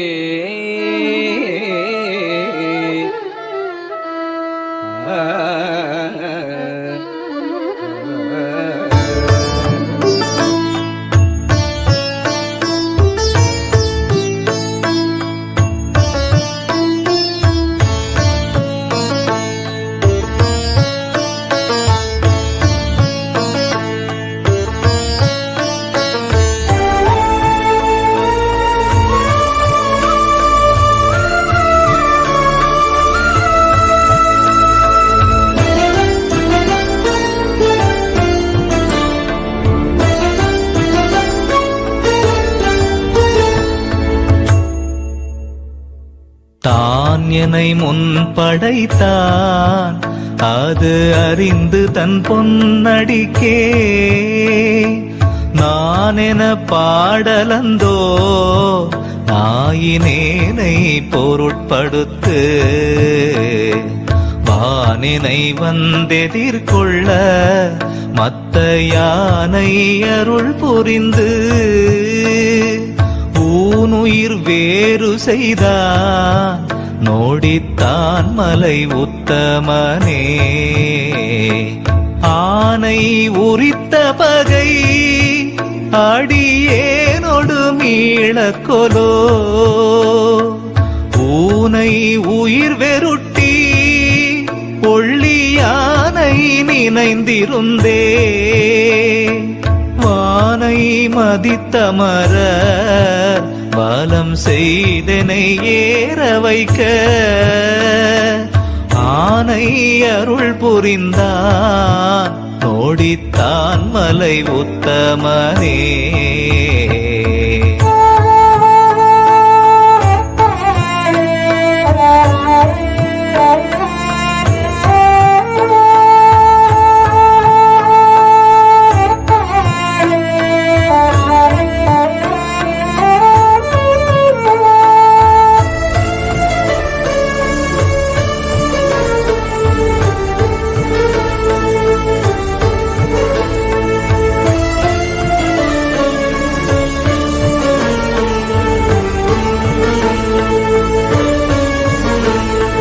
மந்திரம் ஒன்றறியே மனை வாழ்க்கை மகிழ்ந்தடியே சுந்தர வேடங்களால் தூரி செய்யும் தொண்டன் ஏனை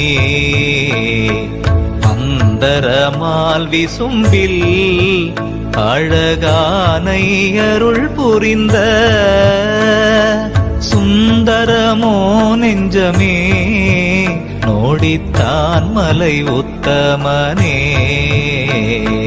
வாழ்வை உகந்த நெஞ்சே மடவார் தங்கள் வல்வினை பட்டு ஆழ முகந்த என்னை அது மாற்றி அமரர் எல்லாம் சூழ அருள் புரிந்து தொண்டனேன் பரம் அல்லதொரு வேடம் அருள் புரிந்தா நோடித்தான் மலை உத்தமனே.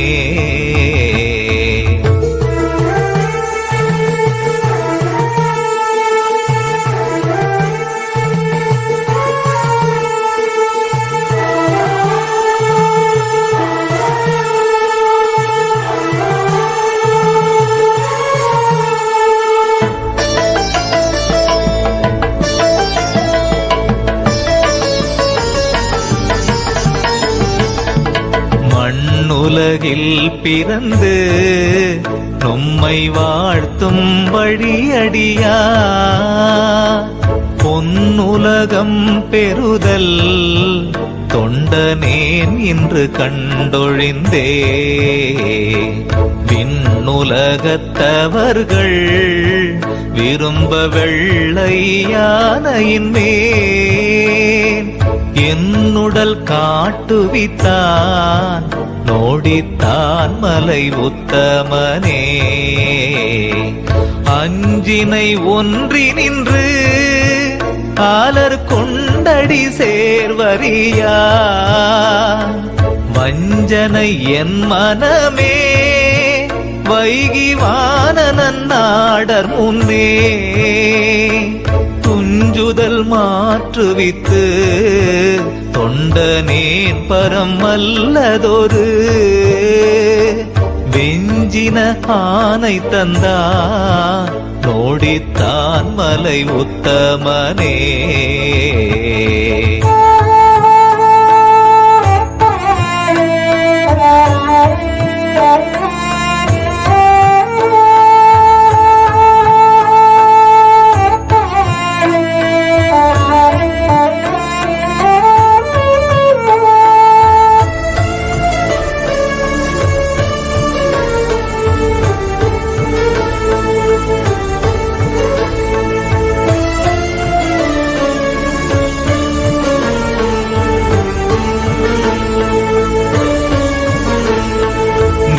கெட விண்ணதிர நீலம் எங்கும் அதிர்ந்தசைய மலையிடையான ஏறி வழியே வருவேன் எதிரே அலைக்கடலால் அரையன் அலர் கொண்டு முன்வந்திரைஞ்ச உலயனையாத வண்ணம் நோடித்தான் மலை உத்தமனே அற ஒளி ஆகமங்கள் அறிவாரறி தோத்திரங்கள் விரவிய வேத ஒலி விண்ணேலாம் வந்து எதிர்ந்திசைப்ப வரமலிவாணன் வந்து வழி தந்தெனக்கேறுவதோ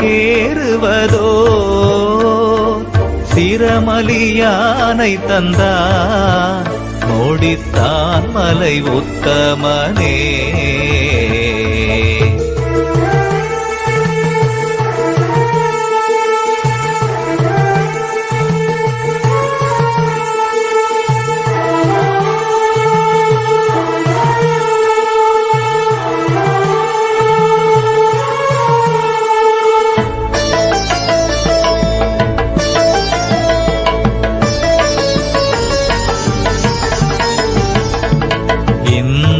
மால் பிரம்மன் எழிலார் மிகு தேவரெல்லாம்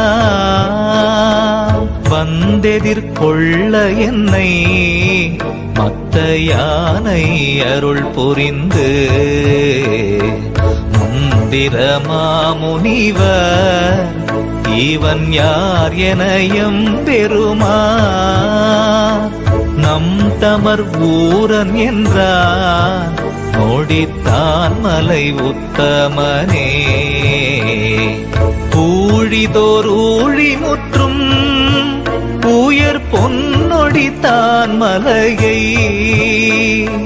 சூழிசையின் கரும்பின் சுவை நாவல ஊரன் சொன்ன ஏழிசையின் தமிழா இசைந்தேத்திய பத்தினையும் ஆழி கடல்லறையா அஞ்சையப்பர்க்கு அறிவிப்பதே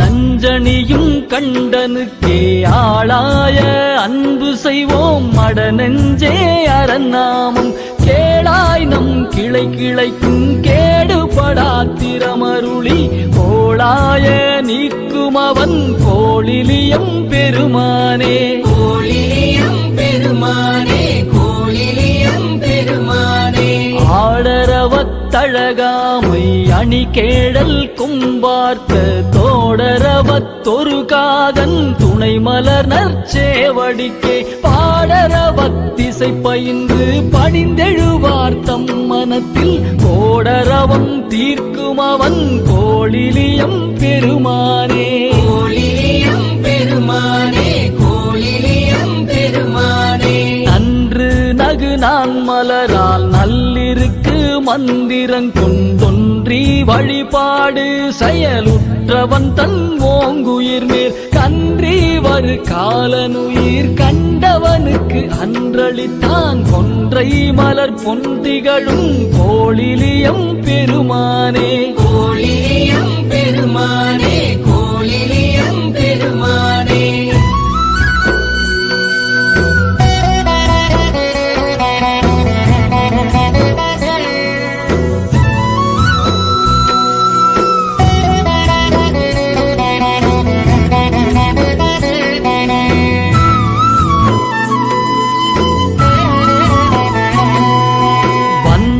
மணலால் லிங்கம் மண்ணியின் சிந்தை செய்வோன் தன் கருமம் தேர்ந்து சிதைப்பான் வரும தந்தைதனை சாடுதலும் சண்டீசன் என்றருளி கொந்தனவு மலர் கொடுத்தான் கோளிலியம் பெருமானே கோளிலியம் பெருமானே கோளிலியம் பெருமானே வஞ்சமனத்து அஞ்சொடுக்கி வைகளும் நற்பூசனையால் நஞ்சமுது செய்தருளும் நம்பி எனவே நினையும் பஞ்சவரில் பார்த்தனுக்கு பாசுபதம் ஈந்துகந்தான் கொஞ்சு கிளி மஞ்சனவும் கோளிலியம் பெருமானே கோளிலியம் பெருமானே கோளிலியம் பெருமானே தாவியவன் உடனிருந்தும் காணாத தற்பரனை ஆவிதனில் அஞ்சொடுக்கி அங்கணன் என்றாதரிக்கும் நாவியல் சீர் நமினந்தி அடிகளுக்கு நல்குமவன் கோவியலும் பூவெழுகோர் கோளிலியம் பெருமானே கோளிலியம் பெருமானே கோளிலியம் பெருமானே கல்லவிலும் மால்வரையான் கார்த்திகழும் மாமிடற்றான் சொல்லவிலும் மாமரையான் தோத்திரம் செய்வாயிலுளான் மின்னவிலும் செஞ்சடையான் வெண்பொடியான் அங்கையினில் கொன்னவிலும் சூலத்தான் கோளிலியம் பெருமானே கோளிலியம் பெருமானே கோளிலியம் பெருமானே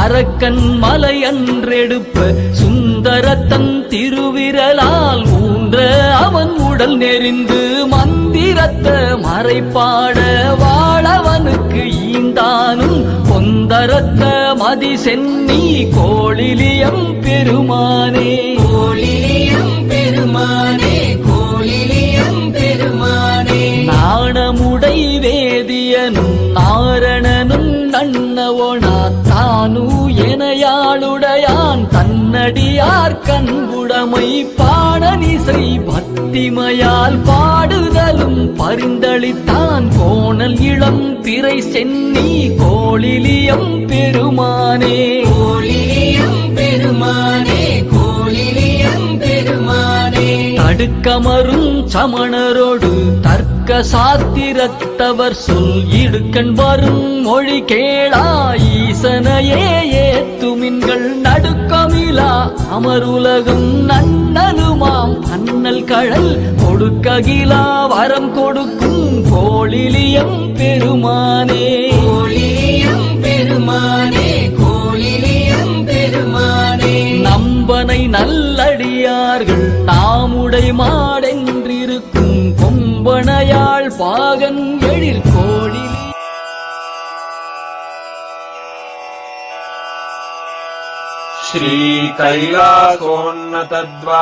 श्रीकैलासोन्नतद्वादशान्तश्यामला पीठारूढ श्रीमीनाक्षि सुन्दरेश्वरा भिन्नस्वरूप परशिवपुत्र रत्न कुमार गुरुमण्यतुल्यावतार श्रीपार्वती स्तन्यपानलब्ध दिव्यज्ञान विश्रुत सकल निगमागमसारभूत द्राविड वेद प्रवक्त्रे श्रीमत्परमशिव करुणा समधिगत मुक्तामय चतुरश्रयान गीयमान छत्र चामर श्रीचिह्न काहलादि समस्त बिरदावल्यलङ्कृत ज्ञान विज्ञान चक्रवर्ती सर्वजन संघ सद्यो निर्वाण दीक्षा व्ययापवर्ग वर्ष विश्राण जीमूत वर्ष विश्राण जीमूत परमत कलभ केसरी शैव सिद्धांत स्थापनाचार्य श्री राजाधिराज पांड्य महाराज गुरु क्षपण शाक्यादि महांधकार निवारण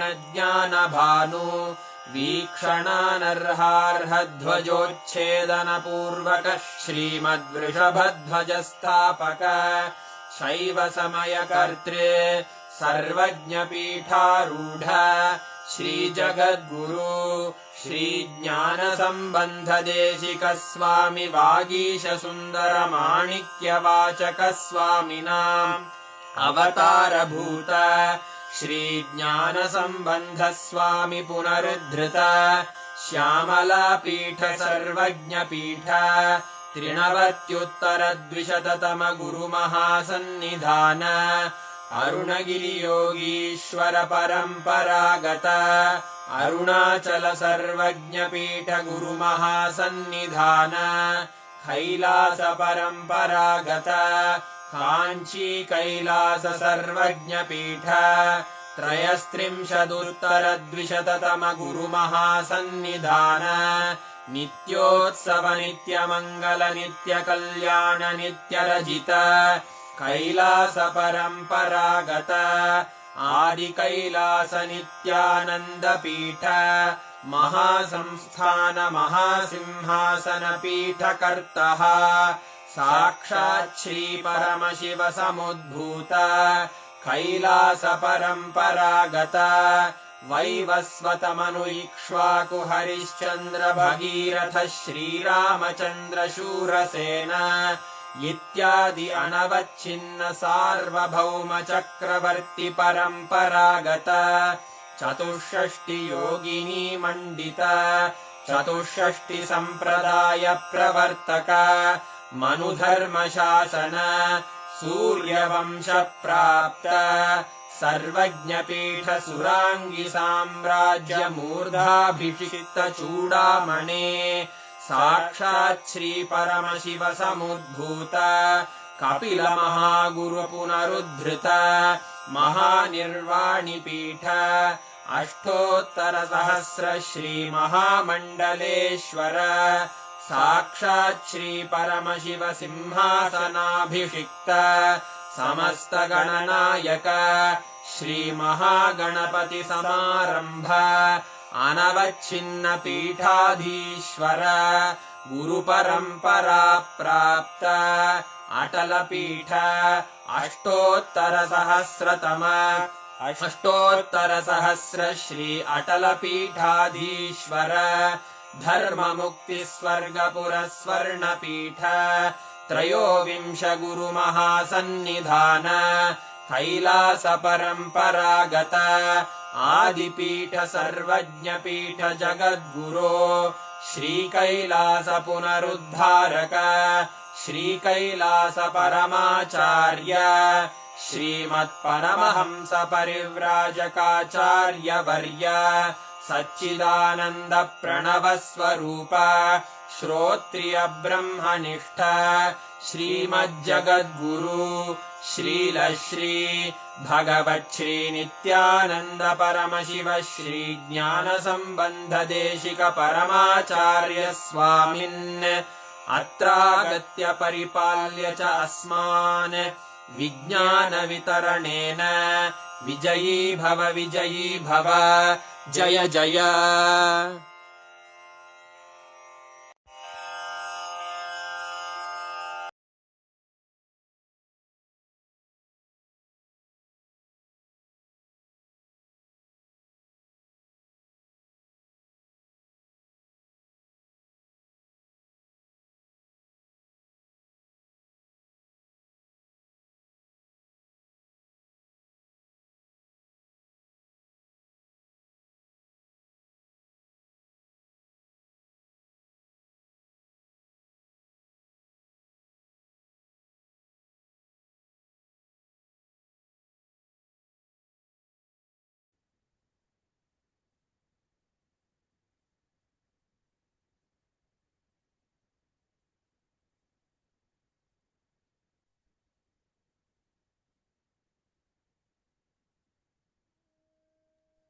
After this most beautiful and very powerful darshan of Jvarabhagana Murthy form of Paramashiva, where literally all of us have been blessed to manifest our body the way we want consciously, and to create our body, all the features of our body the way we want. And Swamiji has literally healed us from all the problems and also given us the ultimate power of healing others. How many of you are excited about the initiation that you received today? To be able to heal others and how you can just walk people out of the problems.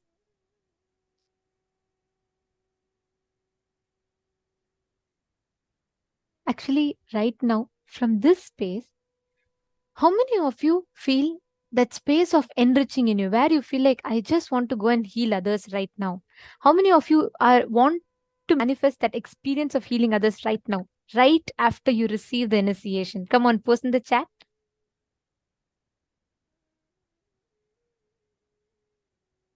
Me. Okay, I see so many people posting.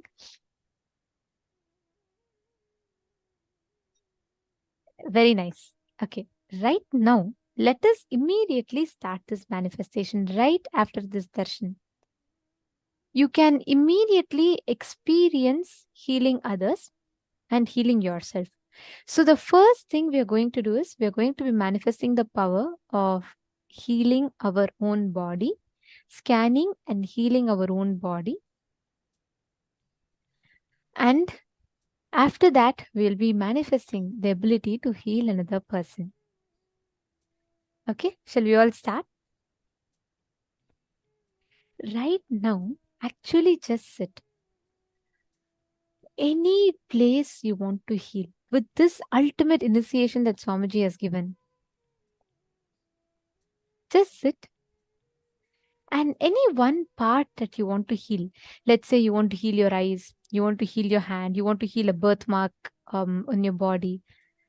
Just choose any one part in you that you want to heal.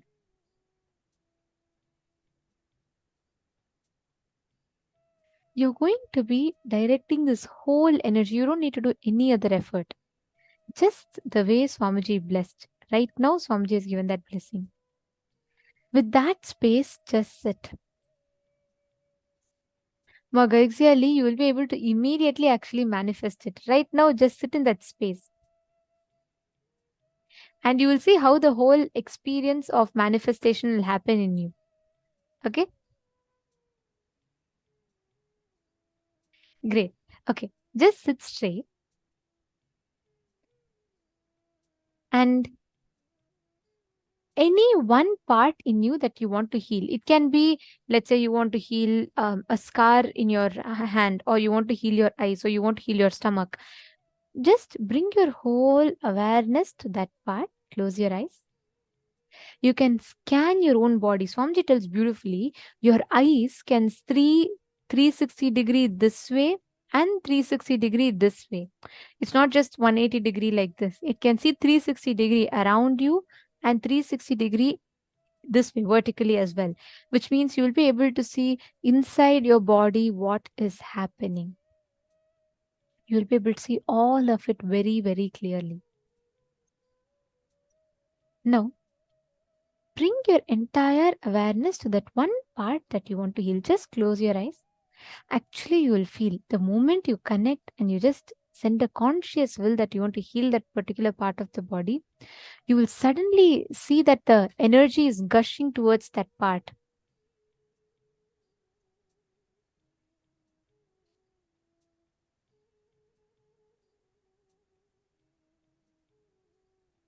Just let that energy flow and connect to Swamiji from your inner space. You will see how immediately Swamiji is manifesting. The energy will just rush to that part of your body, gush to that part of your body, and you'll experience the healing. Every one of you sit. You can put your hand on that part of the body if you want, if it helps you bring your awareness to that part. Maybe like if in your hand, just put your hand, or if it's your stomach, just put your hand on your stomach. And bring your awareness to your Ananda Ganga. Just close your eyes. Remember the form of Swamiji. Bring your awareness to your Ananda Ganga chakra. Ananda Ganga is the region below your heart center and above your navel center. Bring your awareness to this Anandagandha chakra and chant the Mahavakya. Om Nithyananda Paramashivam. And just touch whichever part of the body you want to heal. You can just put your hand on it and close your eyes. You will see how the power of healing will start manifesting through you. We start now. Understand the steps. You don't need to do any visualization, nothing. Just remember Swamiji's form and connect with Swamiji. Just close your eyes. Remember Swamiji's form and chant Mahavakya. The moment you start chanting Mahavakya, you will start feeling a gush of energy. Just bring your awareness to your Anandagandha region and just that awareness that you carry. Bring it to your Anandagandha region and you will suddenly see just that immense energy will be overflowing through you. And keep your palms, whichever part of your body you want healing to your whole body, you can just put both your palms on your head and just chant the Mahavakya. You will see immense cosmic energy will just gush into your being. You will experience the Whole body, the energy will rush to that particular part that you want to heal. You will actually experience the whole thing. If you want to heal your eyes, just put your hand on your eyes. Sit straight. Just chant the Mahavakya.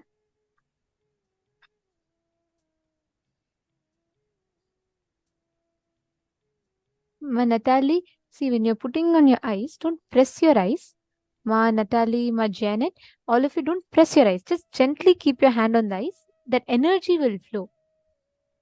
You will see how the whole energy flows into that part. Chant the Mahavakya.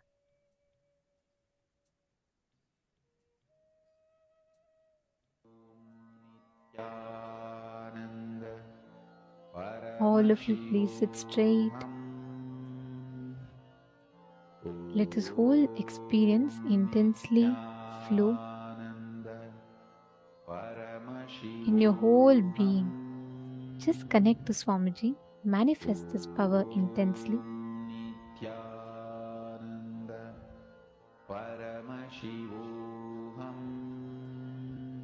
Ma Mary Michelle.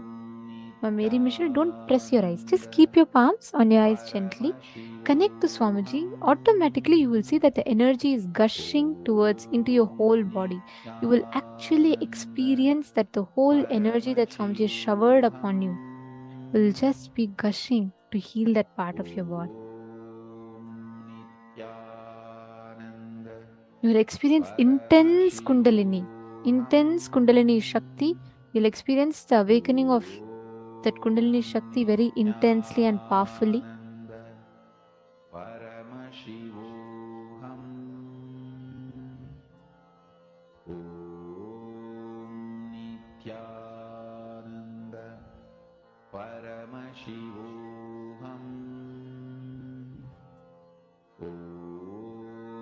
Sit straight.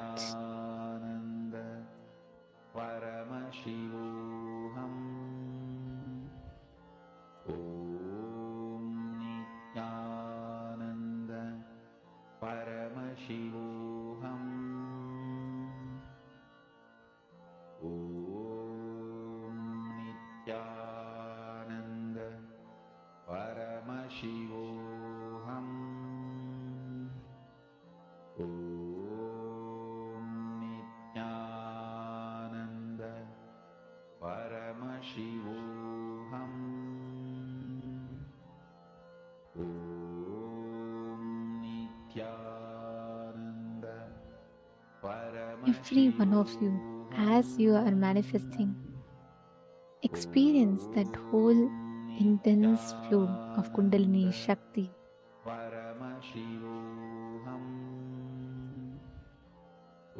Actually, automatically your hands will drop the moment healing happens.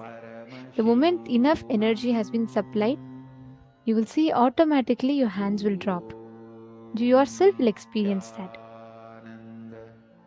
Paramashivoham. Om Nithyananda Paramashivoham. Om Nithyananda Paramashivoham. Om Nithyananda Paramashivoham. Om Nithyananda Paramashivoham. Intensely manifest. Om Nithyananda Now, once you experience that energy flowing, you've experienced when you feel that the energy has flown enough, please drop your hands and you can relax. Now, what you're going to be doing is the exact same thing for another person.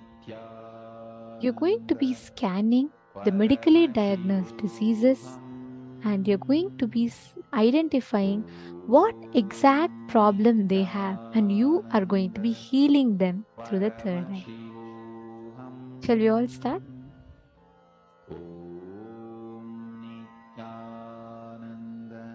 Please connect to your friends. Manifest the power of body scanning with them. Paramashivoham. Om Nithyananda Paramashivoham. Om Nithyananda Paramashivoham. Om Nithyananda Paramashivoham. Om Nithyananda Paramashivoham. Om Nithyananda Paramashivoham. Om Nithyananda Paramashivoham. Om Nithyananda Paramashivoham. Om Nithyananda Paramashivoham. Om Nithyananda Paramashivoham. Om Nithyananda Paramashivoham. Om Nithyananda Paramashivoham. Om Nithyananda Paramashivoham. Om Nithyananda Paramashivoham. Om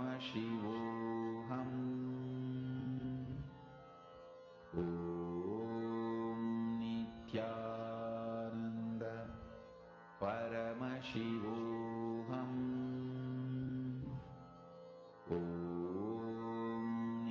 Nithyananda Paramashivoham. Om Nithyananda Paramashivoham. Om Nithyananda Paramashivoham. Om Nithyananda Paramashivoham.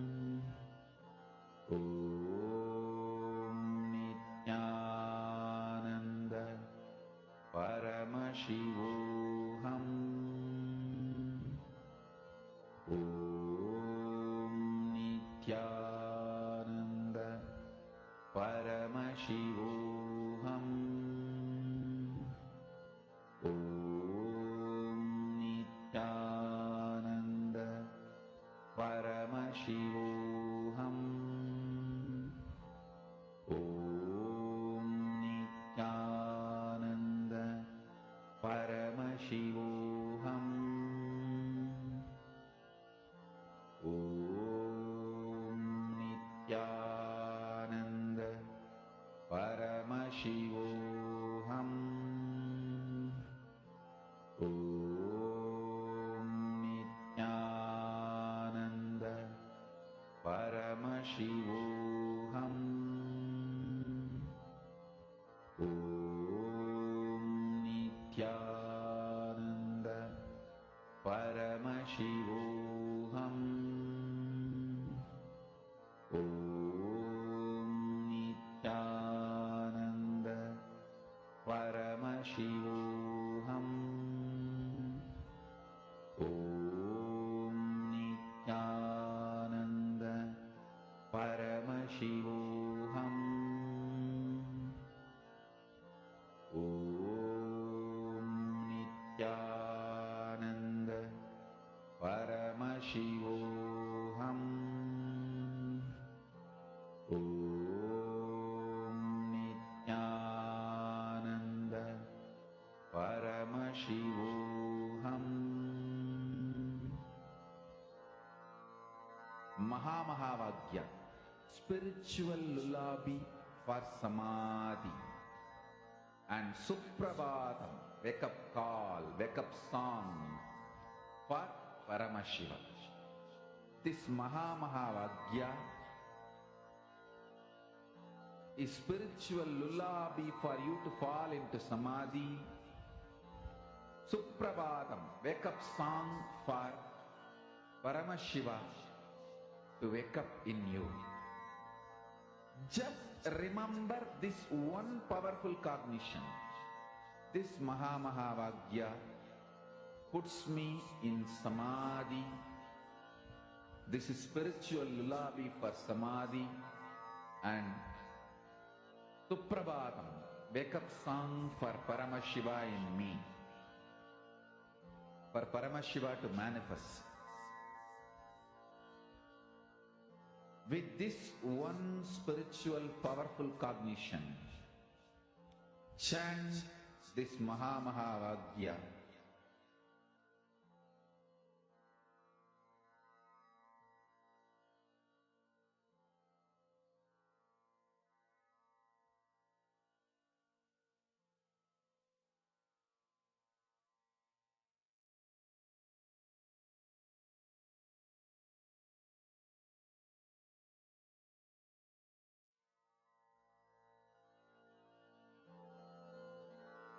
Mahamahavagya, spiritual lullaby for Samadhi, and Suprabhatam, wake up call, wake up song for Paramashiva. For Paramashiva to manifest. With this one spiritual powerful cognition, chant this Mahamahavagya. Om Nithyananda Paramashivoham. Om Nithyananda Paramashivoham. Om Nithyananda Paramashivoham. Om Nithyananda Paramashivoham. Om Nithyananda Paramashivoham. Om Nithyananda Paramashivoham. Om Nithyananda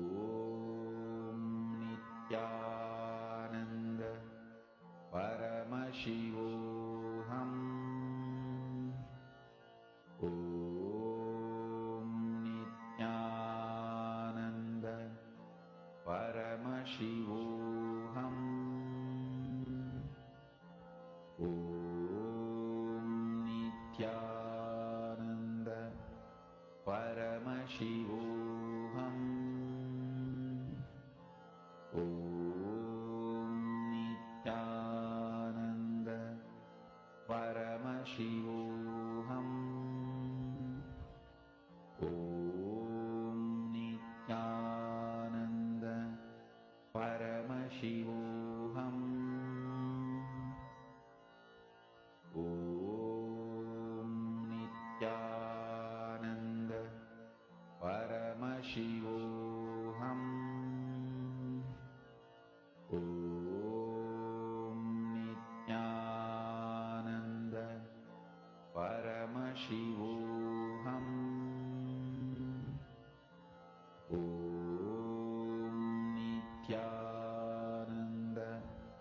Om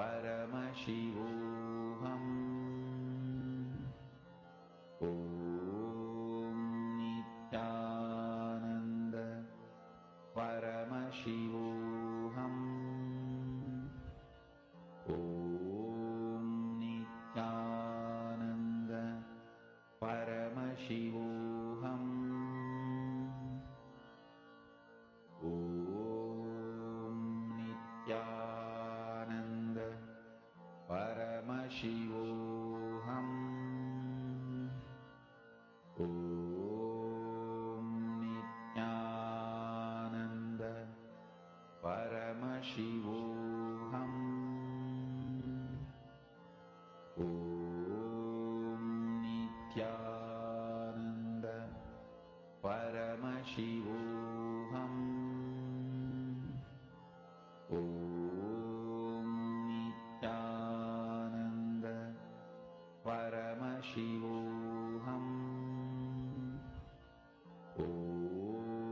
Nithyananda Paramashivoham. Om Nithyananda Paramashivoham. Om Nithyananda Paramashivoham. Om Nithyananda Paramashivoham. Om Nithyananda Paramashivoham. Om Nithyananda Paramashivoham.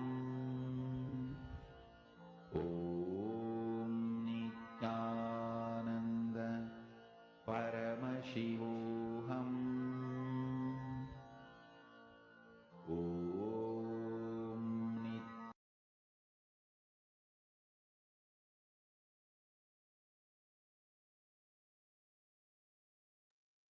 Now, let us all enter into the next session of learning how we can consciously design our body.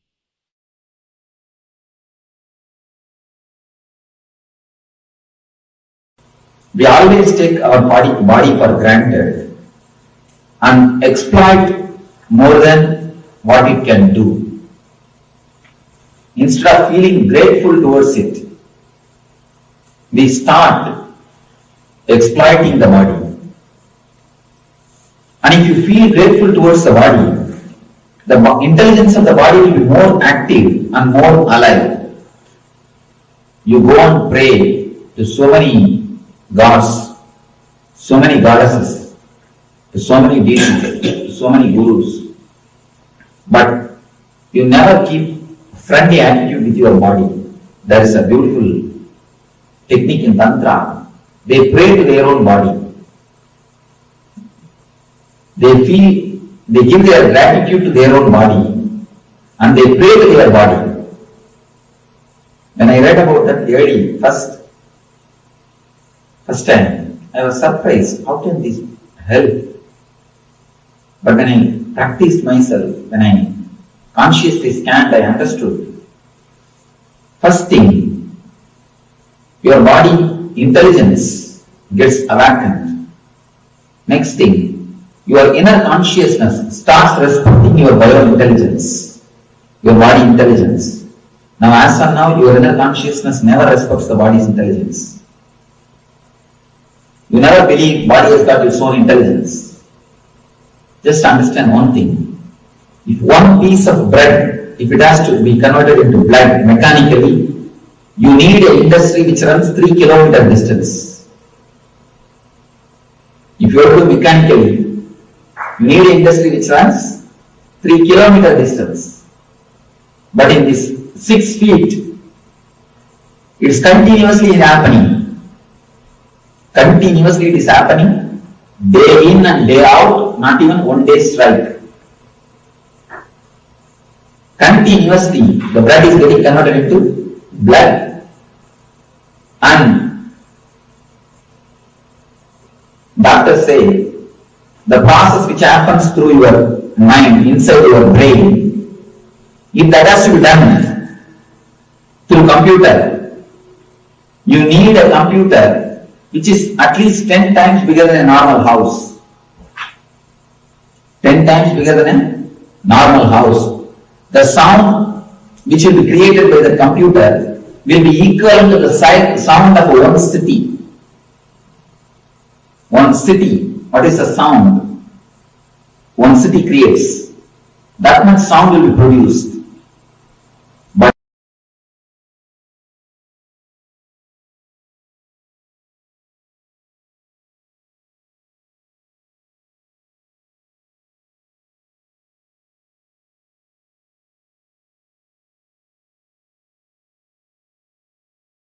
it's a temple of consciousness.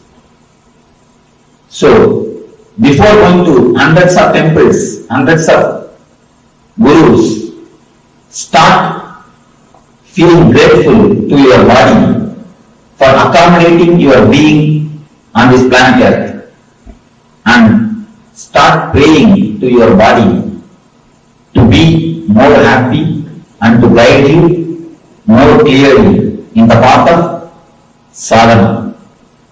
You may feel strange, because always you only look down upon your body.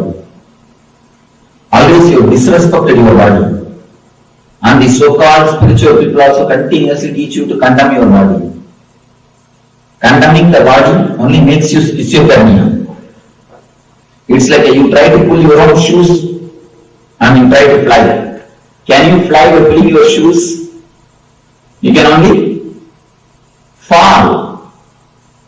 So, feeling grateful to your body is the ultimate devotion. Praying to your body is the ultimate prayer. Because consciousness is Atman, consciousness is God.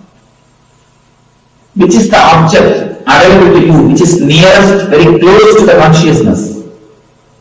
Your body is the only object which is available to you, which is very close to consciousness.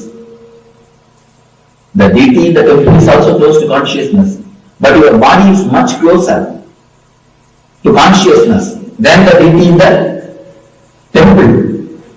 So your body is more worthy, your body is more sacred, your body is more divine than any other god or any other temple on this planet Earth.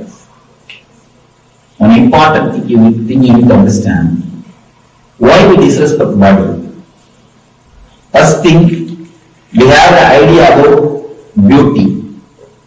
We always have some model in our mind. So we try to become that model.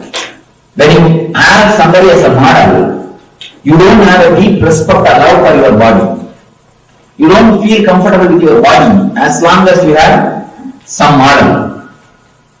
You try to become that model. You try to do makeup, or you try to behave, or you try to live like that model person. As long as you have model, you will not be happy unto yourself.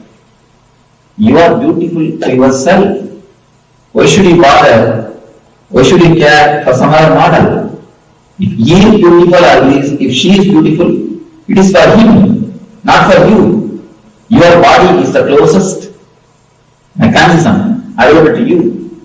Even if he is beautiful or she is beautiful, it is his body. It's not your body. Why should you have hatred to your body by getting attracted to that body? Most of the time, when you feel attracted to some model, you start hating your body. You also want the same kind of body. You also want same type of body.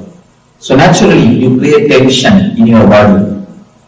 From the young age, you are taught to become like somebody.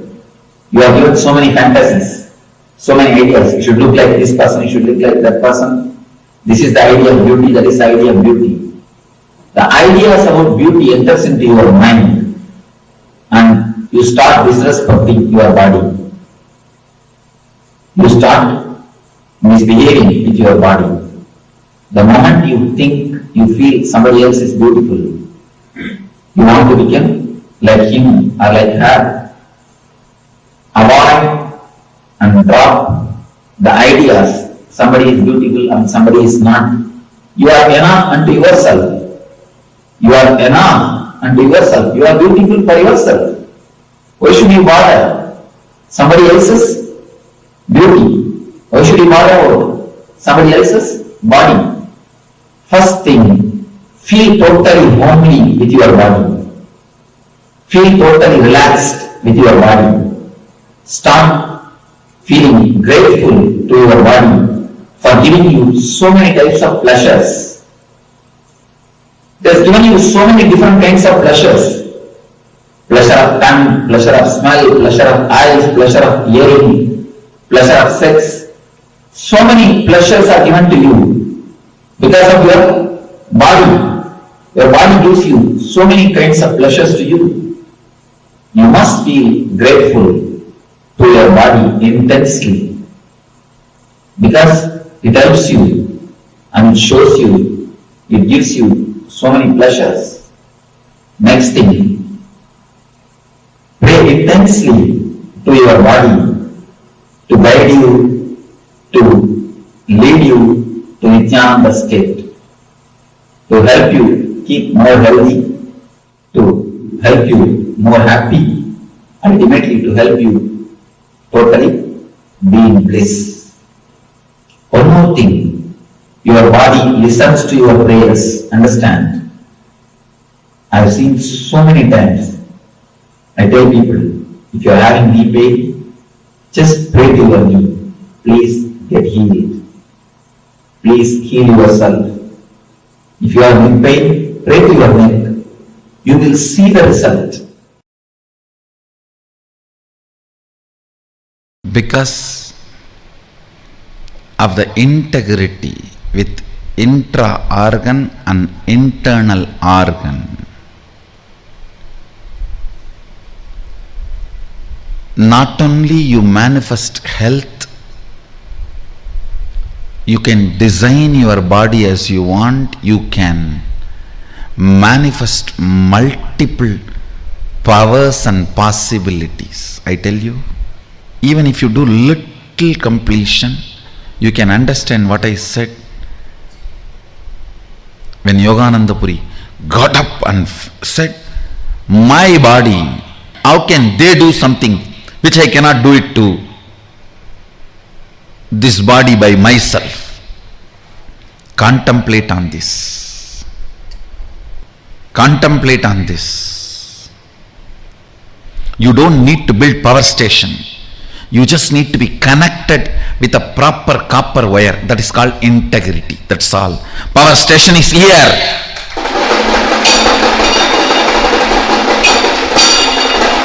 Eternal atomic power station.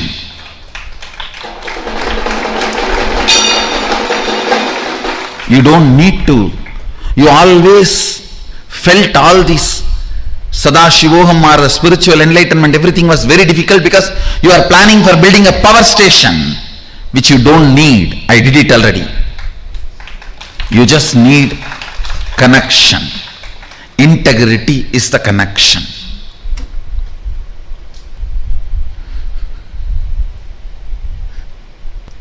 I'll give you a little detail when I say what do I mean by integrity to your internal organs and intra organs.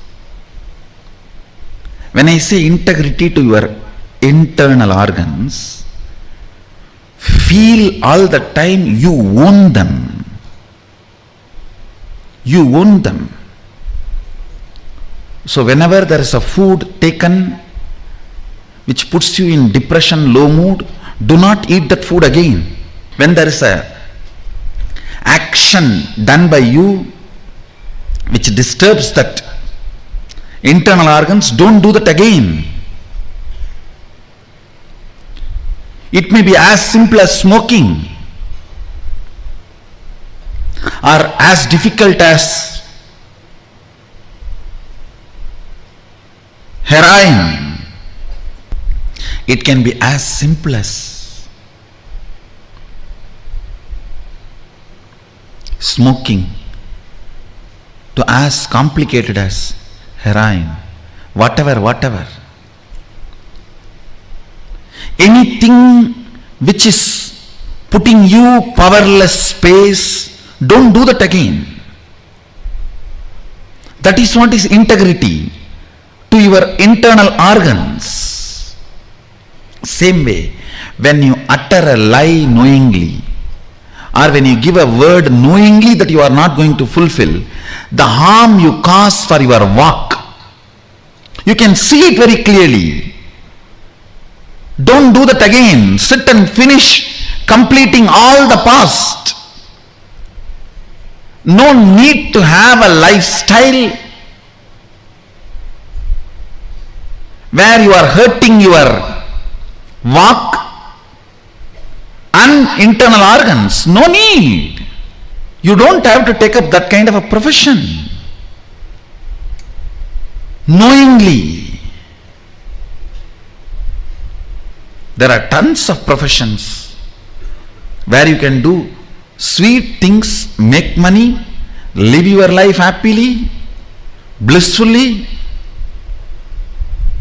be out of the matrix. There are thousands of things you can do it without harming your walk, harming your intra organs, anandagandha. Integrity to the internal organs and intra organs. For example, if you eat non-veg, you feel dull, tired, heavy, then decide, I am going to complete with this pattern. What is it that pulls me to eat non-veg? Is that the food, the way it is presented, or the tongue, the experience of the tongue when I am chewing? What is it? Find that pattern and complete.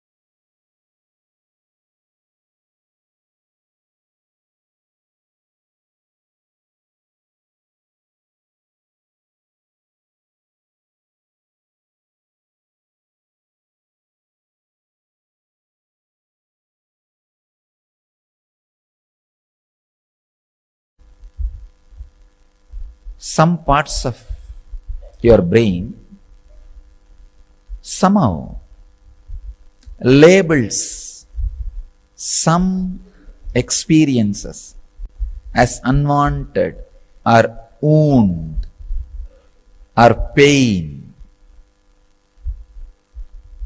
then that part is forcibly, purposely dumped into the archive section. Unretrievable archive section by your own decision.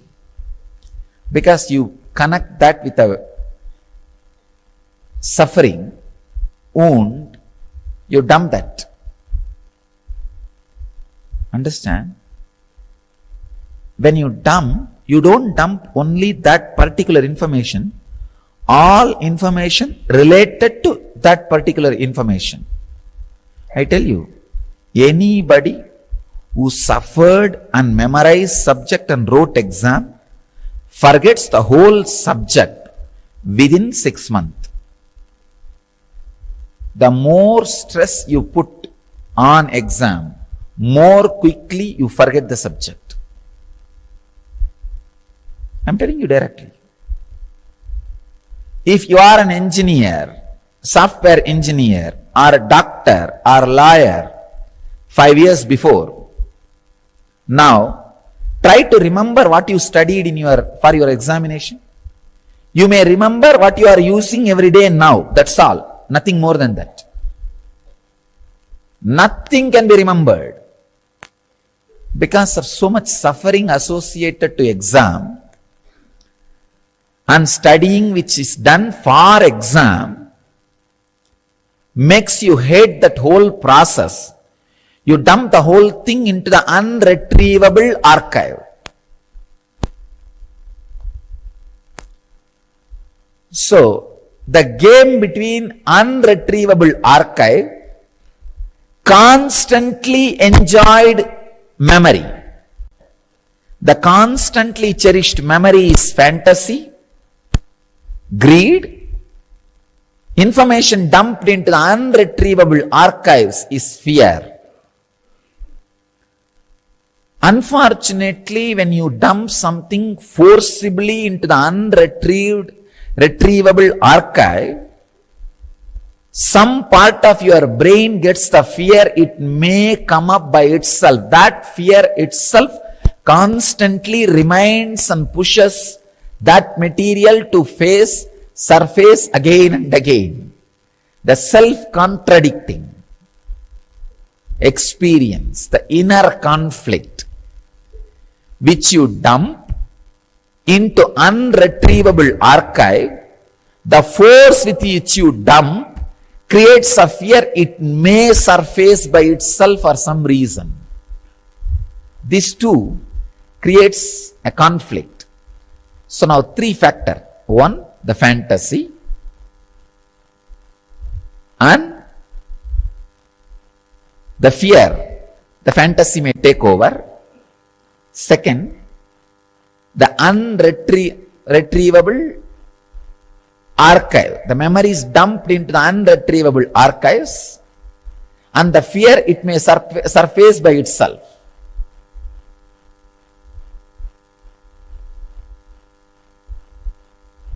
Third important factor is the inner conflict between these experiences.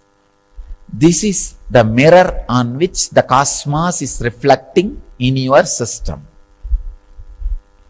That is why I say, whatever you see, whatever you hear, do not believe. And outside the video and the scene which is shown to you, it is done inside your brain. So much of morphing is happening inside your brain. Misrepresentation, manipulation, and morphing done inside your brain is what I call Maya.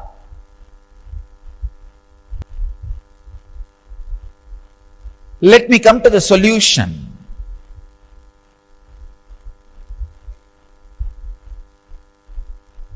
If the Brahmanda reflects on Pindanda, if the macrocosm reflects on microcosm, as it is enlightenment.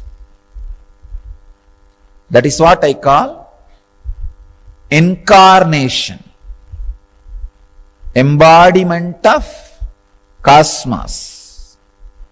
You don't need to be born as incarnation.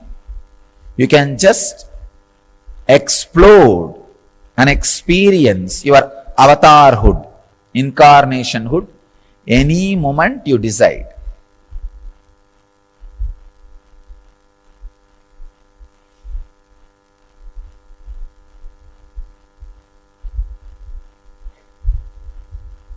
If the macrocosm reflects on microcosm without manipulation, misrepresentation and morphing, you are an incarnation. When the 3M happens, you are caught in the big M, Maya.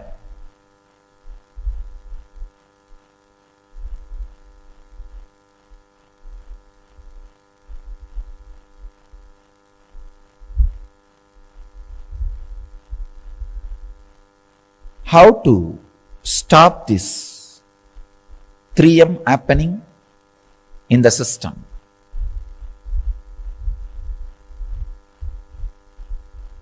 When the 3M put together, the 4th M, big M, Maya, what is the solution for the 4th M?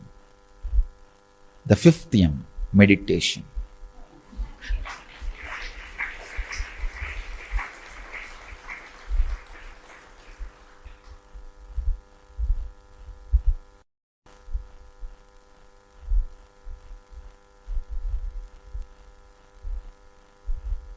Even the 5th M is nothing but the solution for this problem, to stop this morphing, manipulation, misrepresentation. This 3M creates the 4th M, Maya problem. The solution is 5th M. The technique, how to do the 5th M, is nothing but just Mahamantra. Intense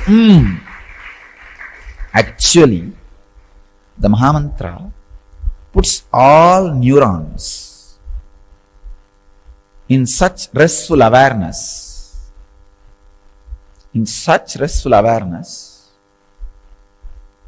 morphing, misrepresentation, manipulation is just stopped, at least for a few seconds, and macrocosm reflects on microcosm as it is. When the macrocosm M is not reflecting on microcosm M properly because of 3M, the solution M is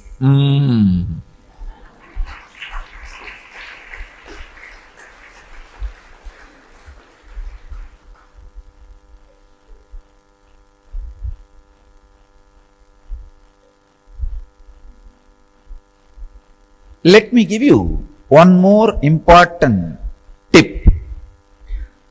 The revelation, truth. With this understanding, this Mahamantra technique, the intense humming will very deeply work on you. First thing, bring your awareness to manana. Manana means, what am I? What is really going on in my brain? What are the memories I am dumping into unretrievable archive? I can say trying to dump into unretrievable archive.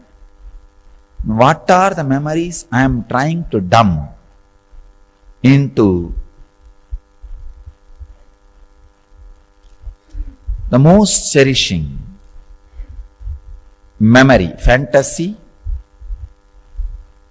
Just simple few minutes of looking. Everything will boil down into what am I? See, when that what am I, who am I starts, first thing you will feel is the identity which you carry, which is a mixture of body and mind.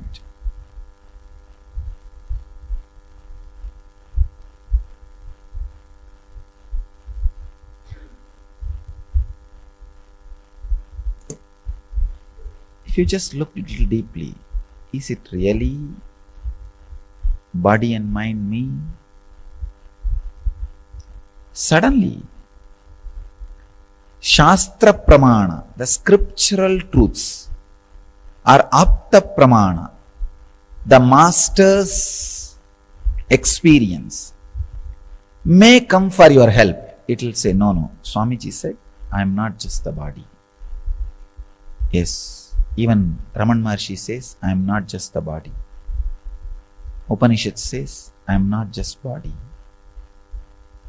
When these Shastra Pramana and Apta Pramana comes to your help, how much of Vidarka you have, that much these two will become Atma Pramana.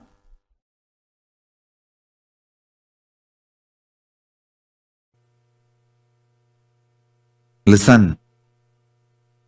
Person who can play with long numbers digitally and linguistically will not fall sick, because the ability of brain handling number and language simultaneously increases the brain's capacity to automate all the automatic actions needed to happen in your body to keep your body and mind healthy.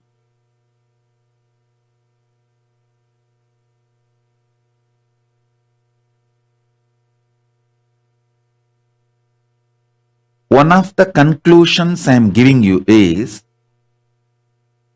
our grandparents who knows the table by heart, 100 into 100, they will tell simply in 1 second, live long, healthy, because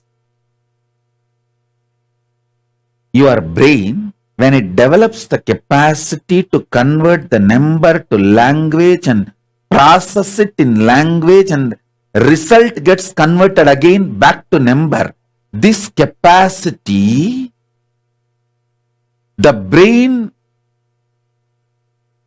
simultaneously develops the capacity to give command to your liver, kidney, intestine, everything to work synergetically.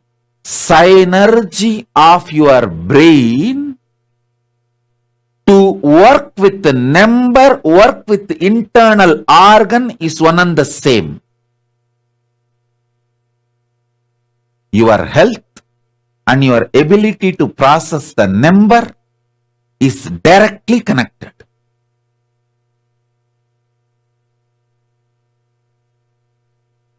The Iyengars, Ayers, who eat so much ghee, curd, they will have a huge stomach. You will never hear them having heart attack and dying young. They will have huge bellies. You won't hear them having heart attack and dying young. They will be living 90, 100, comfortably pulling that huge belly.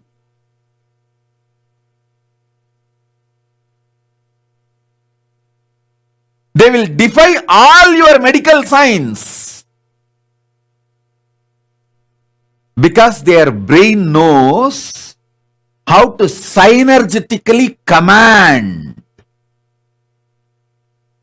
all organs,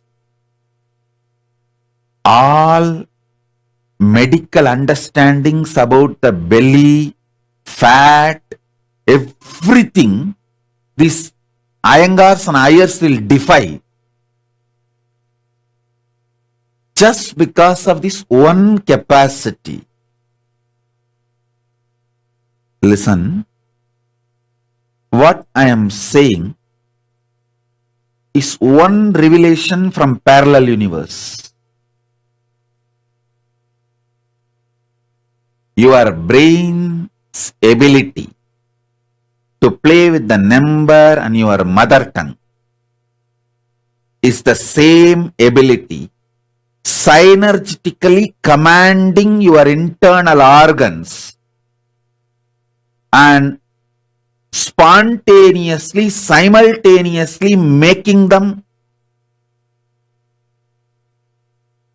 alive, aligning each other. Your ability to convert the digit into mother tongue straight makes your liver active intensely.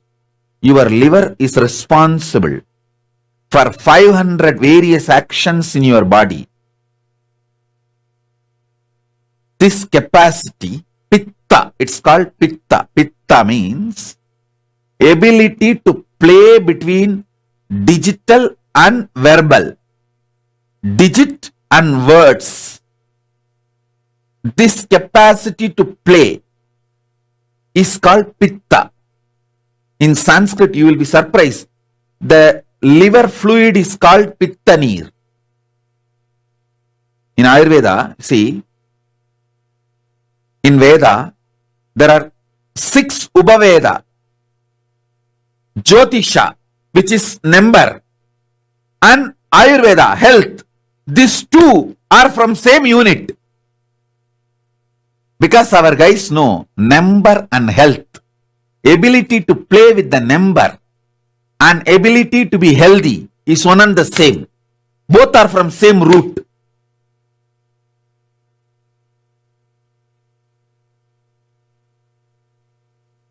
If you understand astrology, you will understand health science. If you understand health science, you will understand astrology.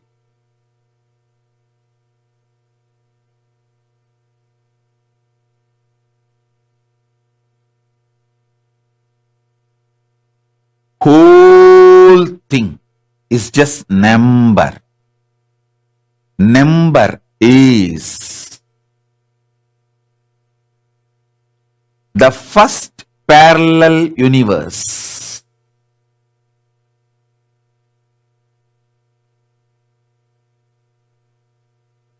Jyotisha Ayurveda interconnection itself is just number.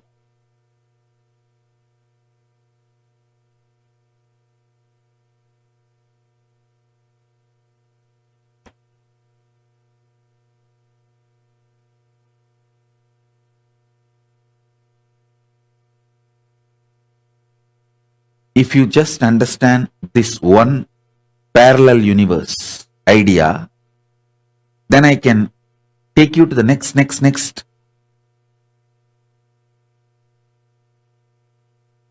Parallel universes, parallel multiverse.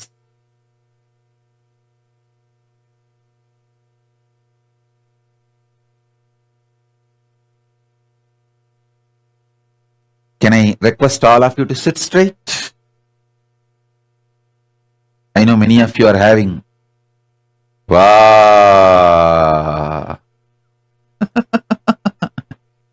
Listen, just meditate on 1,000 crore. You will become fresh now. 1,000 crore. Don't try to skip. Don't try to escape from the number of zeros. For 1 crore, how many zero? Then naturally you have to calculate for 1,000, 3 0. For 10,000, 4 0. For 1 lakh, 5 0. For 100 lakh, 7 0. And then 1,000 crore means 7 plus 3, 10 0. 1, that 10.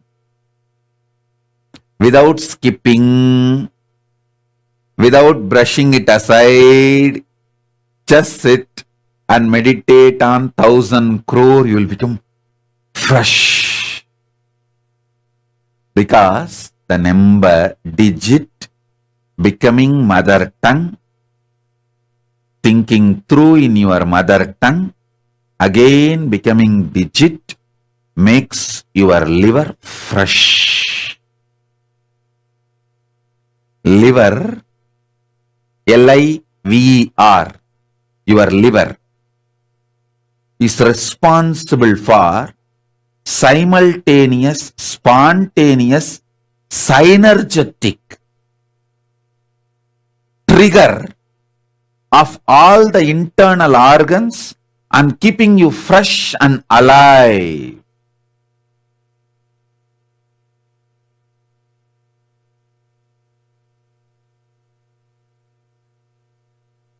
Then just think, crore, crore.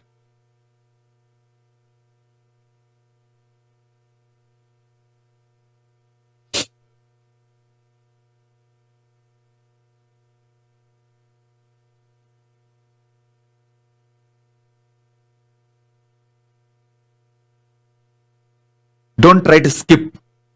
Don't think, what am I going to do? Thinking of crore and crore. Whenever I need to calculate, I will pick up calculator or a cell phone or Apple Watch I have. If you are thinking your Apple Watch is enough for you to calculate numbers, the Apple Watch company fellow will become rich. If you depend on your brain, not only you will become rich, I tell you, listen. If you can handle larger numbers in your head, you will be beautiful. Because the symmetry of the body and ability to handle the number is one and the same. Hey, listen. Beauty is not related to shape of the body. It is related to symmetry of the body. Symmetry means how it flows in the eyes of the other. How it flows in the eyes of the other. That is the symmetry.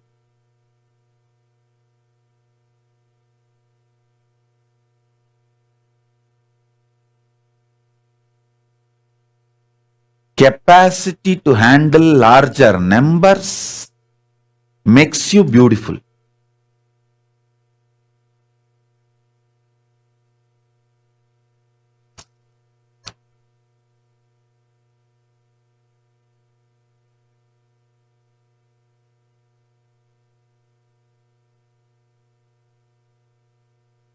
There is so much in the number. I tell you, number universe is the first parallel universe. The statements I am making, all of them are absolutely logical and truthful.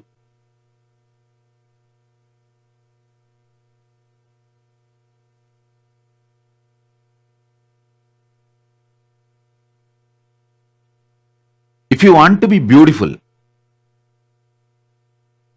trust your ability to handle process numbers than beauty parlors. Beauty parlors may make some small changes in you, but the game of playing with numbers internally will make your internal organs alive, fresh. I tell you, if you can play with the numbers inside your brain, it is equivalent to doing 1 hour yoga. 10 minutes without getting tired, without skipping, playing with numbers in your brain is equivalent to 1 hour yoga.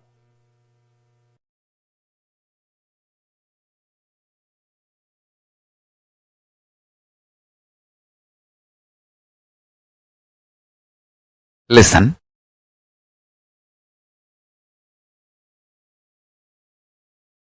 I am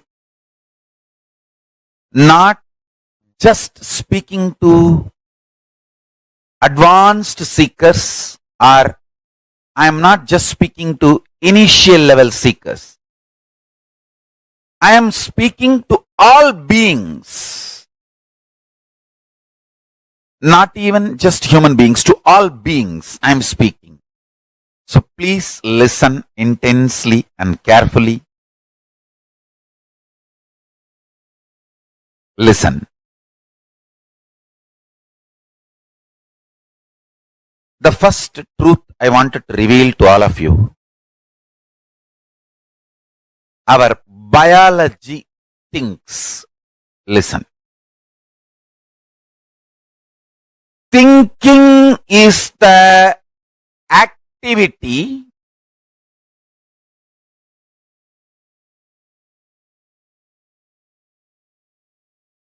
that affects directly one end, the consciousness, the other end, tip of your fingers, nails, tip of the hair. I mean, the whole thing is directly involved, affected in thinking. Understand? I'm using 2 words. Your nail, the fingertip, or tip of the hair. Don't think it is not involved in thinking process. It is only affected by thinking process. No. No. I'm using 2 words. Consciousness, one end. The other end, your biology. Whole thing is involved, responsible and affected by your thinking. Involved in your thinking, responsible for your thinking, affected by your thinking. Understand, please understand, do not think only your mind thinks, or only your neurological parts are cognizing. No. I am revealing the Sankhya, multi-dimensional logic of thinking to all of you. Please internalize. You can become enlightened today. Please internalize. You can become enlightened today.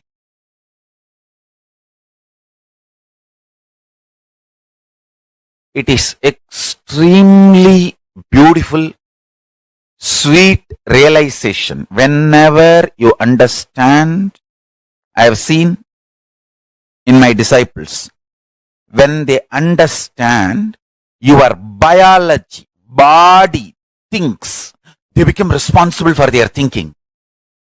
Whenever you think, your mind thinks, you think, oh, somebody else, not me. Because you feel more grounded with your biology than your mind and other components. Listen carefully. One important dirty secret is you start thinking before even knowing how you think. You start thinking without even knowing how you think. You start thinking without even knowing how to stop thinking. These 3 are the dirty secrets. You start thinking before even knowing how to think. You start thinking before even stopping how to think. And you start thinking without even knowing how to think. Without knowing, before knowing, without knowing how to stop. All these three is responsible, sure shot, sure recipe for destruction.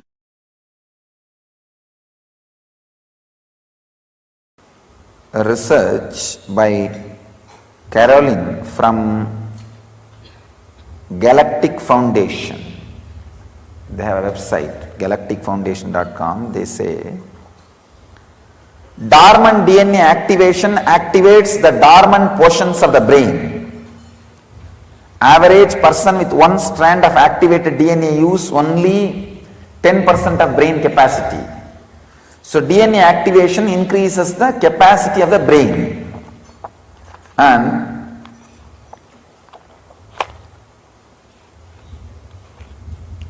this is one truth, how the activation of DNA, the second strand, third strand, the next strands activates the capacity of brain. There is another one research, Dr. Rick Strassman states, so his research says, DNA activation in turn activates the pineal gland, Anya Chakra, located in the middle of the brain, at the back of the third eye region. It is called seat of the soul. Inside the pineal gland is the master cell, which is the master key to all our functions, from color of our hair to the way we wiggle our feet. This master cell in the pineal gland has the youth and vitality chromosomes responsible for aging process. Activation of this gland leads to increase in melatonin secretion, responsible for anti-aging. Melatonin is anti-aging hormone.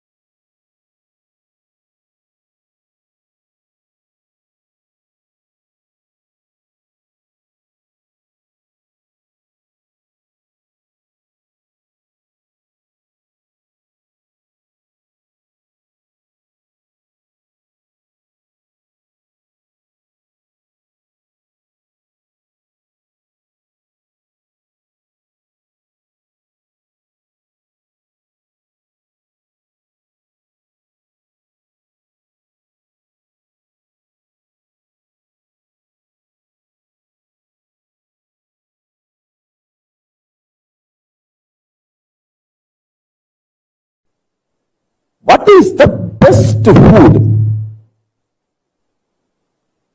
I thoroughly studied, with the grace of Paramashiva, a thorough study. The best food is all all the things your body has already collected, processed and stored inside you. Whether the fat or anything your body has already stored inside you is the best food for your body. It means if you want to become healthy and live long, allow body to eat all the things it has already procured and stored inside. Stop dumping too much food from outside. Allow body to eat itself. See, if you store too much grains and don't use it, rats can come, so many things can happen and it can become poison. Same way, the fat, undigested food, many things which is stored inside you, if you don't eat them, if you don't use them up, or if you don't flush them out, they can become poison. Best thing, allow your body to eat itself. Everything it has collected, accumulated and kept inside, and whatever it cannot eat, digest, make it as part of itself, let it send it out, let it flush it out. The most powerful, important, best food for your body is what your body has already accumulated and stored inside. At least 2 days every week, allow your body to eat itself. Lankanam parama aushadam. Fasting is the greatest medicine. Lankanam parama aushadam. Allow your body to eat itself. If you just stop eating 2 days a week, maybe you can take it like 1 day for Paramashivam, 1 day for Guru. That's it. Just 2 days in a week. Stop eating. Then your body will start eating itself. And if you just juice, drink herbs, herbal teas and juices, there are even herbal coffees, herbs added hot chocolates, you can drink any of that.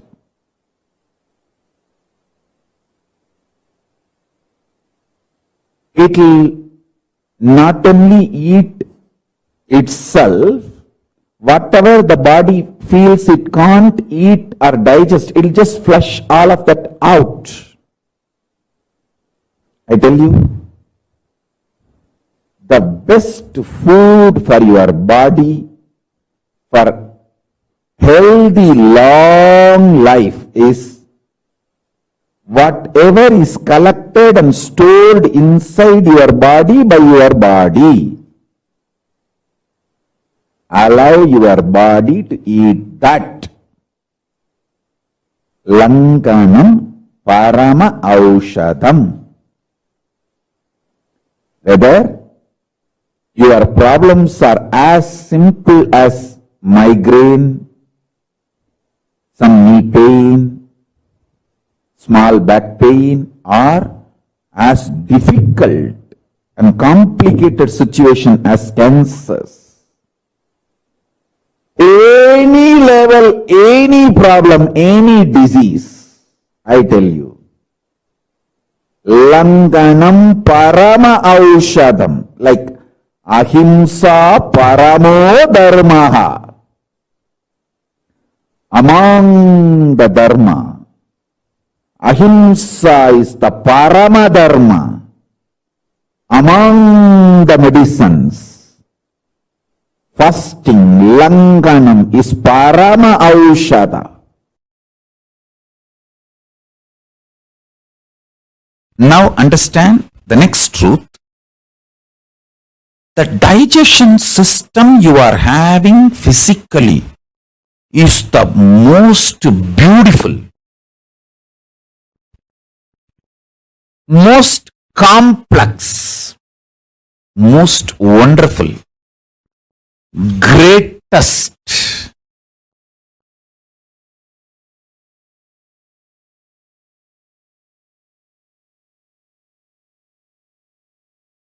most powerful digestion system in the whole universe, not just comparing with all the animals and other species,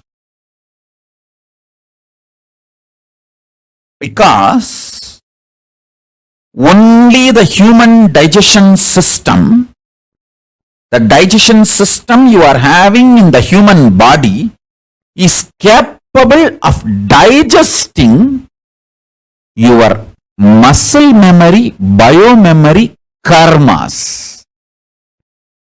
Listen. The food inside your stomach can be considered as a physical karma. Memories in your muscle memory based on your habits, patterns, that can be called as muscle memory. Memories in your biomemory, which forms your obsessive compulsive reactionary patterns. Your compulsory reactionary behavior, which is deeper than your day-to-day habits, that is called biomemory. I thought fasting will help the body. How can that clear certain karma? So I asked him. He switched off the radio and he said very beautifully, see how that radio works? That sound waves are there. The radio receives that waves and sings or makes the voice, volume, noise, whatever it is. If we stop the radio, it's not that the sound waves disappear, but that radio stops receiving and making the noise, making the sound. Same way, when you do fasting, the biomemory, muscle memory which is inside you, which attracts karmas and makes those karmas manifest ill effects, bad things in your life, that gets stopped, disconnected.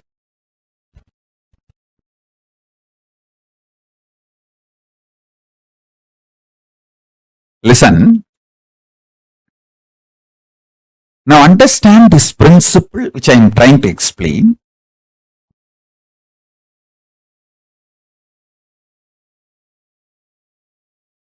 You have amazing digestion system. Even if you are fat, even if you are medically diagnosed with digestion problems, your digestion system is amazing. Don't worry.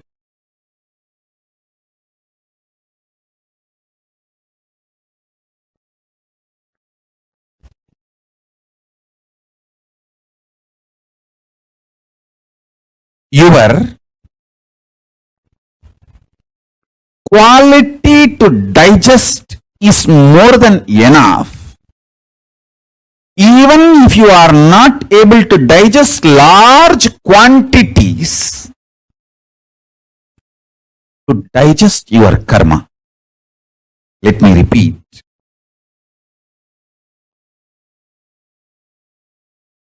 Your quality, ability to digest is enough to digest your biomemories and muscle memories, even if you are not able to digest large quantity of food in your stomach. See, when you are not able to digest large quantity of food, that is when you become fat and obese, all the other sicknesses, diseases related to digestion starts, your health deteriorates. Even that kind of a body is capable of digesting your biomemories and muscle memories.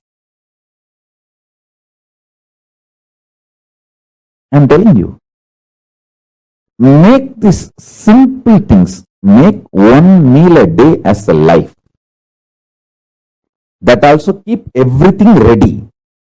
The smell, hot food, fresh food. And naturally all the patterns, parasites, everything will be triggered inside you. You'll be already hungry and the smell of the food, but you can't eat because you have to do the puja now. Once you keep everything ready. The delayed gratification. So after the puja, if you eat, you will eat exactly what you need, how much you need. The whole process of eating will not tire you, it will empower you. I'll give you an example. If you start taking haritaki powder, kadka pudi, haritaki powder, don't think it will only cleanse your intestine and it will only work as a laxative and you will become healthy. It's only a small effect of haritaki powder. Every night, if you take haritaki powder, not just it will bring you health, it will remove all the parasites from your muscle memory, intestine. When the parasites are removed, suddenly many of the addictive patterns will lose power over you. Just by haritaki powder, I have de-addicted so many people from smoking, alcohol, multiple drug addictions.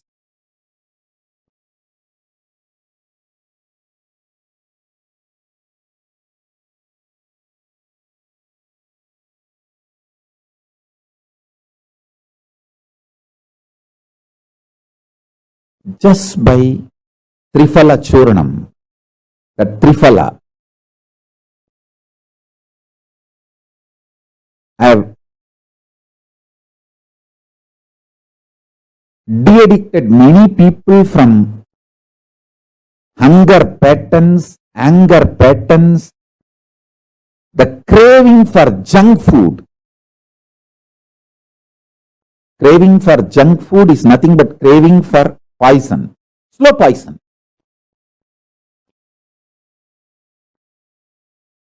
Knowing it is a poison, knowing it will disturb your health, knowing it is going to disturb your health.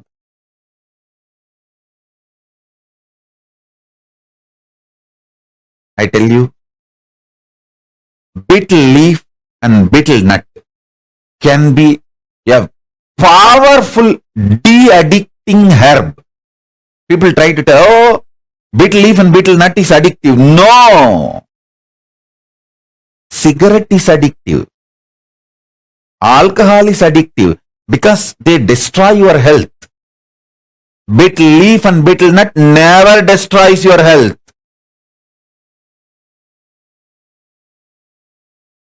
Don't add any items like lahiri or the other drug type of items. No. Simple betel leaf, betel nut is highly healthy. It is actually de-addicting substance.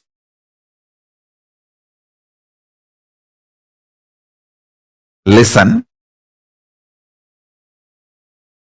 Food should be nourishing, tasty, making you healthy. Nourishing means you should feel fresh after eating. Tasty. You should feel very pleasant while you are eating and after eating. Healthy. It should keep you health for a long time. Listen. These are the definitions of Ayurveda. Don't eat which is not nourishing after eating. If you feel tired, giddy, don't eat that food. Same way, don't eat which is not tasty. Because you will not continue the diet if it is not tasty. It should be nourishing, tasty. It should keep you healthy for a long time. Long-term healthy. Betel leaf, betel nut and all will fall in this category. Nourishing, tasty, keeps you long time healthy. Listen.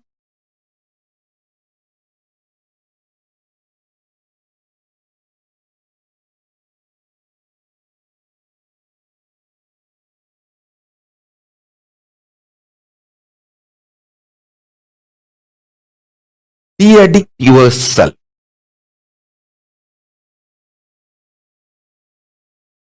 From all the sense-based addictions.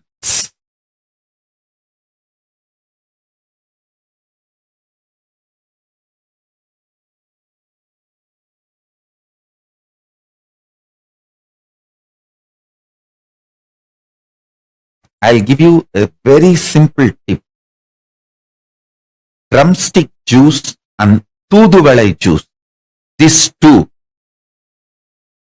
will make men, women both very strong physically. You will get out of porn addiction. Understand? Men, women, both. Whoever has pornography addiction, take these two juices. Drumstick leaves, moringa leaf juice and Tuduvela juice. These two makes you highly potent and highly strong. Understand? Don't try to understand, don't try to be brainwashed by the modern introduction ideas about sex. Listen. Almost all of you in the modern world,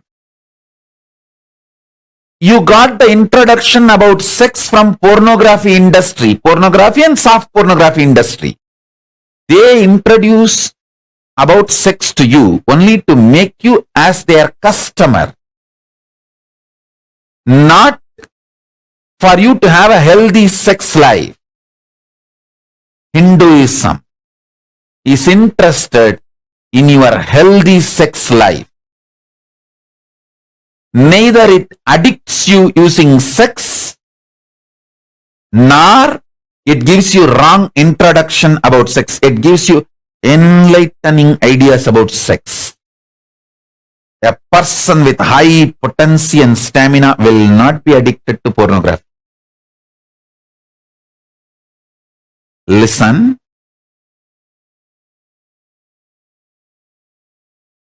These two Muringe leaf juice, Toothuvela juice can absolutely de-addict you from all porn addictions.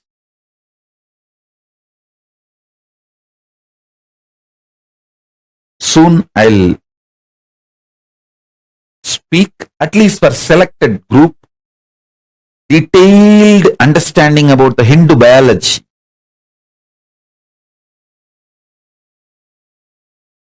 Those revelations need to be told to the world because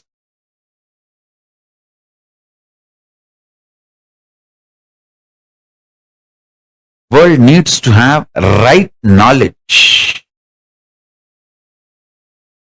from Paramashiva himself directly.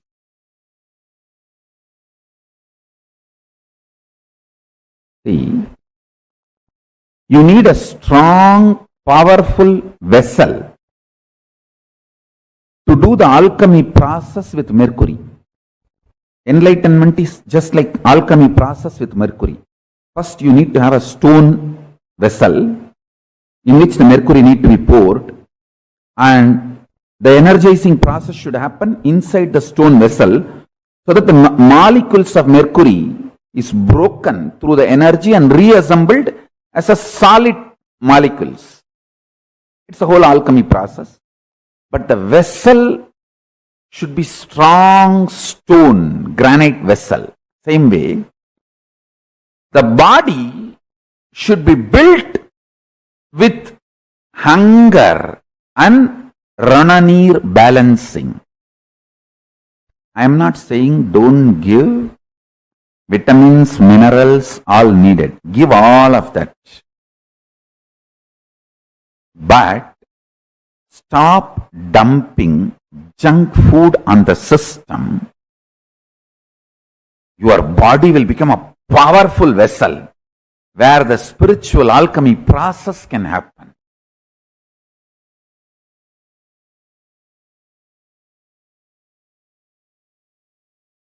Yajnavalkya Smriti says beautifully, the best detox, Kala, Agni, Karma, Mrit, Vayu, Mano, Jnanam, Tapo, Jalam, Paschatapaha, Niraharaha, Sarve, Ami, Suttihetabaha. Nirahara is the last but most powerful detox. Work on the body. Work on your body intensely by more and more nirahara. Keep yourself hungry. Whole day you should feel the fire of hunger.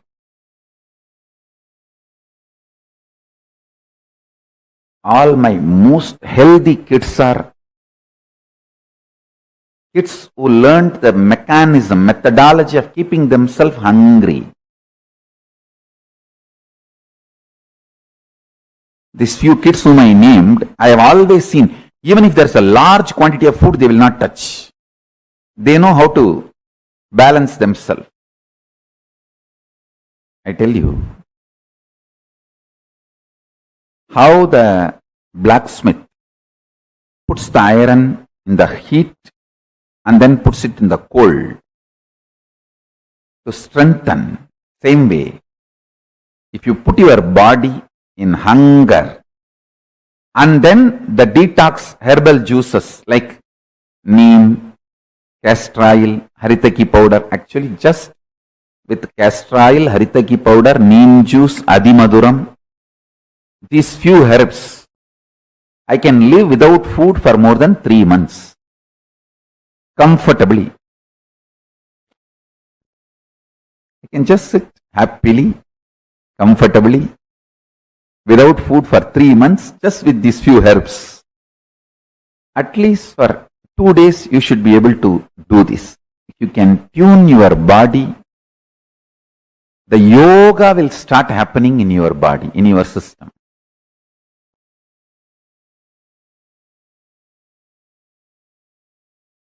Listen to this instruction very carefully.